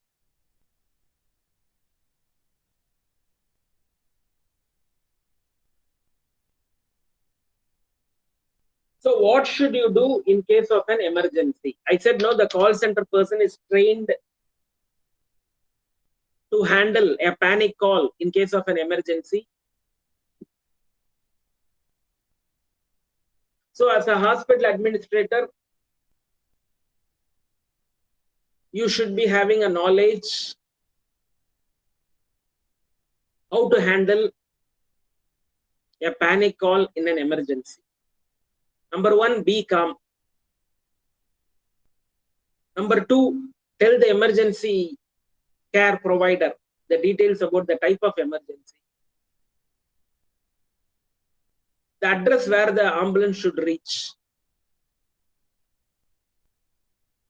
the phone number of the caller, because in case if the driver has some problem in identifying the location, the patient's age, sex, or some known medical history, if any, the condition of the patient, the type of injury. So these informations are very, very important and required to provide the correct ambulance services. So with this, we complete this small unit of ambulance services. So initially you have to define what is an ambulance. Then you will have to say the types of ambulance: emergency ambulance, patient transport ambulance, bariatric ambulance, quick response ambulance. What are all the equipments that are fitted in an ambulance? Who all provides ambulance services? What are all the sophisticated instruments available in a cardiac ambulance? How does this ambulance services work? And in case if there is a panic call, how to calm down the caller and get the maximum required information from the caller. So all this comes under ambulance service.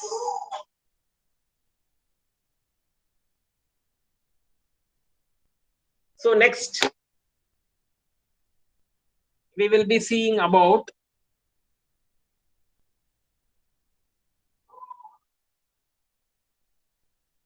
a topic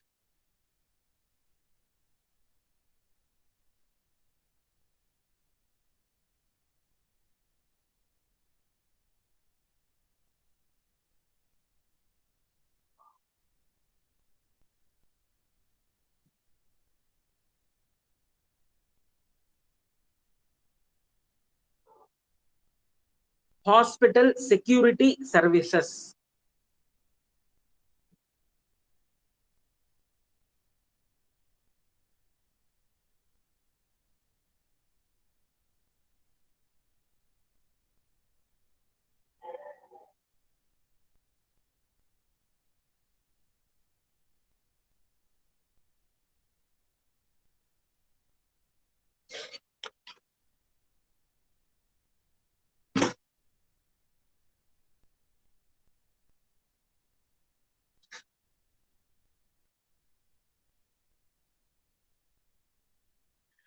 Am I audible? Yes, sir. Thank you. Is my slide visible? Yes, sir. Is my slide changing? Yes, sir.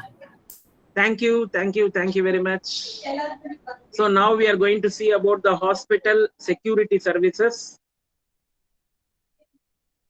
Again, in paper 17, under the subject hospital facilities management, in unit 4, you have ambulance services, mortuary services, and hospital security services.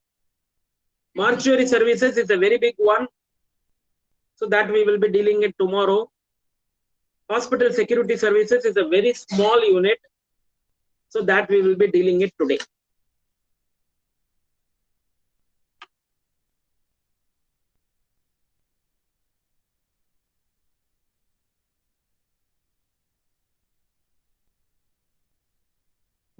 Hospital security services is usually asked as a short question.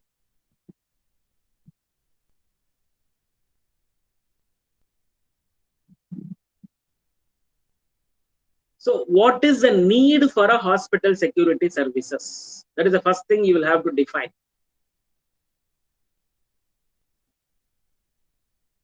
Number 1, hospital is a people intensive place. More number of people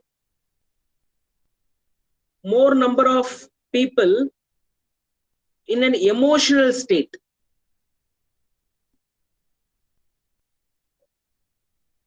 Of late, the major problem in the security of a hospital is in the newborn ward. There has been reports in the newspaper that in a newborn ward, newborn children are missing. They are stolen. So this is a new area where the hospital security services are very much required.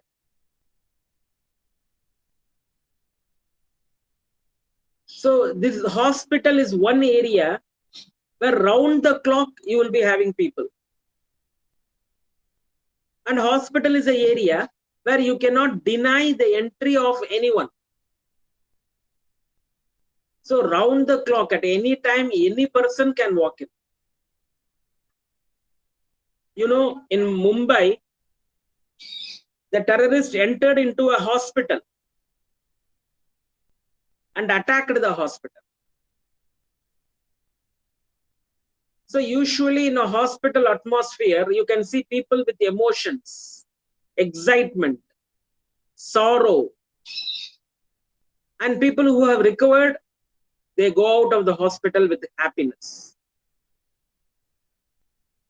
The hospital staff operates in a tense atmosphere, resulting in irritation, confrontation, conflict, aggression, threatening life of the hospital staff.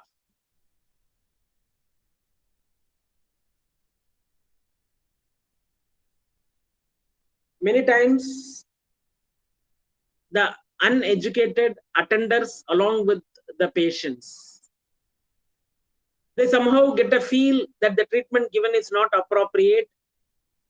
And in case if there is a risk, if the patient dies, then there are chances that have been reported in the newspaper that they attack the healthcare providers and the hospital.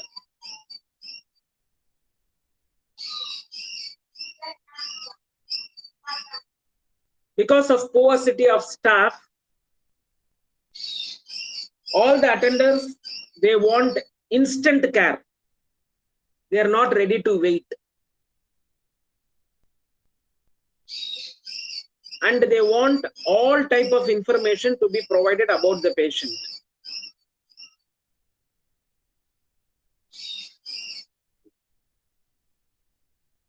So when this demand of the attender is not met out, then there is more confrontation. CT scan, MRI, they are all very costly equipments. So the safety of this costly equipment is very, very important. So a hospital security services will have to provide safety to 1, patients, 2, patients attenders, 3, patients property, and number 4, the hospital property.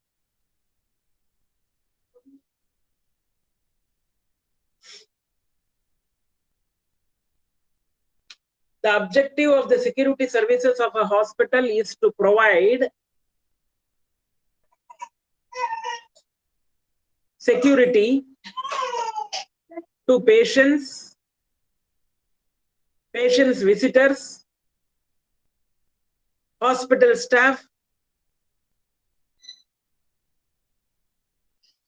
hospital building and fixtures, and the patient's attenders' property.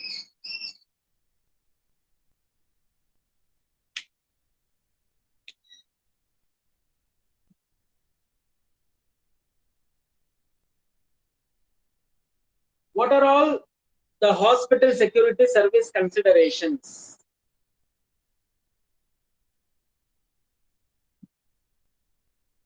In big industries, the entire security is managed using electronic system, using CCTVs.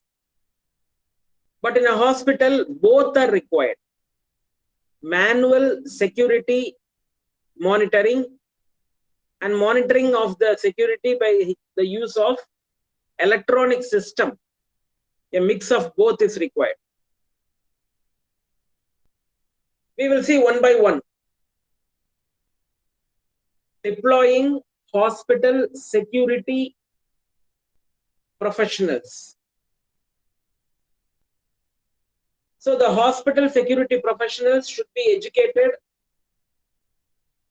They must be trained in handling the patients and their attenders. Usually in a hospital, to ease their functioning, they outsource the hospital security system.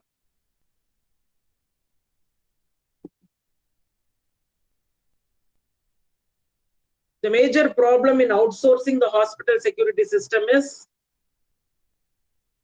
the security personnel sent by the private firm, which has quoted the lowest, they are all retired employees.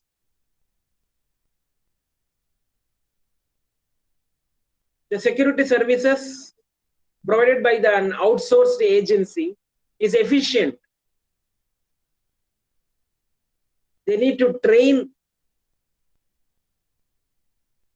the security service people, and when they are from a private sector, they appear to be more dedicated.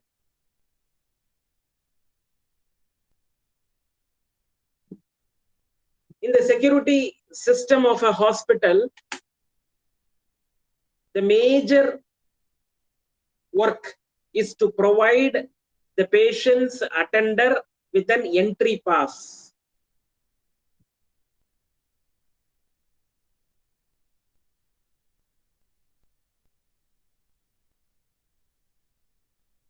It is clearly mentioned that only one patient's attender can visit the patient and provide him with food and other materials and medicine that is required. So initially the patient's attender were given a normal pass, and then it was a pass with a photograph, and then now it is a pass with a QR scanner.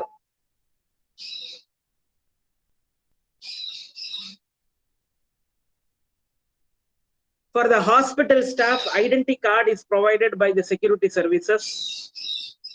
This identity card is a photo-based identity card. In some very good hospitals, they have FTIR where you can scan and know the information about the person who is wearing the ID card.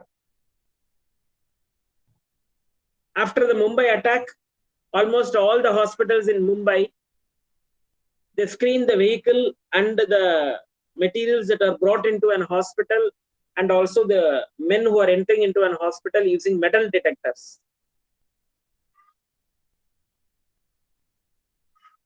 Usually in a hospital, when there is a general bed, when there are more patients, some of the valuables of one patient is taken away by the attender or the other patients.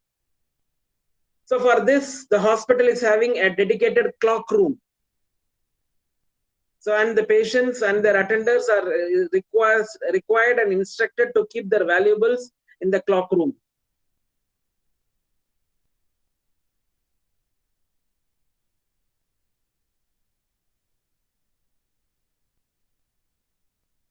What is the organization of the security system?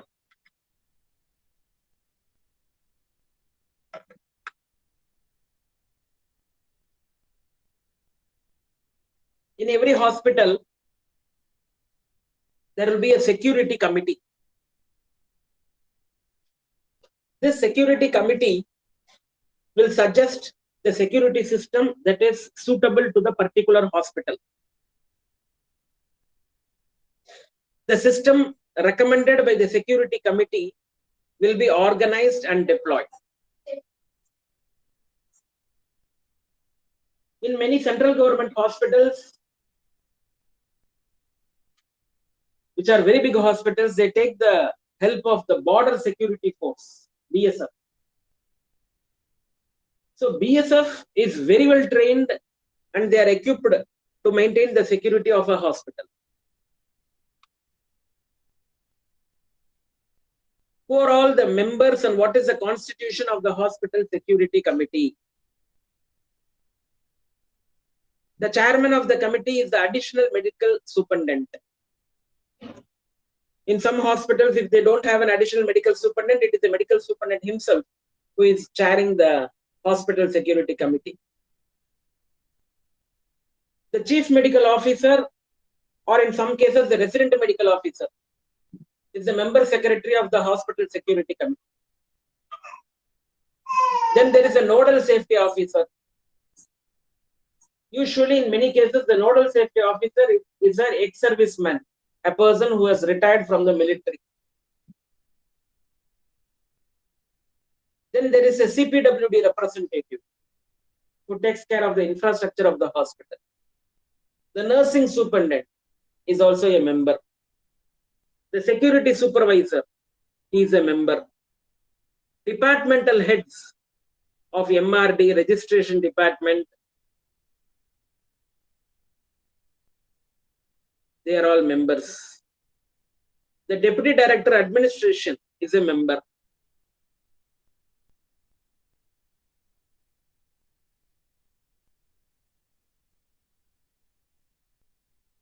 What are the duties of this Hospital Security Committee? The committee is supposed to meet once a month to review the security system. The committee has the power to make policy and guidelines for the deployment of security at various points. Usually, a hospital will be completely covered on all the directions by a compound wall.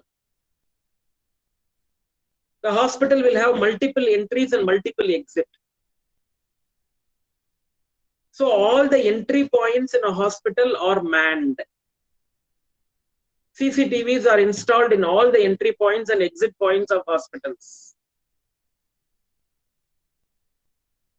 The patients and their attenders are permitted inside the hospital through a dedicated entrance. The vehicles of the patients and their attenders, the parking lot is specified. In the parking lot also, security personnel are deployed because many patients and their attenders, they come in a vehicle, they leave the vehicle, lock the vehicle, and then they go away. So the safety of the vehicle, that has to be ensured.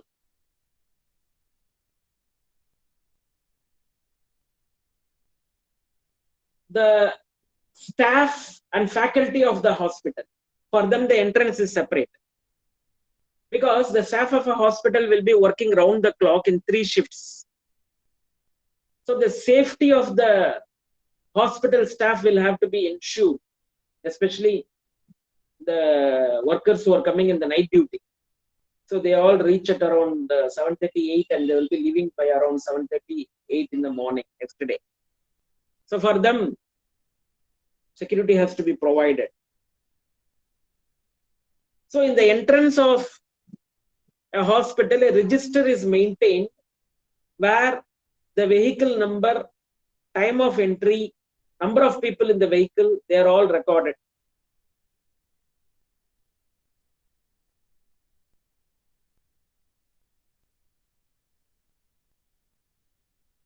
In an OPD, outpatient department, in the morning hours, the number of people who are attending the OPD will be very high. They are streamlined by the hospital security personnel so that they form a line and they can be easily handled. So streamlining the patients and their attenders is a major duty of the hospital security services.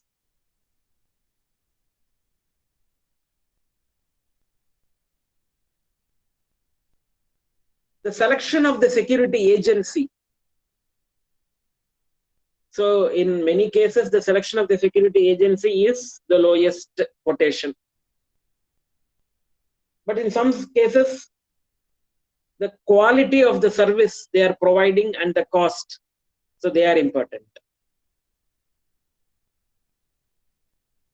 So almost all professional hospitals, they are into an contract with a security agency. And the hospital security committee conducts security audit.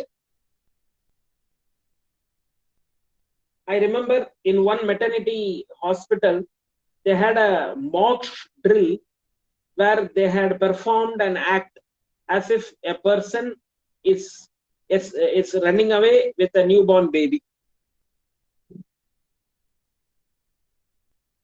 When a new security personnel is appointed, the antecedents of the new security personnel is verified from the police department.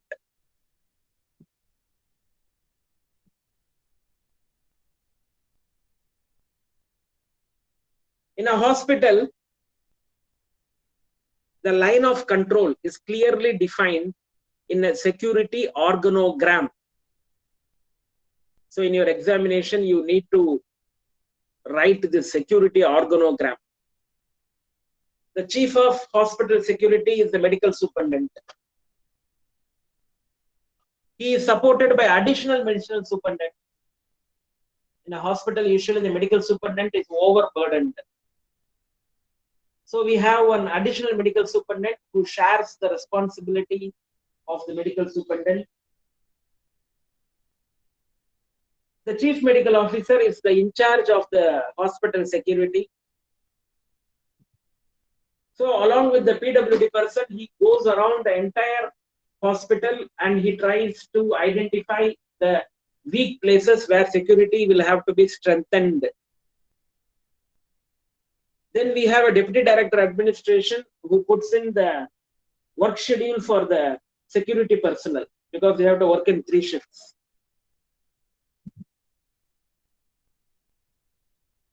Then we have the security supervisor who extracts work from the security men. Then we have a security area in charge who sees that all the CCTVs and other safety equipment that have been installed, whether they are working properly.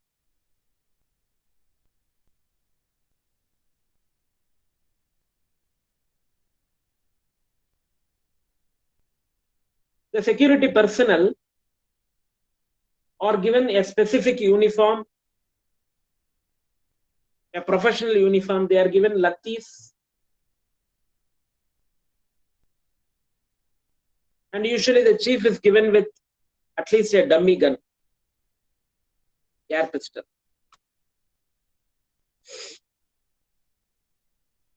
In case of security deployment, a 3-tier system is followed in a hospital. Tier 1 at the entrance of and exit gate of the hospital. Entrance and exit of the hospital. Number 2, at the entrance and exit to the building, to all the building. And 3, at sensitive points like OPD, emergency, female pediatric ward, administrative area, and parking. So this 3-tier security system is very important. And the patrolling teams, they are also engaged. So every 45 minutes, one patrolling team goes around the entire hospital, and any incidences are immediately reported.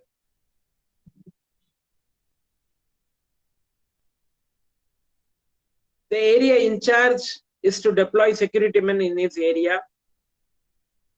Patrolling team will make surprise patrol checks to alert the security.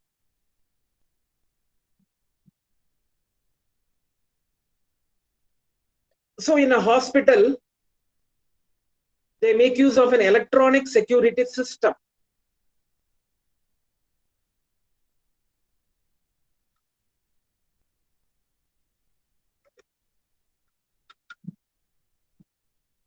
With the advancement in technology, more thrust is being given to electronic system of security management.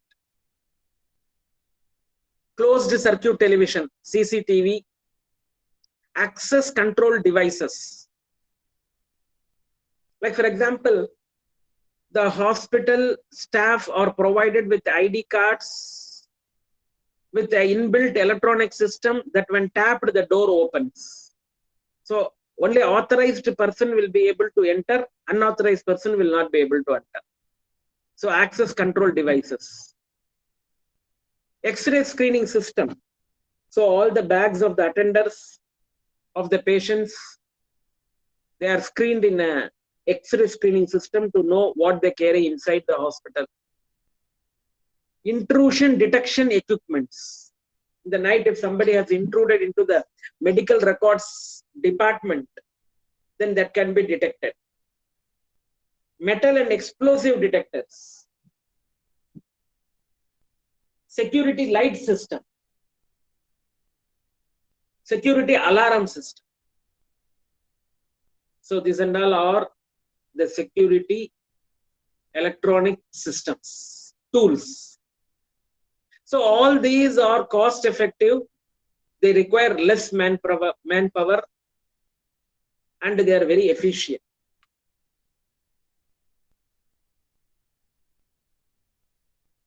We will see about the electronic surveillance system.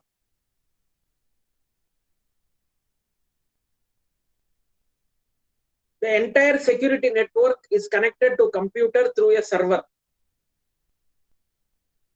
The security personnel sitting at surveillance center can monitor activities at various areas of the hospital. Usually in all the malls, you can see they have a security monitoring center where they monitor all the entrance to the mall. Same is the case with hospitals. The system has a recording provision where they can record the audio and also the video. So for training and for legal purposes, these recordings are used. The people working in the surveillance room are well trained and familiar with the functioning of the computers in the system. Even if there is a power failure, the system will have to function. So such backup, electric backup is provided. The system has an automatic alarm system. In case of an emergency, there will be an alarm. There is a standard operating procedure to turn on the automatic alarm system. The most sophisticated equipments they are maintained by an electronic engineer. So the medical records division is given a viral protection to preserve the data and to prevent hacking of the data. So all these are working round the clock.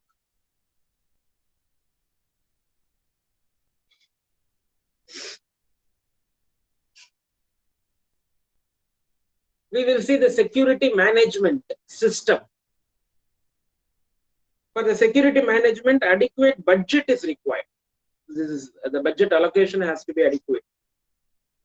They enter into a contract with a reputed security management firm, and the contract has to be renewed with all inputs.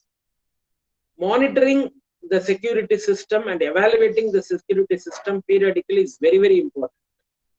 A clear-cut policy and guidelines of the hospital security system is required.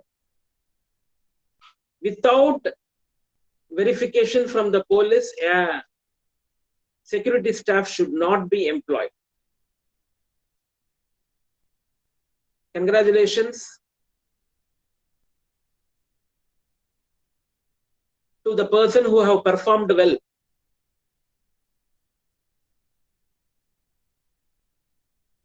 Usually in the entrance of a security chamber, you can see that the best security personnel in the last 1 month, 15 days or 1 week, his photograph will be placed and the work that he has done will be appreciated.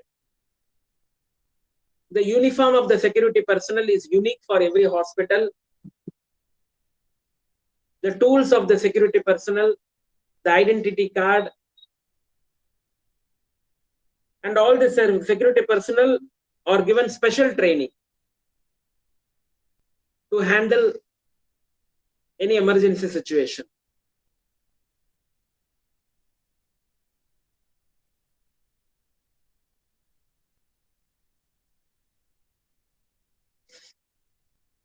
We will see about the hybrid security system.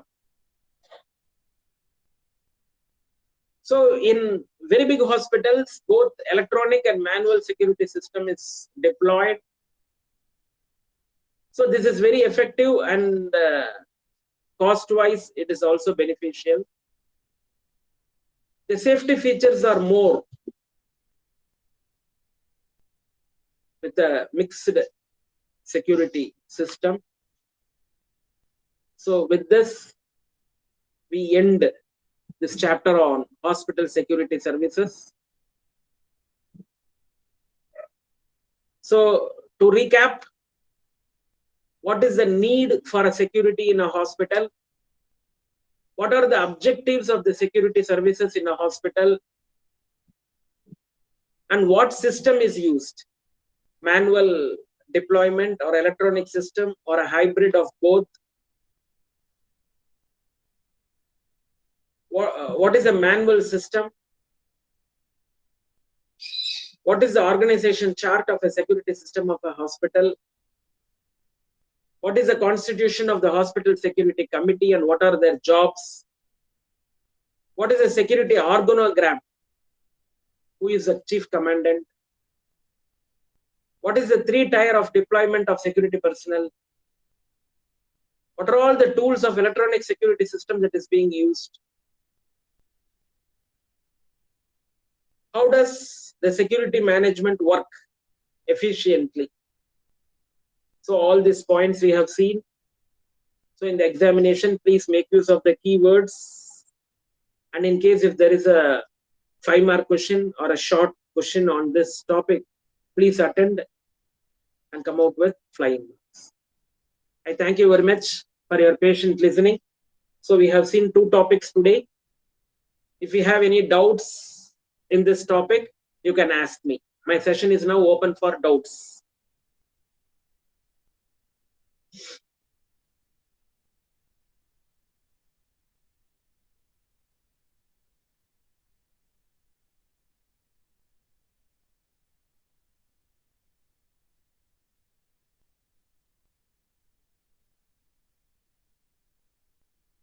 Do you have any doubts? Okay. If we don't have any doubts, then we can call it a day. Thank you very much. Thank you for your active participation. I thank you.